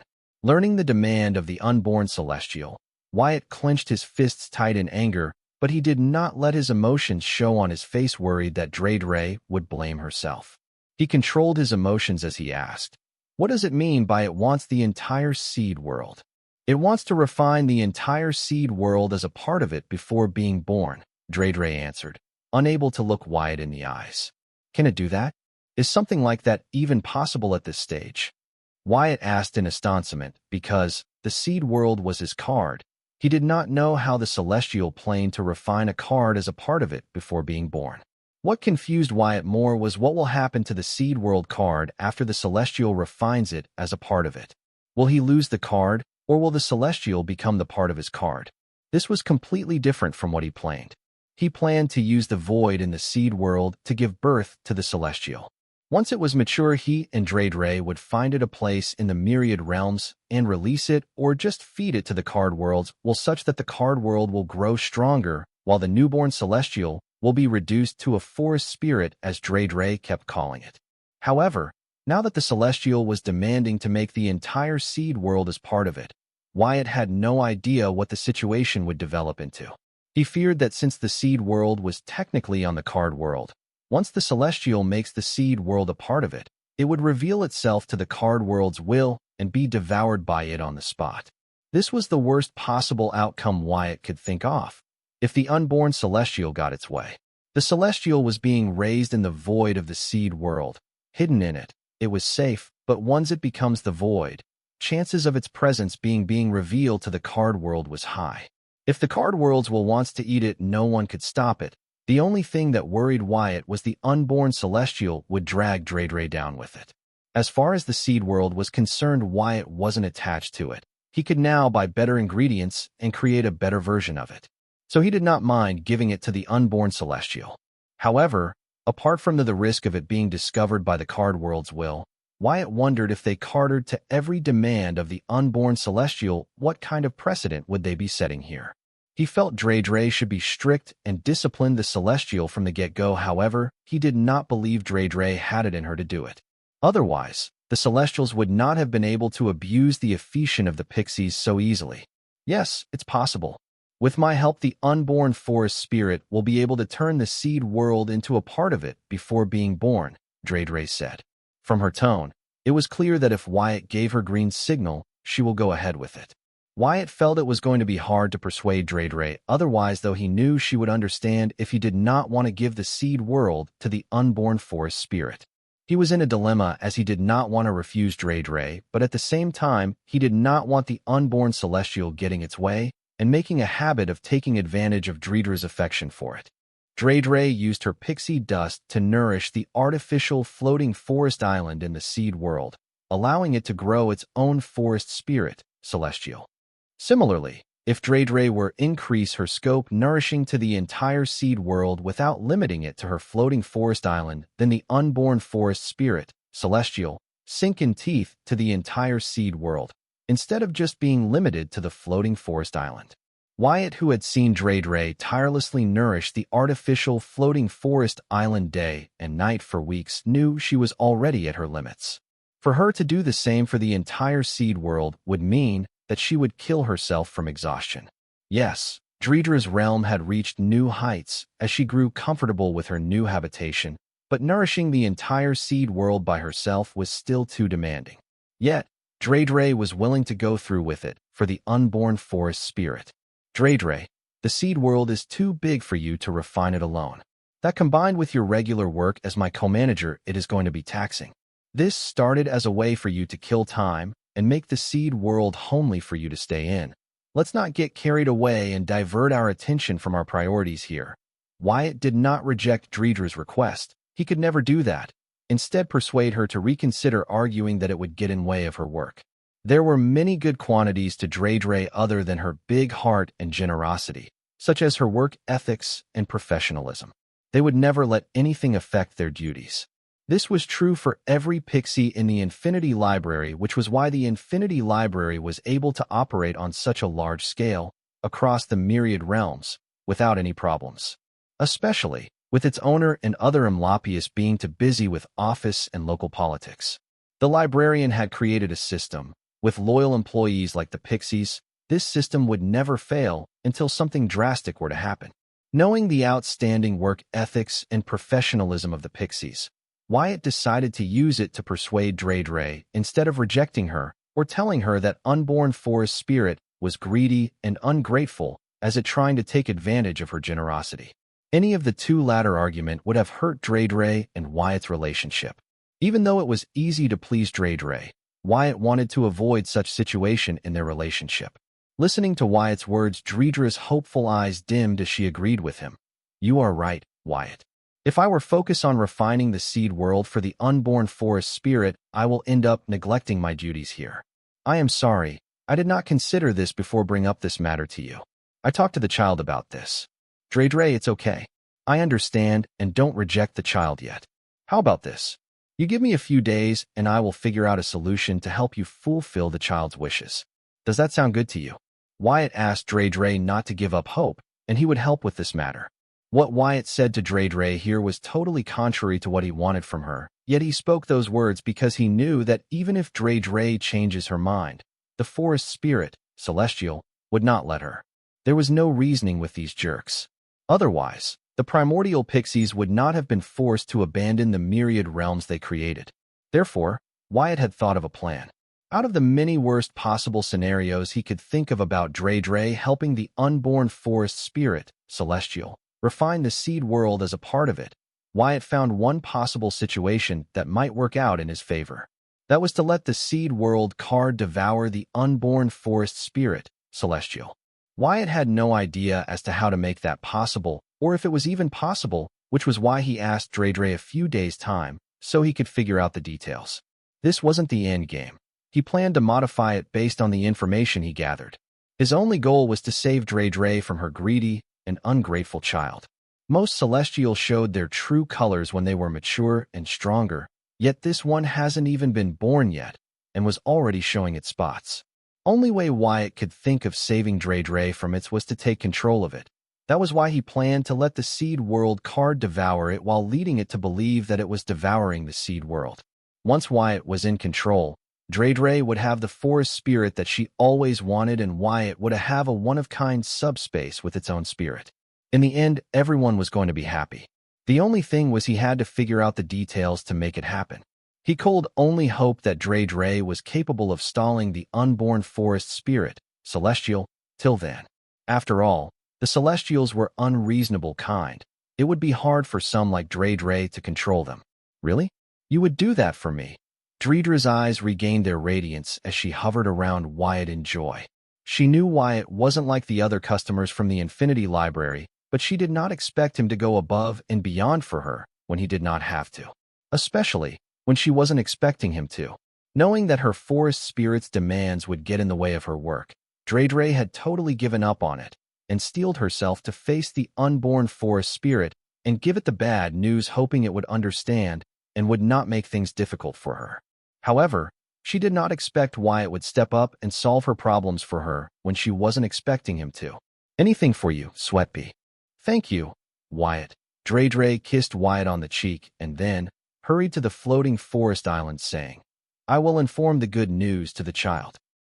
Seeing this, Wyatt could only shake his head in dismay. This was the first thing her child had asked of her, so Wyatt could understand Dredra's enthusiasm.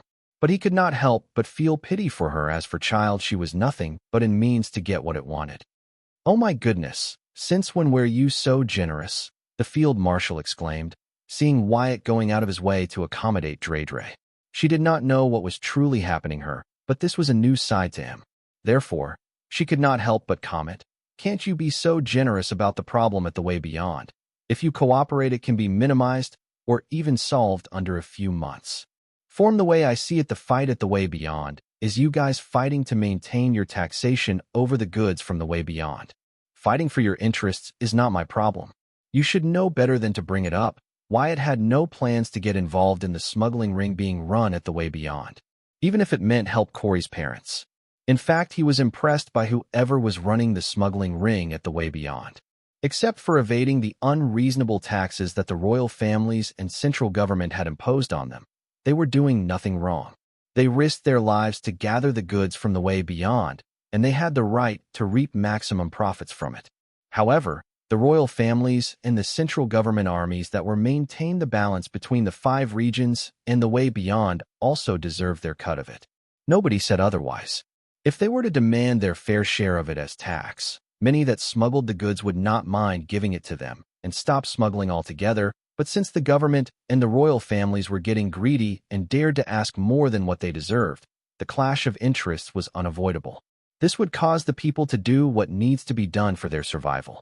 They claimed smuggled goods from way beyond would hurt the economy of the 5 regions. They should have known this before getting greedy. They could still correct their ways, but they did not even bother to. After all, the wealth from the way beyond was too big for them to let go. This alone was enough reason for Wyatt to not be the part of it. Yet, the Southern royal family gave him another reason. That was they demanded his services for free. Even though they stood to make a killing using his VR universe, personal realm network, to help them police the way beyond, they weren't willing to fork over a percentage of it to Wyatt in return for his exceptional service. To top it off, they dared to use patriotism to guilt him into doing it. The nerve of them. Wyatt could not believe that the field marshal would bring it up now of all times. Then, feeling Corey's gaze on him, Wyatt knew what was going on. The field marshal did not bring this up for the Southern royal family, but for Corey. Understanding this, Wyatt could not help but complain. Didn't she plan on taking Marcy Davis under her wing? Why is so attached to Corey now? Does she plan to taking both of them under her wing? Thinking of this, Wyatt felt that this might not be bad. Corey needs a wise elder in her life. She does not lack strength or resources. What she lacks is an experienced person whom she can trust and depend on to help her guide her in her confusing life. Especially with her wacky origin card that messes with her head every time it undergoes baptism, she really needs someone to talk to about it and guide her with it.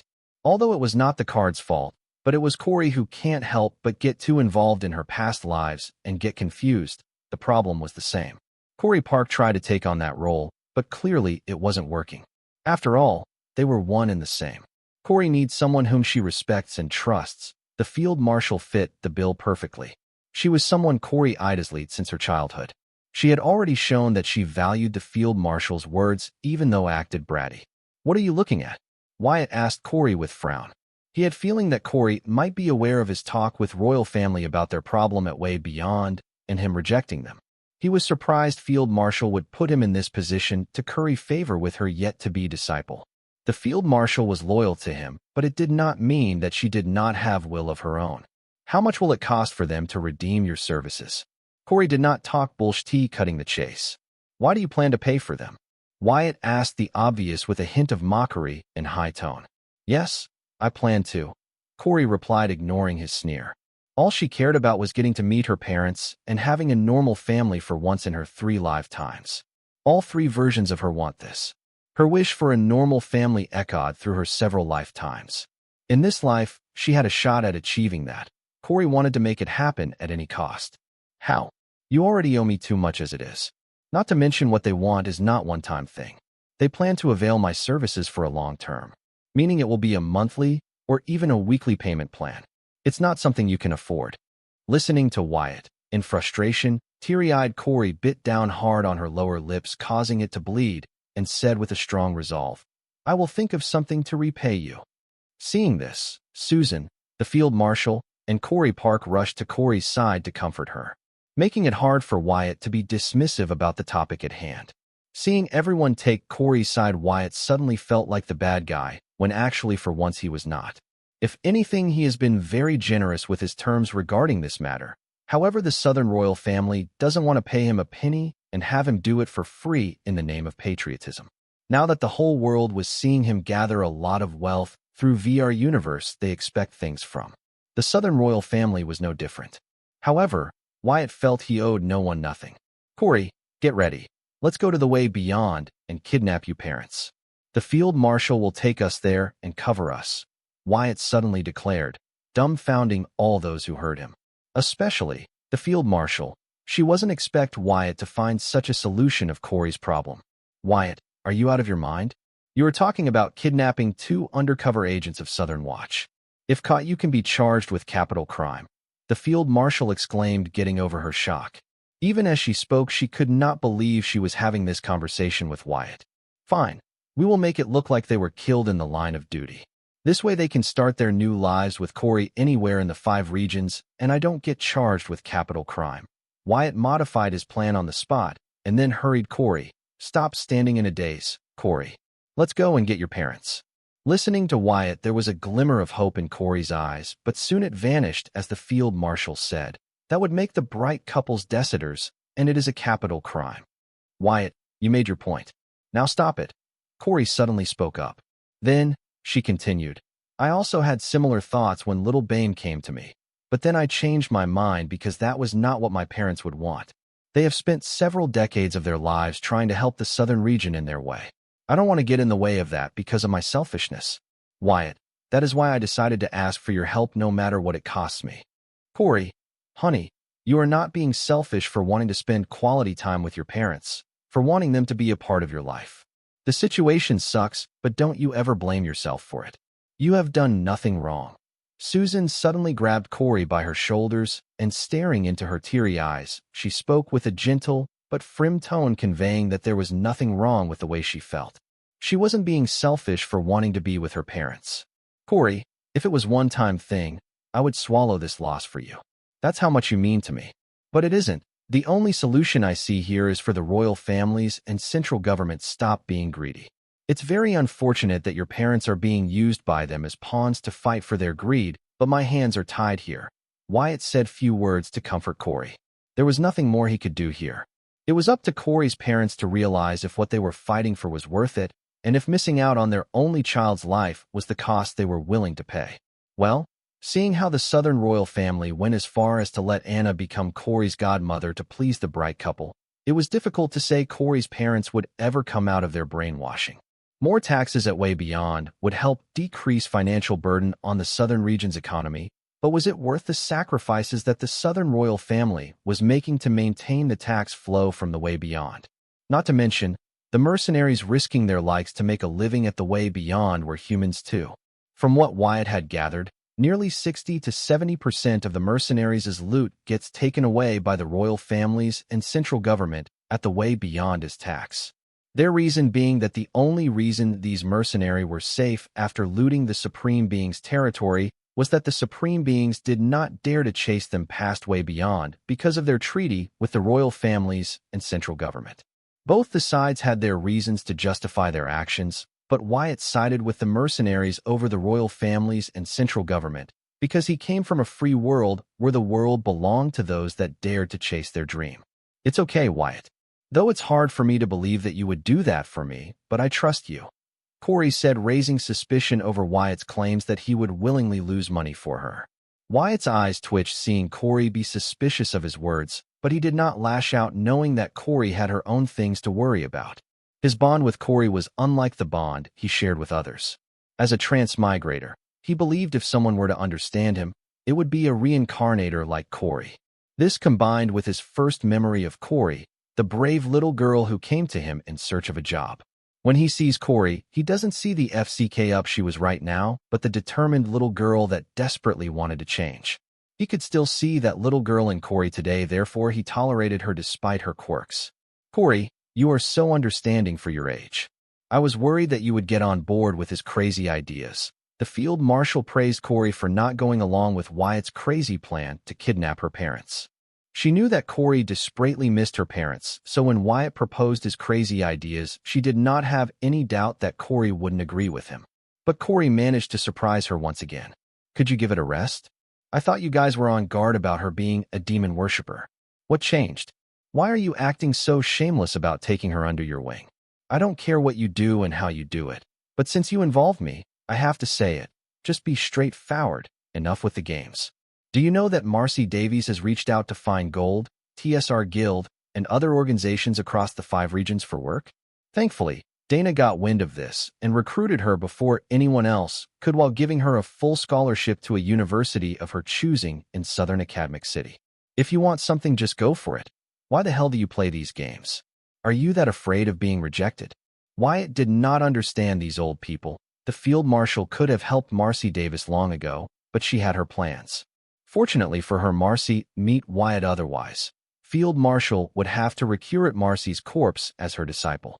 Wait, didn't Marcy already join your organization last afternoon? The field marshal asked in confusion. Last she recalled, Marcy was set in Sky Blossom City. As for her doubts about Corey being a demon worshipper, she had already confirmed with Corey that her titled demon core was a result of her origin card and not because she was a devil worshipper. The field marshal, who was always looking for new ways to enhance her strength, saw a hope in Corey, who was card apprentice and a demon at the same time, with blessing of the card world. After all, the devils have always displayed stronger combat prowess than the card demigods. The field marshal had her reasons to choose Corey as one of her disciples along with Marcy. I had my people delay that, since I felt she would feel constrained by her contract with Fine Gold once she becomes your disciple. In the end, it was all for nothing. However, seeing how she will be thrown out of the orphanage soon, Marcy did her best to secure a job before that happens. I can understand why she was so impatient, but what about you? What are you waiting for? Wyatt tried to understand the field marshal's mindset for accepting disciples. She wanted both Corey and Marcy. However, they both received a different type of courting from her. Corey and Marcy were different, but Wyatt did not think this was reason enough for the great field marshal Heatsend to shamelessly court a extraordinary but troubled teenager from a third-rate city as her disciple. Wyatt was right. There was no need for the great field marshal to be so shameless in courting Corey as her disciple. However, the field marshal had her own ideas. Having lived and trained for centuries trying to achieve transcendence, she, like many card apprentices, had felt the glass ceiling of the card world. Like them for centuries, she too tried to enlighten on how to break this glass ceiling, only to meet with disappointment after repeated failure. The only card apprentices she knew who broke this glass ceiling were recorded in history books. She could not reach them for obvious reasons. However, all hope was not lost, as there were beings that had broken the glass ceiling, the dark races.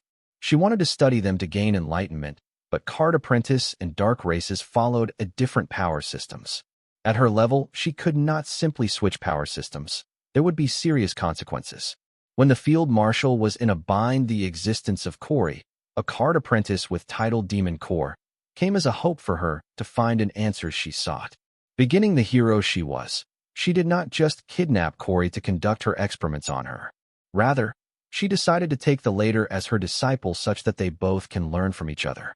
However, having come into contact with Corey, the field marshal knew that she had strong opinion about Souther royal family and was very stubborn. Therefore, she was worried that if she were to give Corey the opportunity to become her disciple, the latter might reject it out of her stubbornness. As such, she hoped to improve her impression on Corey before proceeding with her plans. I just wanted her to be a legal adult when I took in her as my disciple. The field marshal answered why she hadn't reached out to Marcy. Why does it matter if she is a legal adult? Wyatt asked in confusion. Then, he remarked, or is it just that you know she isn't going anywhere and would agree to be your disciple in a heartbeat, or even be willing to give a limb for it? Since it is a sure thing, you have little concern and regard for it, am I right? Wyatt paused, and pointing at Corey, he said, meanwhile, this retard gets the full-on courting. Man, the good ones always get the short end of the stick, don't they? I guess that's just human nature. Hey, who are you calling retard? You are the retard. Your family is the retard's family. Corey cussed, only to hear Corey Park say, that's not the point. You should be focusing on, you fool. The field marshal wants to take you as her disciple. What do you say? Unlike Wyatt, Corey Park was enthused by the idea of becoming the disciple of the field marshal. In her previous life, she was strong enough to make name for herself in all 4 directions of the dark realm, but she never could ascend as devil. Hence, the offer of becoming the disciple of one of the top 10 strongest card apprentices the card world had to offer was attractive for her. Yes, the card world was like a backwater village compared to the dark realm.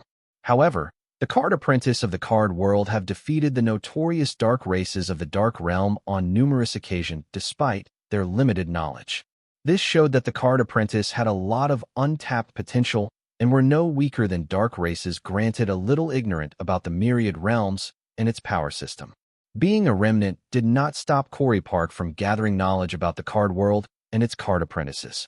Going through their history, she knew of many demigods in history of the card world who seemed to have show prowess close to or greater than ruler class.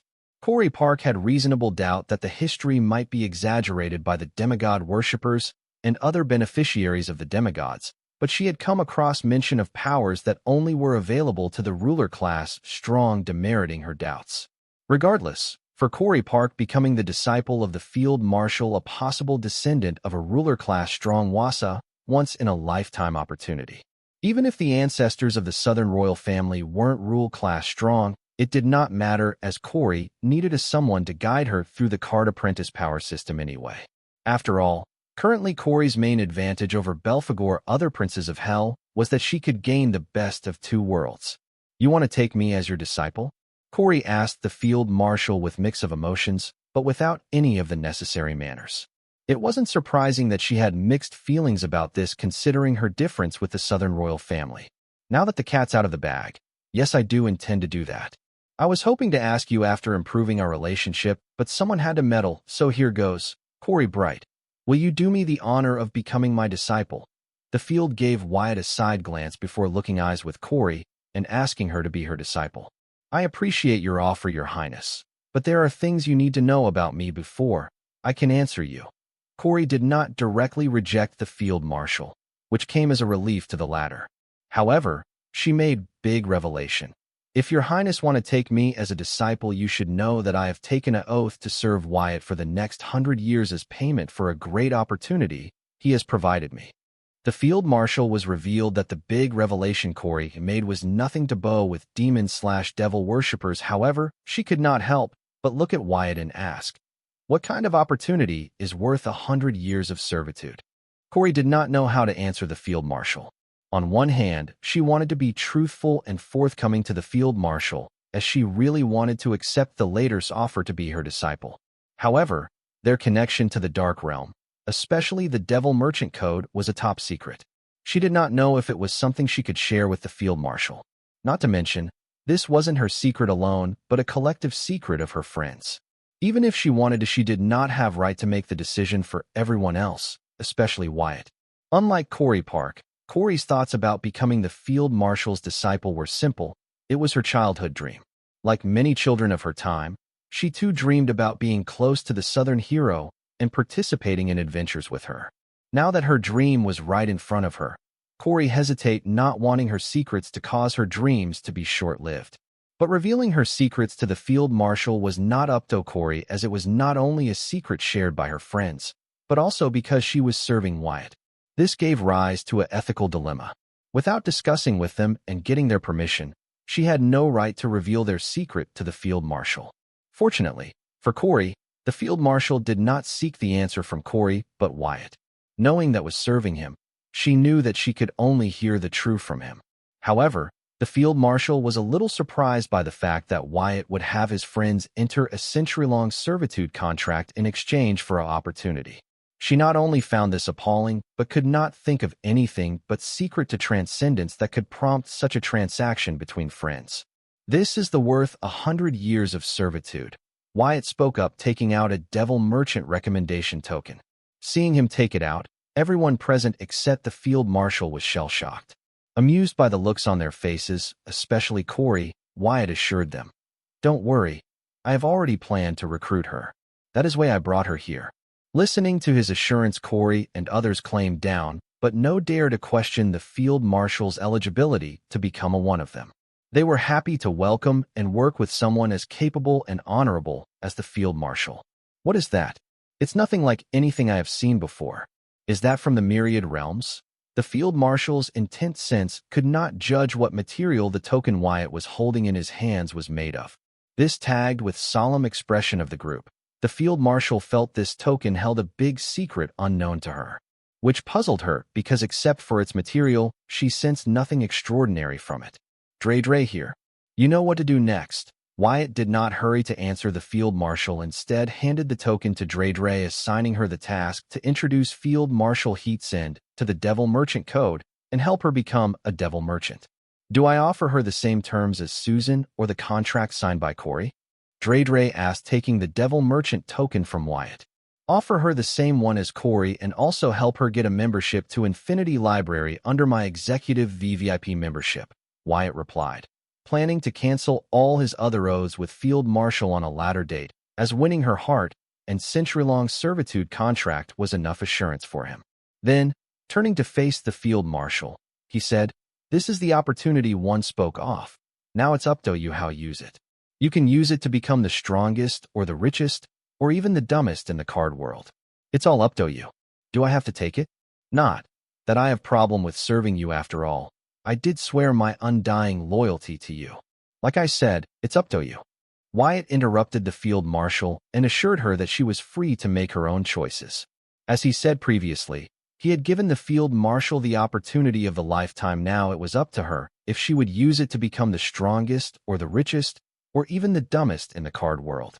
Wyatt, though the Field Marshal, would not be ignorant and stupid enough to refuse to become a Devil Merchant because of her prejudice with the Dark Realm and its natives.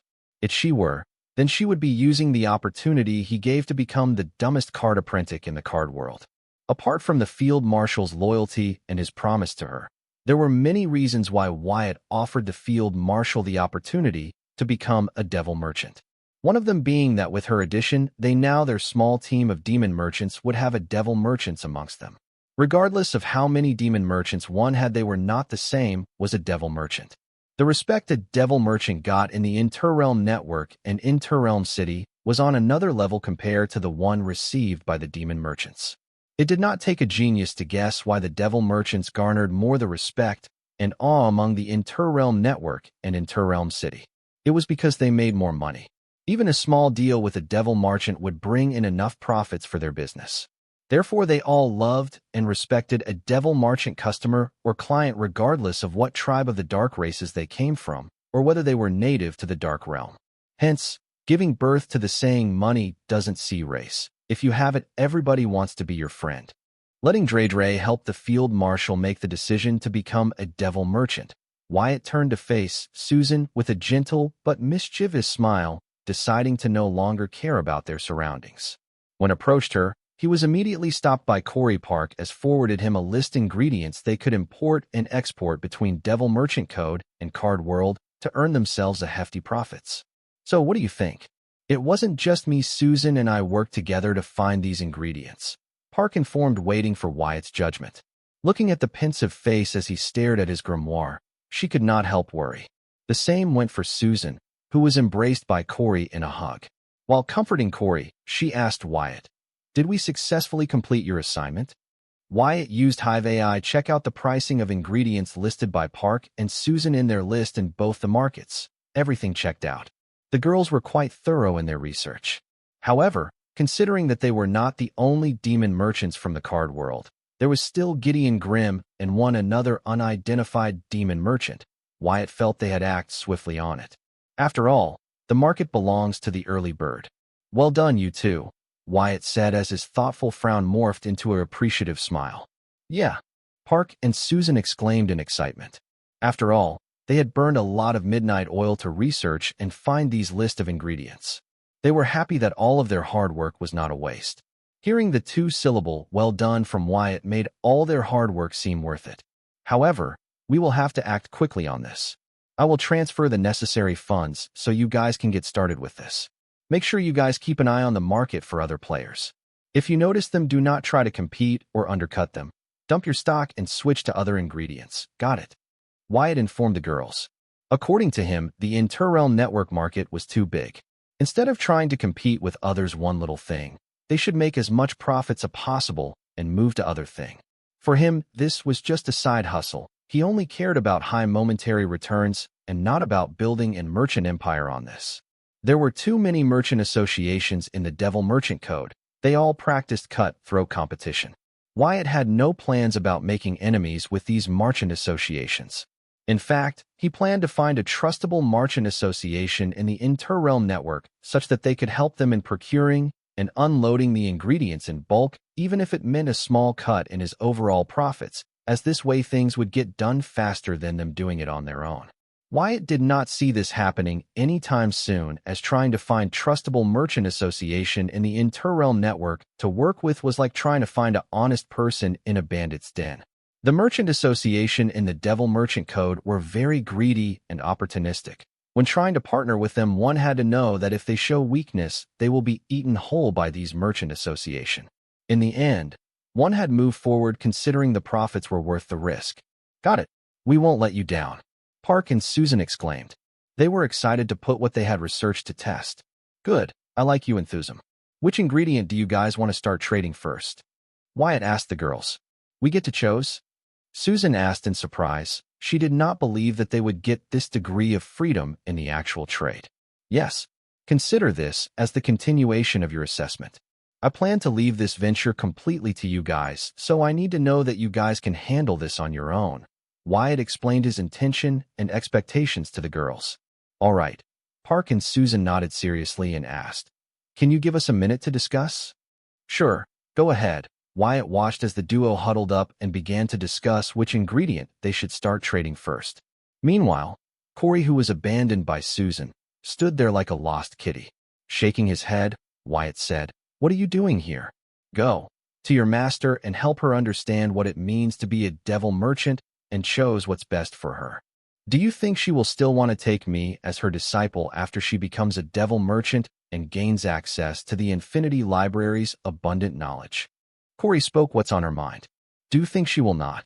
Wyatt asked, wondering why Corey would felt like that. I am not totally clueless. I know the only reason the field marshal decided to accept me as her disciple is to study my unique situation of having a title demon core despite being a card apprentice, Corey informed, having reached this conclusion based on her keen observation during her talk with the field marshal. When assuring the field marshal that she was not a demon worshipper, Corey noticed a glint in the field marshal's eyes as she learned of her unique situation of being able to have a title demon core as a card apprentice, which were different from their tradition, ego gem, and divinity.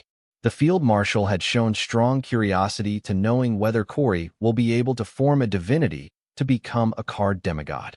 Based on the interest the field marshal had shown in her unique situation, Corey had long understood the field marshal's interest in her. She was not offended by it because she knew what it took to become the disciple of the great field marshal. She did not have all those qualities, but knowing that she was chosen because of the field marshal's interest in her was good enough for her.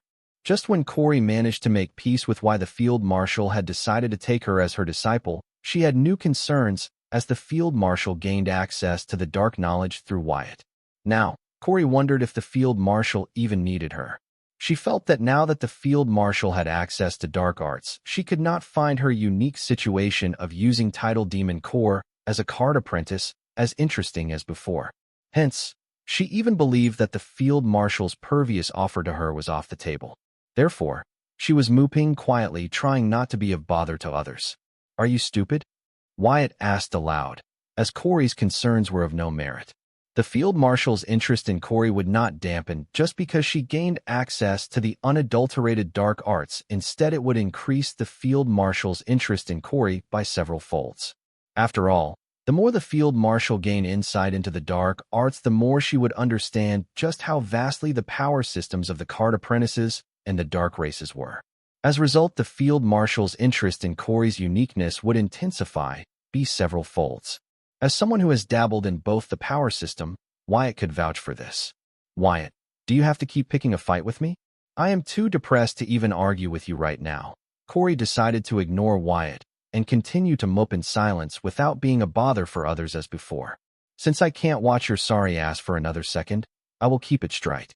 Nothing has changed. If anything, the field marshal wants to make you her disciple now more than ever. Besides, even without your unique condition, the field marshal will be lucky to have a disciple such as yourself. Wyatt assured Corey that she had nothing to worry about. The reason Wyatt was so soft and good to Corey was because he finally understood why her mind was so messed up after each baptism of her origin card, when her origin card made sure to not affect or harm her psyche in any way while feeding her the memories of her past life. It was because Corey cared, she cared too much. so much that it was starting to prove unhealthy and concerning for her mental well-being. Yes, it was because Corey cared.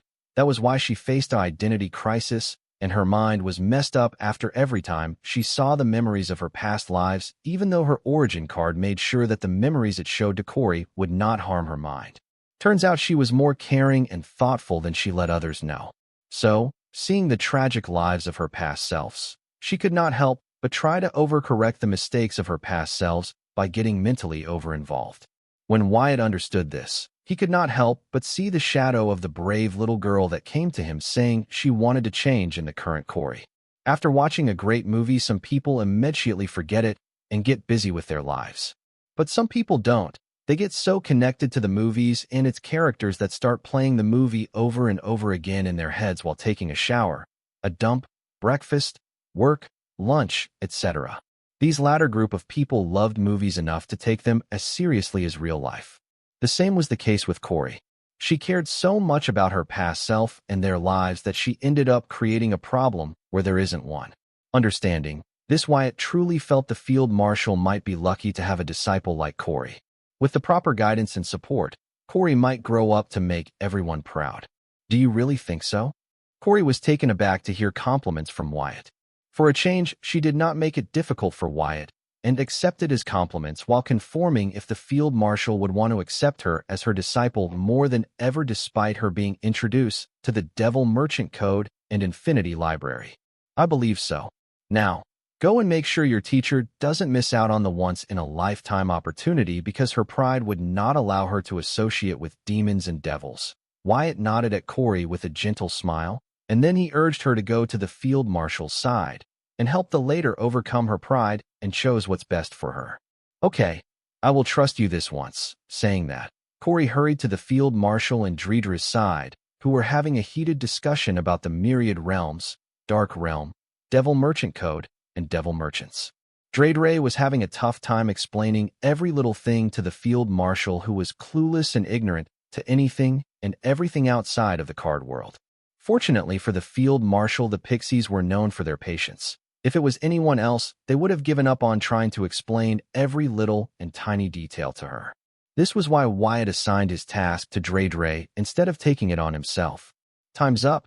Have you guys decided on which ingredient you want to trade first? Having sent Corey away, Wyatt turned to Susan and Park, who were still debating on which ingredient to trade first. Yes, the girls said in unison. Then, Park informed, we had decided to export the Spectre Grass Blades to the Interrealm network. The Spectre Grass Blade is abundantly available in the outskirts of the Way Beyond. Soldiers treat it like pest. They cost nothing in Card World, but in the Dark Realm, they are worth a fortune. Good choice. Now, tell me, how do you plan to procure these Spectre Grass Blades in bulk? Procure? We believed you would give us your contacts. But, since I already expected you to ask us that, we thought of asking the field marshal for help. After all, she is a part of us now, and she knows the Way Beyond better than any one of us. I am sure during her posting there she had made some valuable connects that we can use. Park answered to Wyatt with brief details. You guys try that and inform how that works out for you. Wyatt greenlight Park and Susan's plan to recruit the field marshal's help in procuring the Spectre Grass Blades. Wait, that's it. Aren't you going to give us more contacts that can help use procure Spectre Grass Blades from other fronts? Park wanted Wyatt to give them his other contacts so she could procure Spectre Grass Blade, not just from the Way Beyond that was under the Southern region's control, but from the other 4 regions too. Park, slow down.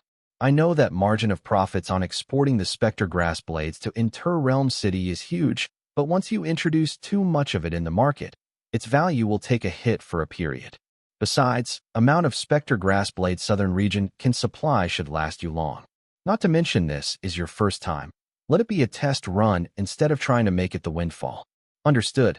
Wyatt understood the girls' enthusiasm, especially considering the profits to be made on this trade were astronomical, but he wanted them to keep the market in their mind and not just the profits. Understood. Park woke up from her excitement listening to the points made by Wyatt. It's just that they found a gold mine, and she cannot help but get excited over it. Wyatt. Susan raised hand waiting for turn.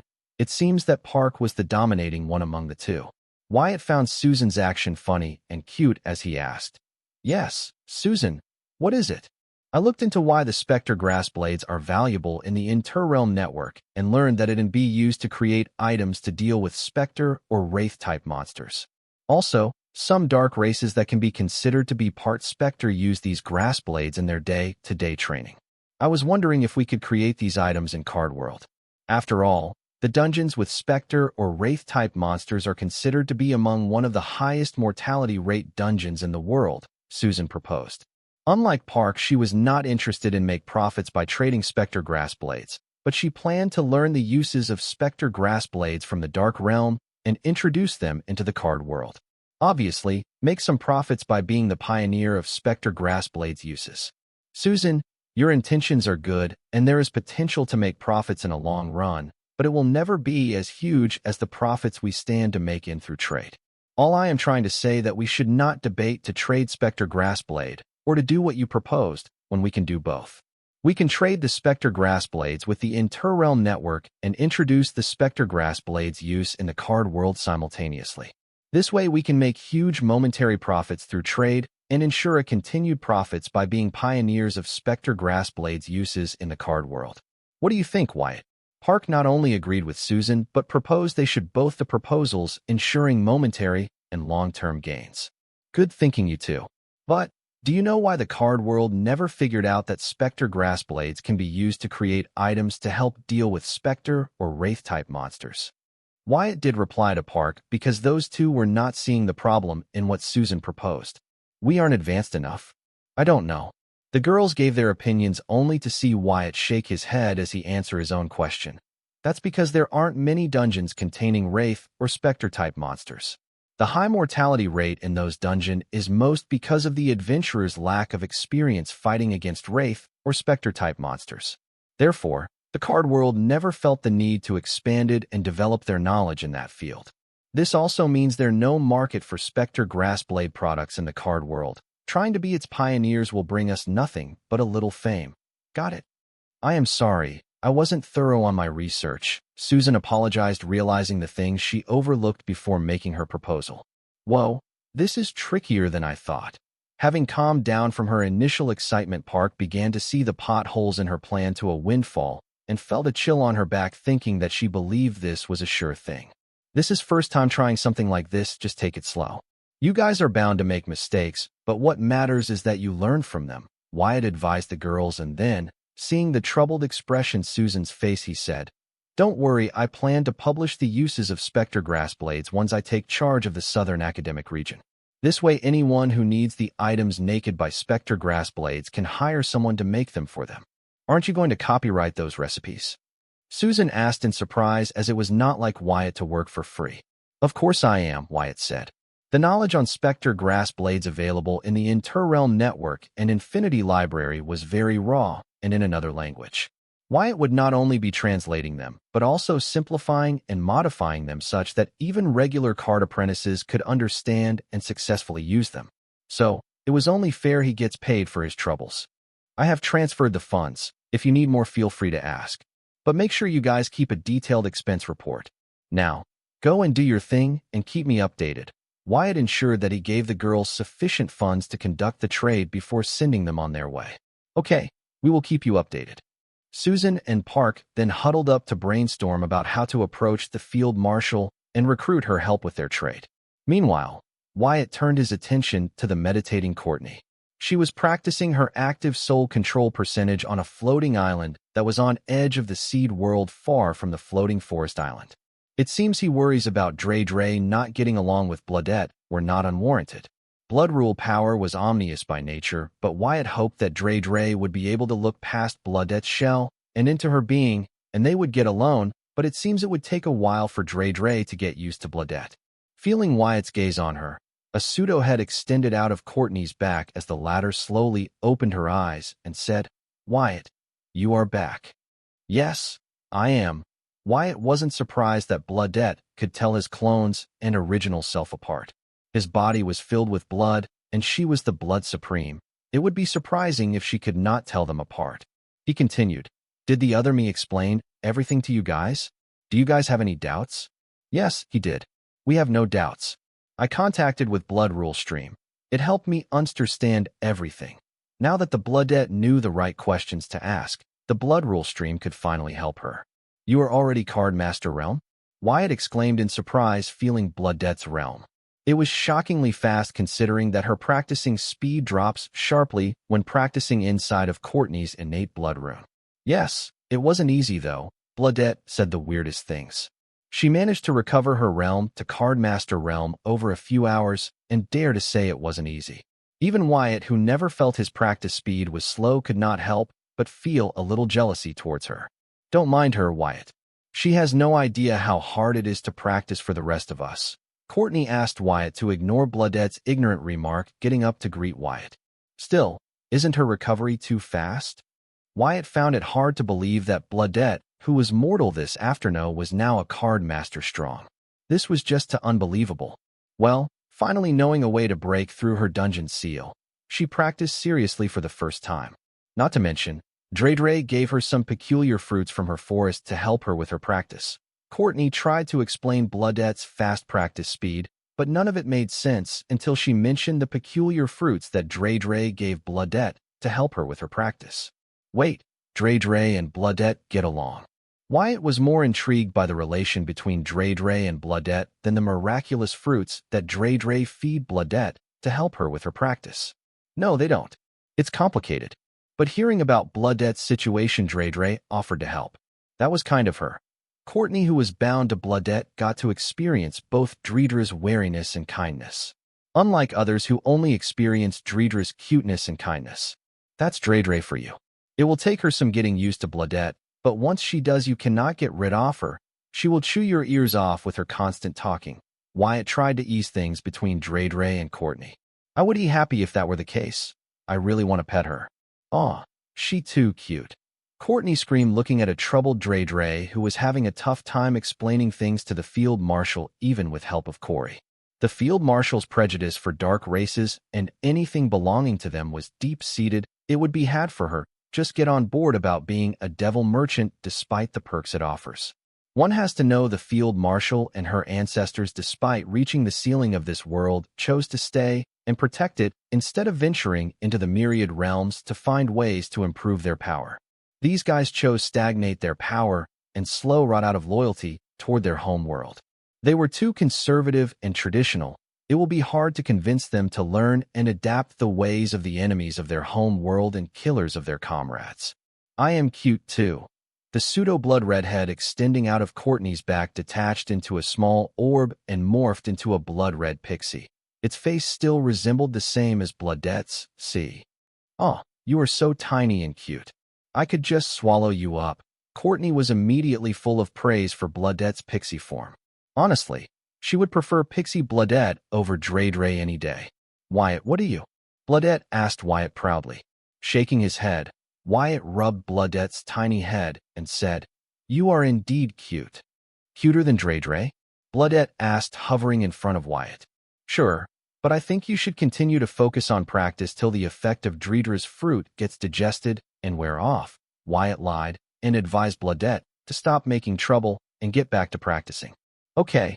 Bloodette was thrilled to hear Wyatt say she was cuter than Dre and immediately agreed to his advice. Leaving the Bloodette and Courtney alone, Wyatt turned to look at troubled Dre in amusement, wondering if would give up trying to get through the thick head of the field marshal, as Corey, who arrived late to assist her with the field marshal, had already given up. Despite her troubled expression, Dre continued to explain and persuade the field marshal without losing her patience. Back on Earth, every grandparents would love to have a patient grandchild like Dre to help them understand and use the modern devices. Apart from Susan, Dre was the most hard-working staff Wyatt had and could not appreciate her enough. Knowing Dre won't quit until Field Marshal's doubts and prejudice about Devil Merchant Code were cleared, Wyatt decided to make use of his time productively. But first, he entered the isolated space where his trophies were collected. In there, he had the stone Voltronian create another floating island. Then, placing the storage card containing the asleep corpse puppet devil, aka Corey Park's corpse, on the stone altar at the center of the floating island, he contacted the Devil Merchant Code to set various SSS rank array formations as a security measure. Since, Corey has yet to decide what to do with the corpse of her past self and hesitant about destroying it because of the spirit it had developed. Wyatt, who had his own plans for it, could decided to keep it safely stored for her until she finally decides what to do with it or leave it to Wyatt. Taking one last look at his trophies, Wyatt moved to another isolated place to finally start healing his soul in peace since there weren't any pressing matters on his agenda. Especially with Dreedra's unborn forest spirit refusing to be born unless it gets to eat the seed world, Wyatt's schedule had nothing pressing for him to push healing his soul any further. Before proceeding, Wyatt decided to make some simulants that would help him with healing his soul and cultivating the new power system he had created based on soul division, using the knowledge from extinct races from the unknown corners of the myriad realms. The dark races had many such soul simulants, but they were all extremely expensive. With Wyatt's current net worth, he could afford a few, but then he would be using a huge chunk of his current accumulated wealth. Usually, Wyatt would not think twice about spending money to help him grow stronger, but this he did as he knew cheaper alternatives for these soul simulants, whichever just as much effective as the expensive soul simulants that the dark races sold. During his research to create a method to nurture souls and a power system based on soul division, Wyatt came across records of various herbs and medicines these extinct races took to help them with their practice. When the dark races used these herbs and medicines, they found they weren't as effective as the soul simulant. However, they had seen the natives use it just as effectively as the soul simulant sold by them. After a few experiments, soon the dark races realized that these herbs and medicines were not as effective on them because the soul techniques practiced by the natives was part of the process. Just taking the herbs without the techniques of the natives to process them, the effect of the herbs would be reduced considerably. Learning this, the dark races that wanted to introduce these herbs and medicines as alternative for the soul stimulants ultimately gave up, as they would not be profitable in the dark realm or the inter-realm network's competitive market. They never considered spreading the techniques of these natives along with these herbs and medicines because they were incomplete, as most of them only make it to middle realms and only a select few reach your higher realms, but none could be used to cultivate to devil realm. Nobody in dark realm would be foolish enough to waste their time on these incomplete techniques when they had better alternatives. As a result, this knowledge has been eating dust in the walls of the Infinity Library for centuries. However, now it was going to see the light of the day thanks to Wyatt. Having used these extinct races' soul tensionokes and methods to derive his own soul-nurturing technique and power system based on soul division, Wyatt believed he would not face the same problem as the dark races while consuming the herbs and medicines used by the extinct races in their practice. Instead, he might even be able to use them more effectively, as all the Hive AI simulations prove that the technique and power system developed by Wyatt was a far superior version of the soul techniques and methods used by these extinct races. Therefore, there was no doubt in Wyatt's mind that consuming the extinct race's herbs and medicines instead of the expensive dark race's soul stimulants would prove more effective and efficient in helping him heal his soul and practice the new power system he created. Not to mention economical. Having made up his mind without any further delay, he procured all the herbs mentioned in the records left by the extinct races. As for the medicine, he would have to make them himself as they weren't any ready-made available for obvious reasons. After procuring the herbs, Wyatt followed the recipe in the records to develop the medicine. The process was very simple. It involved sorting and cleaning the herbs, crushing them, and then ultimately mixing them together in perfect ratio. From their medicine to power system, it can be seen these extinct races were primitive and still in early stages as a civilization. If not for the interference of the dark races, maybe they would have developed into a great and formidable civilizations. Wyatt strongly believed so, because he was able to use the knowledge of these extinct races to develop a complete soul-nurturing technique and a complete power system just based on soul division. He felt, given enough time, these extinct races from the unknown corners of the myriad realms too would have achieved the same. It did not take long for Wyatt to develop enough of each medicine mentioned in the records. Now Wyatt was set to start healing his soul. Sitting in the lotus position, Wyatt opened an elixir bottle he created and swallowed it before closing his eyes to start circulating the soul-nurturing technique he had developed. Under the effect of the exotic elixir and the soul-nurturing technique, The cracks on Wyatt's mutated soul began to heal at a visible rate. The tiny cracks on the mutated soul had already closed and only had little marks left as evidence of their existence. As for the bigger cracks, it was going to take a while. However, at this rate, it would not be long before Wyatt's mutated soul would be completely healed and would not even have marks to show for the incident. By the time the marks left after the tiny cracks on the soul healed were no longer visible, Wyatt had already emptied 3 bottles of the exotic elixir he had developed. These mini elixir weren't necessary, but he was using the medicine to increase the recovery speed considerably to save time. Wyatt wasn't being reckless, his each moves calculated and dictated by the Hive AI simulation trials. They helped him navigate the most efficient way to heal his soul using the technique and external stimulant on his hand. There was no hurry, but if Wyatt could heal his mutated soul faster, then why not? Soon, there were no cracks visible on Wyatt's mutated soul. They had all healed, leaving behind deep marks. With Wyatt's continuous circulation of the soul-nurturing technique and consumption of the exotic elixirs, it did not take long for Wyatt's mutate soul to rid those grotesque marks and look anew. Actually, this method of healing his mutated soul wasn't Wyatt's first choice. Previously, he planned to use the cracks in his mutated soul and the exotic stimulants to mutate his soul, further forcing each crack on his mutated soul to develop into an individual consciousness, just like how he initially mutate his soul. However, after numerous simulations run by Hive AI, he had to accept a damning truth that if he were to continue on that path, then he would deviate very far from the proper power system based on soul division. Once that happens, regardless of what he does, it would be impossible for him to correct his mutated soul and follow the proper power system he developed based on soul division. At the current state of his soul mutation, things were still salvageable, but if he were to force his soul to mutate further using his barbaric means, it would turn into an abomination and who start to affect his psyche of his main consciousness, meaning he could turn into retard or worse, an unstable psychopath.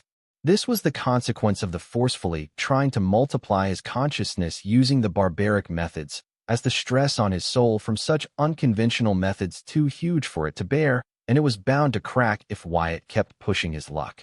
Wyatt had the Hive AI simulate various methods he thought of to decrease the stress on his soul, as further multiplied his soul's consciousness, but in end he was unable to think of anything that would give a good success rate. All of the solutions Wyatt could think of proved to have huge risks compared to moderate rewards he gained from further mutation of his soul. Even using treacherous pixie dust to reduce the stress on his soul as he tried to multiple his soul consciousnesses using the barbaric method proved to have very dangerous outcome. His soul exploded. Forget him losing his sanity. He suffered an instant death in this simulation, proving that though pixie dust was powerful and answer to most of his problems, it wasn't something he could consume carelessly. This gave Wyatt hardcore reality check. He need to come to the final conclusion. So, ultimately, he could only conclude that this was the end of the road, and pushing his luck any further might cost him dearly. Therefore, instead of trying to use the cracks on his soul to increase the mutation of soul and multiple his consciousnesses further, he stuck to simply healing his soul and resorting to the conventional methods such as the soul division-based power system he developed. Not only was this power system safe, but it was perfect as the current power systems practiced by the card apprentices and the dark races. Though using it, Wyatt would not be able to achieve the grandness that he had in his mind, but it guaranteed a part of that grandness without losing his sanity. This was good enough compared to him losing his sanity and killing those he cared for. Now that his mutated soul was healed, before Wyatt could cultivate the soul division-based power system, he had to use his knowledge of the soul division to fix the mutation his soul had underwent, causing it to turn from a normal orb-shaped soul to a bumpy orb-shaped soul. Before Wyatt had studied the records of the extinct races from the Infinity Library, he did not think of much of his bumpy soul, as he had witnessed the same bumpy soul in the twin-head Orge, Cerberus, Chimeras, Hydra, etc. Therefore, he felt the bumps on his soul after it mutated was normal. However, according to the records of the extinct races, it wasn't. According to them, these bumps on the soul were the signs of incomplete mutation, and it would add a lot of stress to one's soul, making them were unstable, as further stress would easily cause them to lose their identity and drown in insanity. making these creatures a ticking time bomb ready to explode anytime. Wyatt was glad that he did not rush to heal his soul and waited to develop a proper soul nourishment technique before attempting to heal his soul, thanks to which he learned about the hidden dangers of his induced mutation into his soul. Taking examples from the nature and monsters around him, Wyatt believed the bumpy, mutated soul was perfect and stable, but the extinct races who had done a lot more research on soul mutation than him that spoke about a more stable version of a mutated soul, informing him that his current mutated soul was incomplete and unstable. Learning this, Wyatt thanked the card world's baptism for saving his ass. He believed the only reason his soul was able to remain stable after all the stress, wear, and tear he put it through was because of the card world's blessing to its card apprentices. Otherwise, his soul might have collapsed long ago. There were signs of this. Wyatt should have seen the shortcoming of the mutated soul, but he had his reason to overlook them. The obvious sign was that when the twin-head ogre, Cerberus, chimeras, hydra, etc. break through to higher level, their soul mutation doesn't strength with their physique, showing that their soul mutation was incomplete and unstable as complete, and stable mutation would strength as the creature strengthens, similar to how the physique and traits of creature strengths with their realm. The reason Wyatt missed such an obvious sign was because he believed the monster's power system only focused on strengthening their physical body and not their soul. Hence, their mutated soul did not further mutate with the increase in their realm. That's true, but a proper mutation like any physique or trait would grow stronger with creature's realm. Only a rejected mutation would not grow stronger with one's realm. That was to say, if the soul mutation of the twin-head Orge, Cerberus, chimeras, hydra were all accepted by their body, then these mutation would grow stronger and develop with their bodies. However, they did not, showing that their mutation was incomplete and unstable, as such were rejected by their bodies. The Orge clan was perfect example of this, where the twin-headed Orgs were a rare mutation. Only one such case was born every 2 or their generation of a tribe, showing that it's more of an oddity than evolution. If it were a prominent mutation, their body would have passed on to their progeny, helping their tribe evolve as a whole over a few generations. It's akin to humans have 6 fingers in a hand or 6 toes in a foot. It was an oddity, an unnecessary mutation, which would mostly likely not be passed to future generation. However, such oddities would appear once in a while.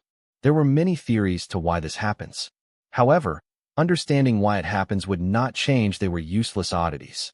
Anyhow, now that Wyatt knew his method were very risky and not worth the reward, he no longer to forcefully induce mutation in his soul by dividing it to multiple the number of his consciousness. Right now, though his soul was healed, it was not completely fixed. The damage done to it by curse incarnation form was healed, but the damage done to it by inducing mutation by forced division was yet to be healed. The only way to heal the trauma to his soul because of mutation was to undo the mutation or find a way to complete the mutation, making it stable for him to start practicing the power system he developed based on soul division.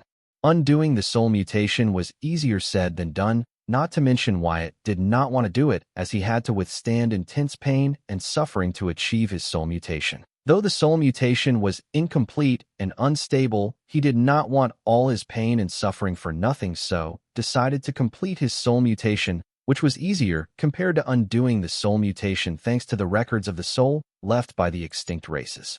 The extinct races had only theorized this and never put it into practice because the resource required were astronomical for these races. Considering their primitive civilization, they did not have means to gather the astronomical amount of resources. It would take them another few generations to develop to point where gathering all these resources would no longer be dreamed for them, but before that would happen, the dark races found them. However, Wyatt did not have such a problem. He had gathered the required herbs and prepared enough medicine just for this moment. Circulating the soul nourishment technique, he began to swallow the medicines. Refining the medicines, he began to use the power from them to nourish his incomplete mutated soul, which was only stable because of the card world's baptism. With the card world's baptism holding his soul together like a band-aid, stopping it from collapsing, it was easier for Wyatt to just focus on using the power from the refined medicine to nourish his soul. The way he planned to make his soul mutation complete and stable was by assisting it to stabilize itself. His soul knew what's best for it. All Wyatt had to do was enable it with the soul-nourishing technique and the soul-stimulant medicines. The extinct races believed that a being's soul knew grow only it lacked the necessary power and support to grow. Therefore, it remained stagnate, sustaining its initial form to continue its living. Hence, they theorized that supplementing one's soul with enough power and supporting with a proper care would allow the soul to grow further, assuming its strengthened form. Here, Wyatt also planned to do the same. He planned to give the power and support it needed, hoping that it will not only able to complete its mutation and stabilize, but grow into the stronger form mentioned in the extinct races' records. There was reason why Wyatt believed there was a higher form of soul as mentioned in the extinct races records, because all of these races reached this conclusion in pursuit of completing their soul techniques and power system to achieve the absolute peak strength in the myriad realms. Now, what were the chances of all these races reaching the same conclusion? Two possibilities came to Wyatt's mind. The first possibility was that they were all right about it, and the second possibility was that they all made the same mistake in their research. As a result, they all ended up with a wrong conclusion. Wyatt, who had access to all their records, after a serious scrutiny concluded that the first possibility was likely. They all took different route, however they all arrived at the same ending, showing that all routes at the same point, meaning their conclusion was universal. That was to say, this higher version of soul they spoke of in their records wasn't just limited to their race's soul, but to soul of any being in the myriad realms. This meant that even a card apprentice soul could achieve a higher version of itself with enough power and support. Therefore, Wyatt planned to aid his soul to complete its mutation by itself and achieve the higher version of itself wasn't that far-fetched. The question was if his preparation were enough to supplement and support his soul.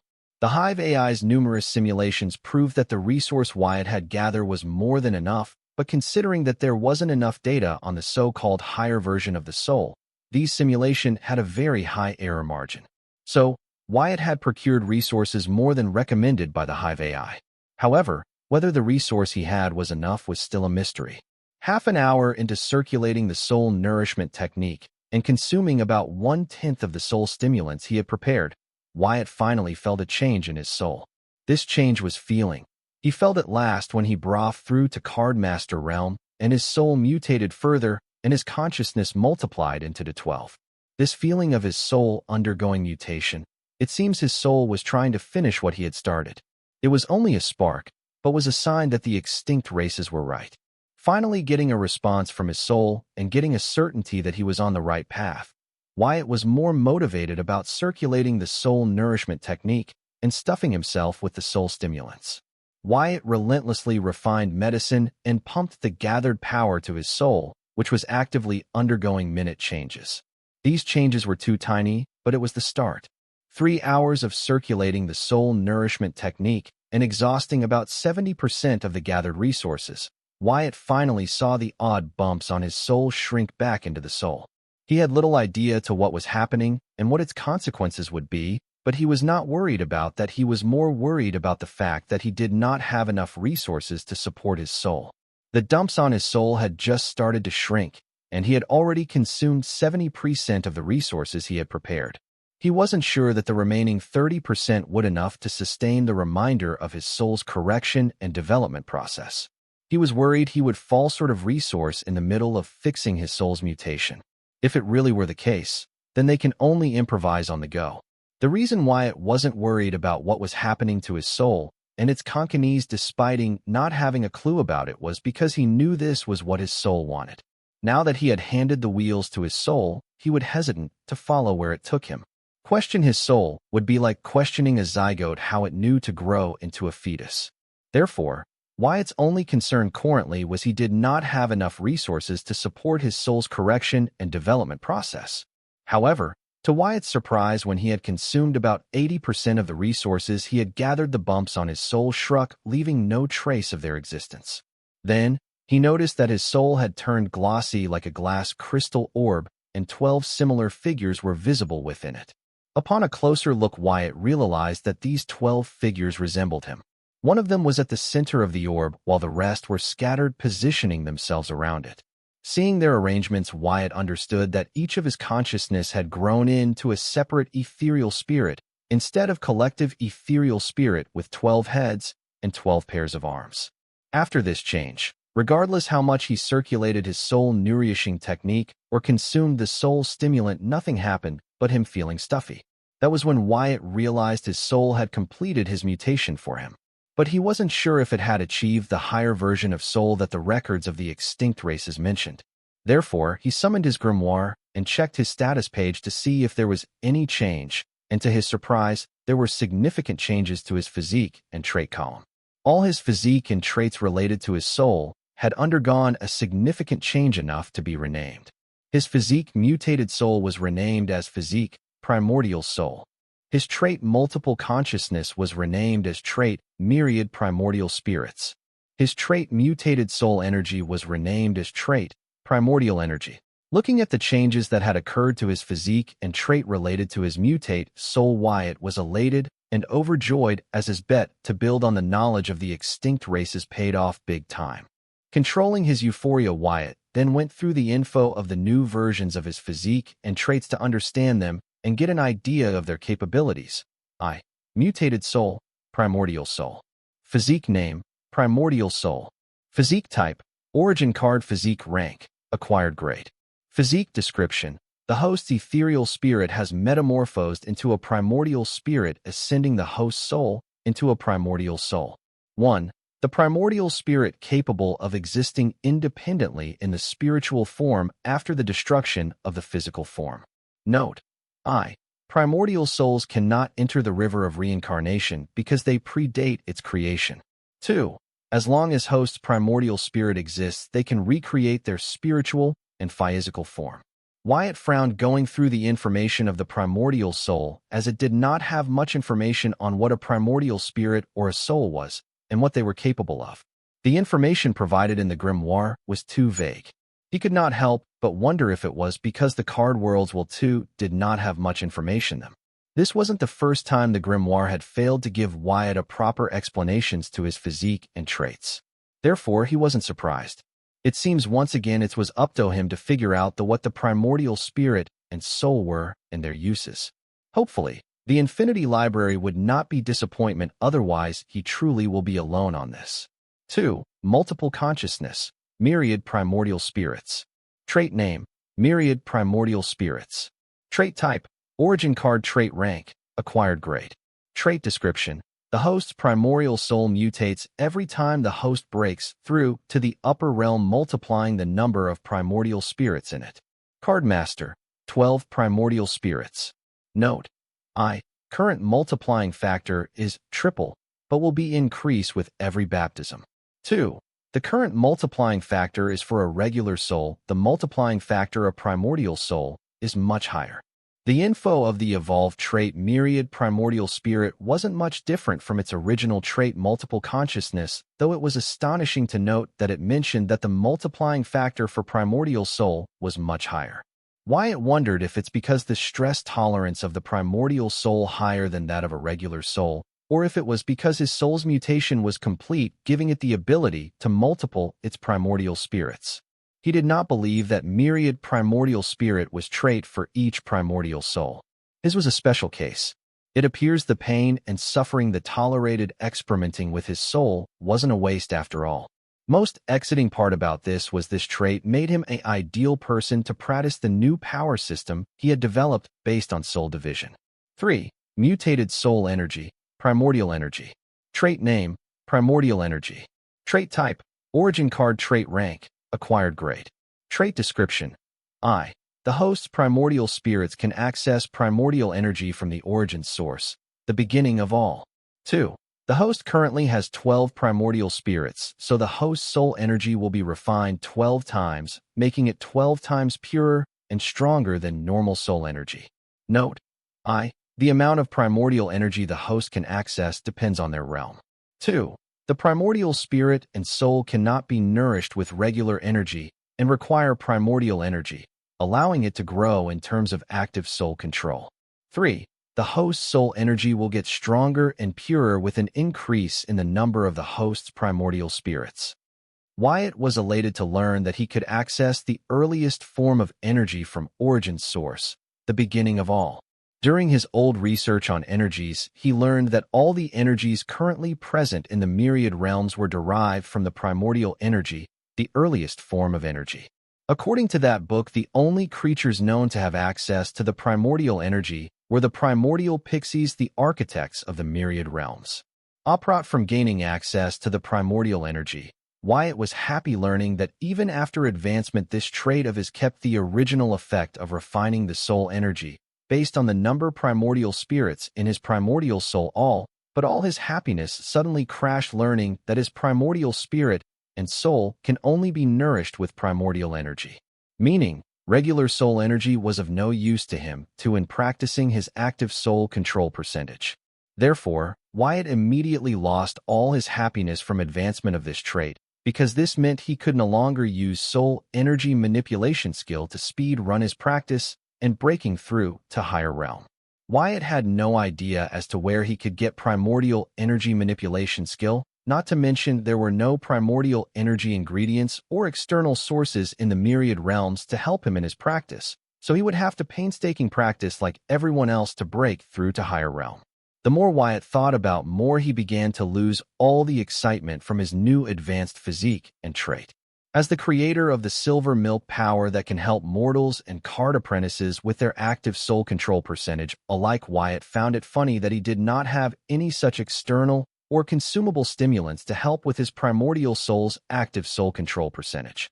Wyatt's excitement would not have dampened with this revelation had he known what a primordial soul was and what its use were, such that he would know what he gained from the sacrifice he was forced to make with the advancement of his soul, physique, and traits.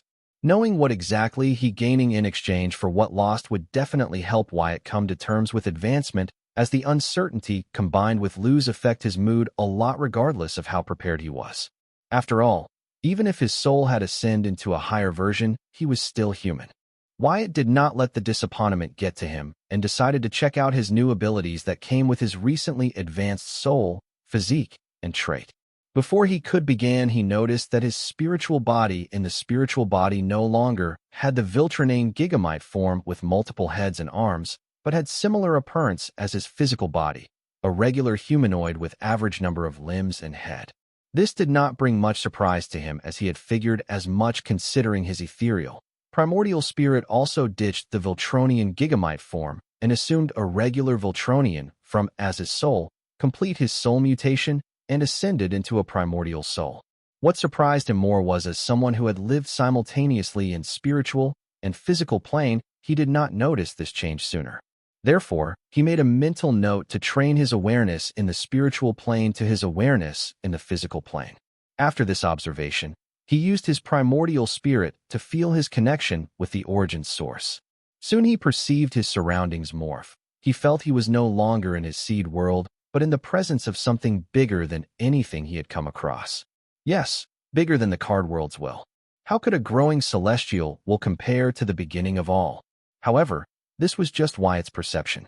His surroundings hadn't actually changed, nor was he summoned into the origin source. Wyatt felt this was mostly because his current realm was not high enough for him to enter the origin source or summon the origin source to him. He believed as such because he had seen the ruler class beings locate and enter the rule source. Whether he was wrong to assume as such, or not, only time would tell. Learning his connection to the origin source, though limit was stable, he commanded his primordial spirit to access the primordial energy from the origin source and gather it in his body, nourishing it and his primordial soul. Soon, when he finally summoned the first wisp of the primordial energy from the origin source and gather it in his body, Wyatt felt his body undergo a series of changes. Especially his mutated ego gem, the Calamity Soul Gem. Wyatt did not let his curiosity get the better of him and focused on summoning more primordial energy and gathering it in his body to supplement the changes his body and ego gem were undergoing. His body swallowed the primordial energy like it was a dry land that had seen rain after a long drought. However, with his Cardmaster realm, he could not summon much primordial energy, but when he mobilized all 12 of his primordial spirits to do the same, it made a lot of difference. Wyatt was happy that he was able to keep up the supply with the demand. However, This victory was only short-lived, as soon it wasn't just his physical body and ego gem that demanded primordial energy, but his spiritual body, origin card, primordial soul, etc. They all demanded primordial energy to maintain the equilibrium. Therefore, Wyatt had no choice but to divide the supply of primordial energy among all as per the requirement to maintain the equilibrium in his system. As a result, his supply of primordial energy failed to meet the demand of his system. Wyatt did not give up. He wrecked his brain trying to think of a way to meet the demand of primordial energy. It wasn't new that a card apprentice's body systems demanded soul energy. In Wyatt's case, it was primordial energy. Card apprentices took months or years to slowly meet these demands of their bodily system and make progress in their realm. Same was true in the case of Wyatt. He could take months or years to slowly meet the demands of his body's various systems, slowly but surely help them advance and make progress in his realm. However, Wyatt, who was used to abusing his abundant soul jade supply and soul energy manipulation skill to help in his practice, wanted to do the same with primordial energy, as he believed that he stood to gain more the sooner he helped his bodily systems to advance, and that the longer he waited the more benefits he would lose or the advancement would be stunted because of not giving the sufficient energy to his systems in time. The 12 primordial spirits in Wyatt's primordial soul worked nonstop. Together, they provided him with 12 times the primordial energy his realm could gather.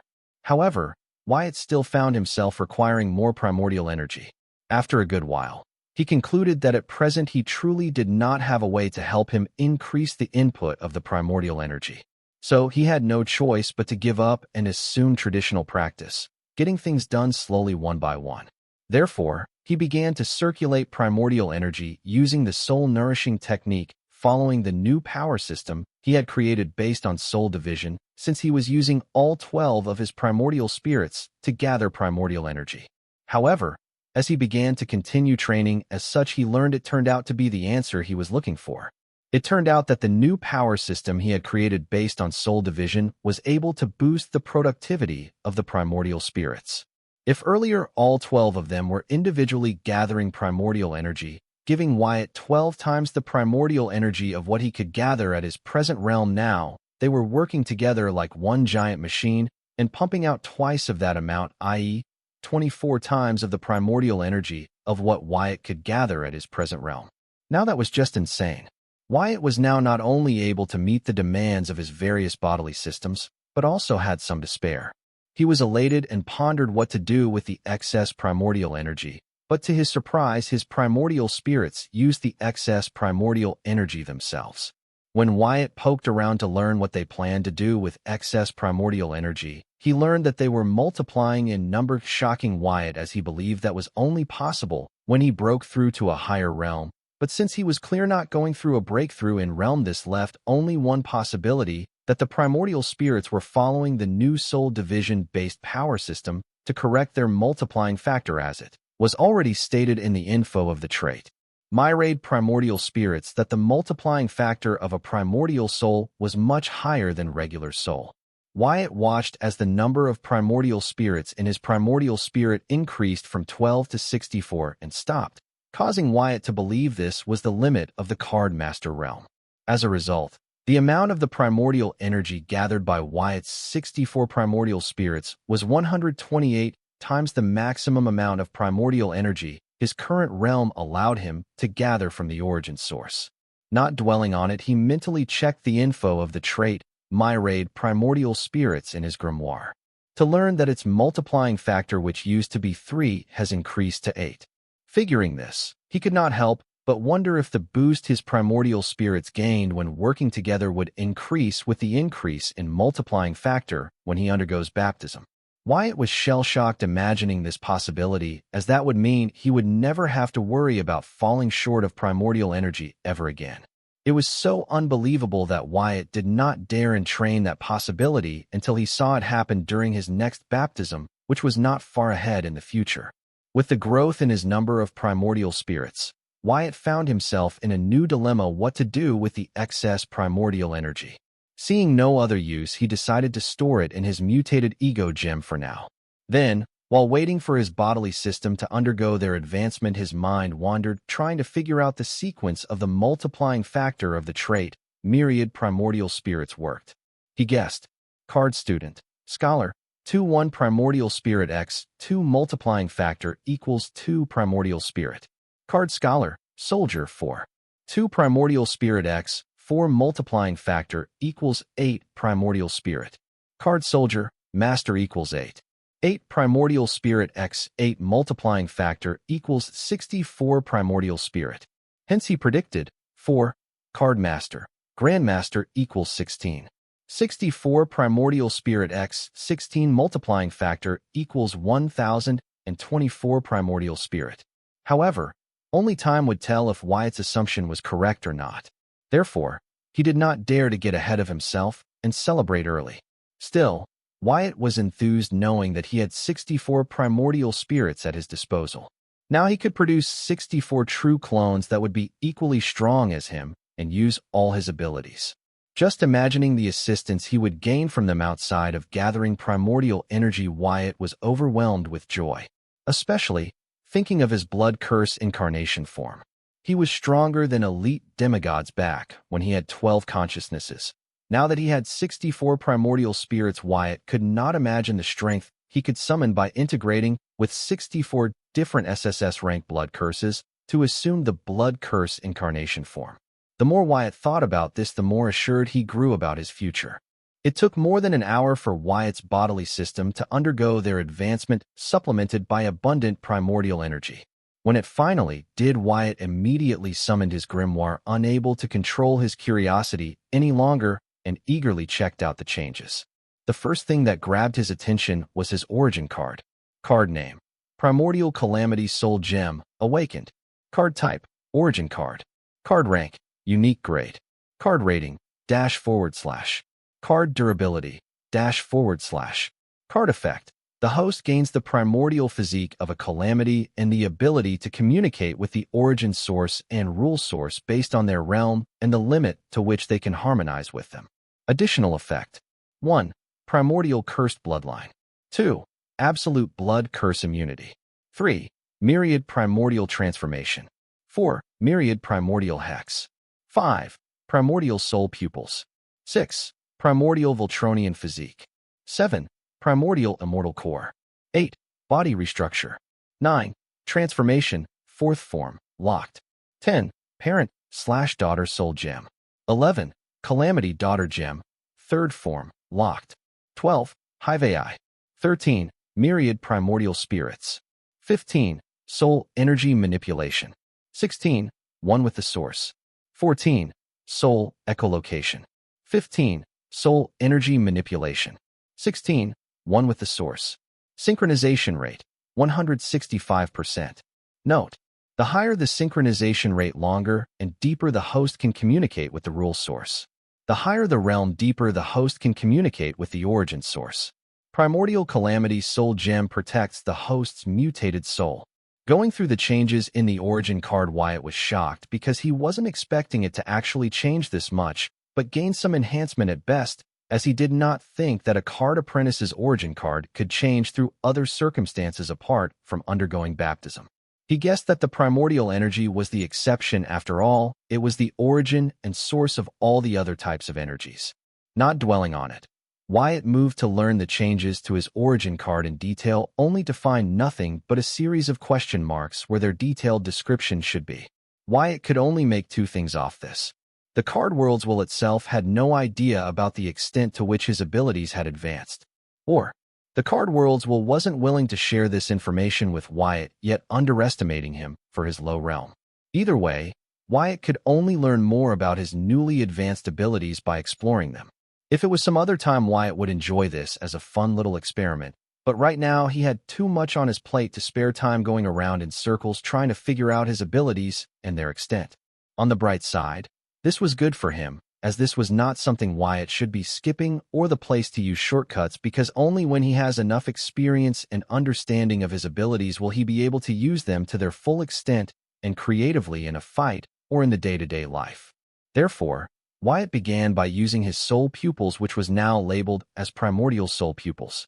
When he looked at the void of the seed world with his advanced soul pupils, Wyatt found that his sight was more profounder than before and no mysteries could hide from. He could see the architecture of the seed world's inner void without even having to strain his eyes and mind. It just revealed itself too. The most surprising part about this was that Wyatt was beginning to see the minute flaws that he had missed in his initial development of the seed world, which stuck out like a sore thumb in his mind as he pursued perfection in his creation. What was rather pleasing about it was that the flaws were so clear to him that the answer to slow them came to him without even him having to stress about it. With this realization, Wyatt used his primordial soul pupils on himself, on his body. He explored its ins and outs by using his primordial soul pupils with his inner sight. By doing this, he was able to find the flaws in his physical body, which underwent tremendous change, being tempered by primordial energy, and with his Voltronian physique upgrading to primordial Voltronian physique. Since he knew the flaws of his physical body in detail, it wasn't hard for Wyatt to come up with ways to remove these flaws and make his physique more robust than it was. Using the body restructuring skill of his origin card, Wyatt began to reconstruct his physical body on the spot to rectify all the flaws of his physical body to max possible, making it stronger and sturdier than before. In the process, Wyatt was able to check the extent to which his body changed and developed with his Voltronian physique upgrading to the primordial Voltronian physique. His physical strength was a lot stronger and sturdier than before, there was no doubt of that. He could feel that his physical prowess might have increased by 100-fold, enough for him to defend and fight against the upper realm card apprentice with his physical prowess alone, which was unimaginable for any other card apprentice, even the ones with strong bloodlines like the Southern royal family's unparalleled bloodline, for example. Done with rectifying the flaws of his physical body, Wyatt spent a few seconds admiring his physical beauty, especially his abs and muscular outlining. He's sure his future partners would not have any complaint about his physical body, as it was damn near perfect it could get in the Cardmaster realm. Then, he used his primordial soul pupils to check his spiritual body in the spiritual plane to repeat the same he did with his physical body in the physical plane. Find its flaws, rectify them to extent of his powers allowed him to, and turn it into a body closet to perfection in his present realm. The body restructuring was proving to very handy than Wyatt could have ever imagined. Rectifying the flaws of his spiritual and physical bodies to the best of what his realm allowed him, Wyatt felt his awareness in both planes suddenly grow stronger, causing him to feel like the most powerful being in the myriad realms. However, before he could lose his sanity to his newfound abilities, he controlled his heart and mind in time and patiently endured the rampant waves of his turbulent emotions as the hype of the sudden power he gained slowly wore off. Regaining control of his mind and heart, Wyatt was astonished to find how he was able to monitor both planes simultaneously. When in the physical plane, he could feel the surroundings of the spiritual plane without even trying. The best part about it was both his body senses did not get tangled up, but they could easily differentiate between the two planes. Earlier, he would not have dreamed of achieving the same. He could have had to switch his awareness between the two bodies to monitor the planes, but now he could do it naturally. Handling the immediate problem, Wyatt then realized what it meant to be one with the source. He felt the presence of the source where it all began. Though with his connection to it, he could not sense the center of it. He could feel the primordial energy, branching out into various energies, forming the rule source, etc.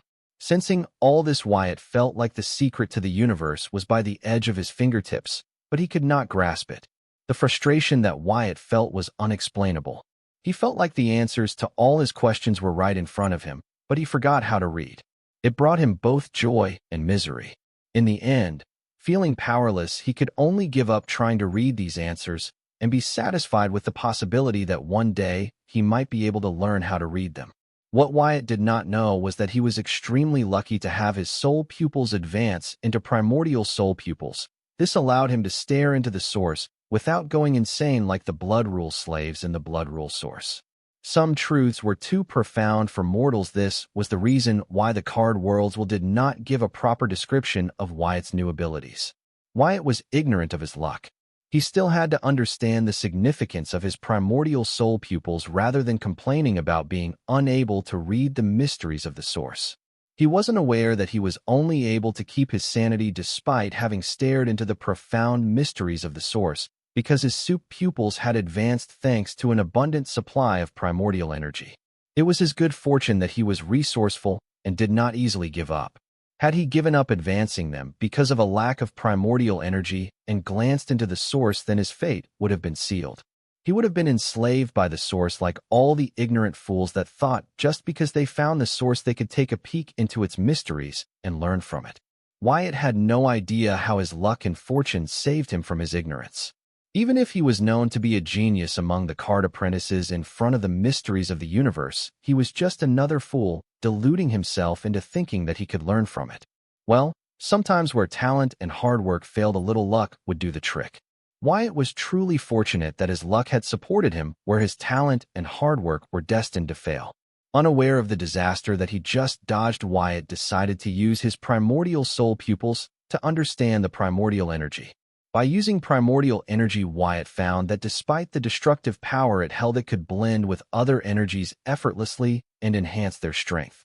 Similarly, it would swallow all the energies directed at him and grow stronger. Any power when against the primordial energy failed to do any harm. However, this discovery did not enthuse Wyatt, as he found that he could not control the primordial energy. At most, he could gather it from the source in his body or ego gem and release it. Similar to the case of low-level card apprentice and soul energy. They could only gather the soul energy in them and tempered their soul with it to practice active soul control. However, using soul energy for anything else was impossible unless they made use of cards. Wyatt, who enjoyed the perks of having the soul energy manipulation ability, was now a layman in terms of primordial energy. What pained him even more was that there weren't any cards that used primordial energy except for his origin card. Otherwise, he would not even be able to actively use the primordial energy with soul energy manipulation to enhance his soul energy. He had access to the strongest source of energy in the myriad realms, but he lacked the methods to make use of it. Now his only hope was to increase his realm such that soon he would be strong enough to manipulate the primordial energy, like how the high realm card apprentices were able to manipulate the soul energy. As for creating cards that used primordial energy, Wyatt had no such dreams, as he did not believe he would be able to find any other being that could access primordial energy in the myriad realms, even if he searched every corner of it with a magnifying glass. Wyatt thought so because if their beings not only had access to primordial energy, but also knew how to use it, its existence would be legendary among the myriad races, and dark races of all beings would be aware of its existence, or at least have famous lores of such being. But seeing how he hadn't heard of any mentions of such a being, Wyatt leaned toward the possibility that these beings might have achieved transcendence and were no longer among them. He wanted this to be true because if the beings that could access and use primordial energy weren't able to achieve transcendence, then none of them would have any hope for transcendence. Putting aside his worries, Wyatt summoned a handful of primordial energy around his fist, and he immediately found the primordial energy dispersed into his surroundings. The moment the primordial energy was out of Wyatt's body, it would immediately disperse into the surroundings. Regardless of what Wyatt tried, once the primordial energy was out of his body, it was as if they were strangers. He could only summon more primordial energy from the source and keep experimenting to figure out to what extent he could use it. So far, he was only able to use the primordial energy with the soul energy manipulation ability of his primordial calamity soul gem to enhance his soul energy or rule power, but other than that he found that he seriously lacked command over the primordial energy he painstakingly summoned from the source. This was concerning, as Wyatt could not directly use the primordial energy's destructive power to attack his enemies or defend himself.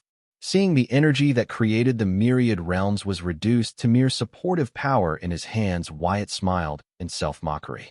However, this increased his conviction to increase his control over the primordial energy or create cards that could help him use primordial energy. Wyatt sighed, thinking that if only he could read the mysteries of the source, then he would not have to struggle to try to manipulate the primordial energy or create cards that could use primordial energy. So, he wondered if he should give trying to read the mysteries of the source a second try. Proving ignorance is one's brave. If he knew the dangers of peeking into the source, let alone directly staring into it, Wyatt would slap himself silly for being so ignorant. However, with a serious gap of knowledge in the myriad realms, Wyatt might never have figured out that if not for his soul pupils upgrading into primordial soul pupils, he would have lost his sanity to the mysteries of the source and be enslaved by them the moment he gazed into the source. Soon, Wyatt shook his head hard, deciding to stop focusing on what he was missing and focus on what he had gained.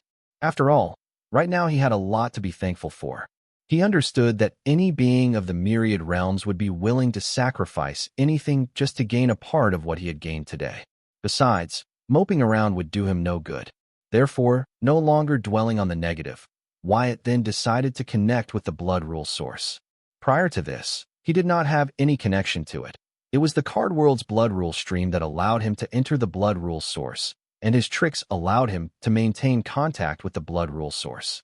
Back then, he did not dare to try and comprehend blood rule in the blood rule source for the fear of turning into one of the mindless blood rule slaves that roamed the blood rule source. But now things were different. He was one with the source, and he had the qualification to comprehend the blood rule directly from the blood rule source. Here's the mistake that Wyatt made. He misunderstood being one with the source as having the qualification to comprehend from the mysteries of the source. This was why he dared to ignorantly stare into the origin source, and now dare to comprehend blood rule directly from the blood rule source. In a way, without a proper description of his newfound skills to help understand their do's and don'ts, one could say this was an honest mistake on Wyatt's part. How was Wyatt supposed to know that just because he was allowed to gather energy from the source did not mean he shouldn't be pushing his luck by trying to comprehend the mysteries beyond the grasp of mortals? However, fortunately for Wyatt this time, he did not foolishly try to continue his blood rule comprehension directly through the blood rule source. Instead, he decided to first contact the card world's blood rule stream, tell it the good news, and negotiate the price for it to help find the blood rule meaning he wanted to comprehend instead of blindly choosing one. When he had a stronger helper like the card world's blood rule stream, Wyatt did not believe he should rely on his luck and his half-baked theory to choose his third blood rule meaning to comprehend. He would rather talk to the blood rule stream, weigh his options, and choose the best blood rule meaning for him. However, for that, he would have to leave the seed world as the card world's will, and its rules could not reach this place. Inside the seed world, Wyatt could comprehend rules in here, but seeking guidance from the card world and rule streams would be hard. If their influence could reach the seed world's void, then treacherous, unborn forest spirit would not be safe in the seed world. The card world's will would have eaten it by now and turned it into a true forest spirit, as Dre believed it to be. Though that would solve the problem of the fake forest spirit abusing Dredra's affection for it, then she would have to look out for the card world's while acting out for her attention and affection. Thinking of this, Wyatt wondered if he dodged a bullet summoning Dre in the dungeon seal and not out in the card world. He still cannot fathom what Librarian Jr. was thinking when he gave him Dre. Now that mystery was for another day. Wyatt just hoped he would be prepared the day Librarian Jr. called on him to cash in on his favor. Wyatt had a half mind to use primordial energy to increase his primordial soul's active soul control percentage instead of heading out of the seed world to talk to the blood rule stream, but didn't, knowing that breaking into the higher realm without unlocking the fourth form of his primordial calamity soul gem would be a waste of one of his baptism opportunity. Therefore, as much as he hated his low realm decreasing the possibilities of things he could do, he had to endure it to lay the most potent foundation he could. Knowing he could not go further without completing all the preparations to unlock the fourth form of his primordial calamity soul gem, Wyatt got up to head out of the seed world and continue his blood rule comprehension, as he believed if he chose right his third blood rule meaning could satisfy one of the conditions for unlocking the next form of his primordial calamity soul gem.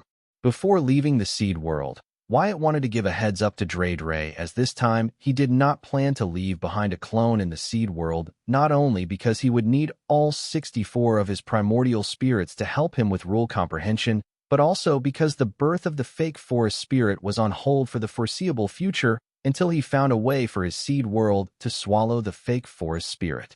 It was a good thing that the unborn celestial was greedy, giving Wyatt enough time to conspire against it. Before walking out of his isolated floating island, Wyatt made sure to hide the changes in him by using myriad primordial transformation. Only when he was sure even Dre would not be able to notice the change and growth in him did he leave the isolation, only to hear Dredra's less than polite voice at the limit of its patience asking, "Do you want to become a devil merchant or not?" "No, I would die rather than become one of them. However, I want to access their perks. How can I do that?" The field marshal politely asked for a way around, continuing to stick to her beliefs and remaining patient despite Dre showing signs of losing hers. She tried to bargain with Dre when this wasn't a negotiation but a straightforward yes or no question. Sensing Wyatt leaving isolation, Dre hurried over to his side, crying, "Wyatt, you did good, Dre. Let me handle her now." Wyatt knew talking field marshal into becoming a devil merchant was going to be challenging, therefore, he purposefully arranged for the most patient person he knew to introduce devil merchant code to field marshal. He never expected the polite Dre to get through to field marshal's thick head. Dre nodded and rested in Wyatt's hair, finding him more fragrant than before. She could not help but roll and wrap herself in his silky and fragrant hair. All her stress from trying to persuade the field marshal vanished as she blissfully nestled in his hair. Seeing her carefreely play around in Wyatt's hair, even the field marshal felt a little relaxed and also a little envious that the cutie wasn't playing with her hair. "Wyatt, are you going to force me into becoming a devil merchant?" the field marshal asked, seeing him take over for Dre.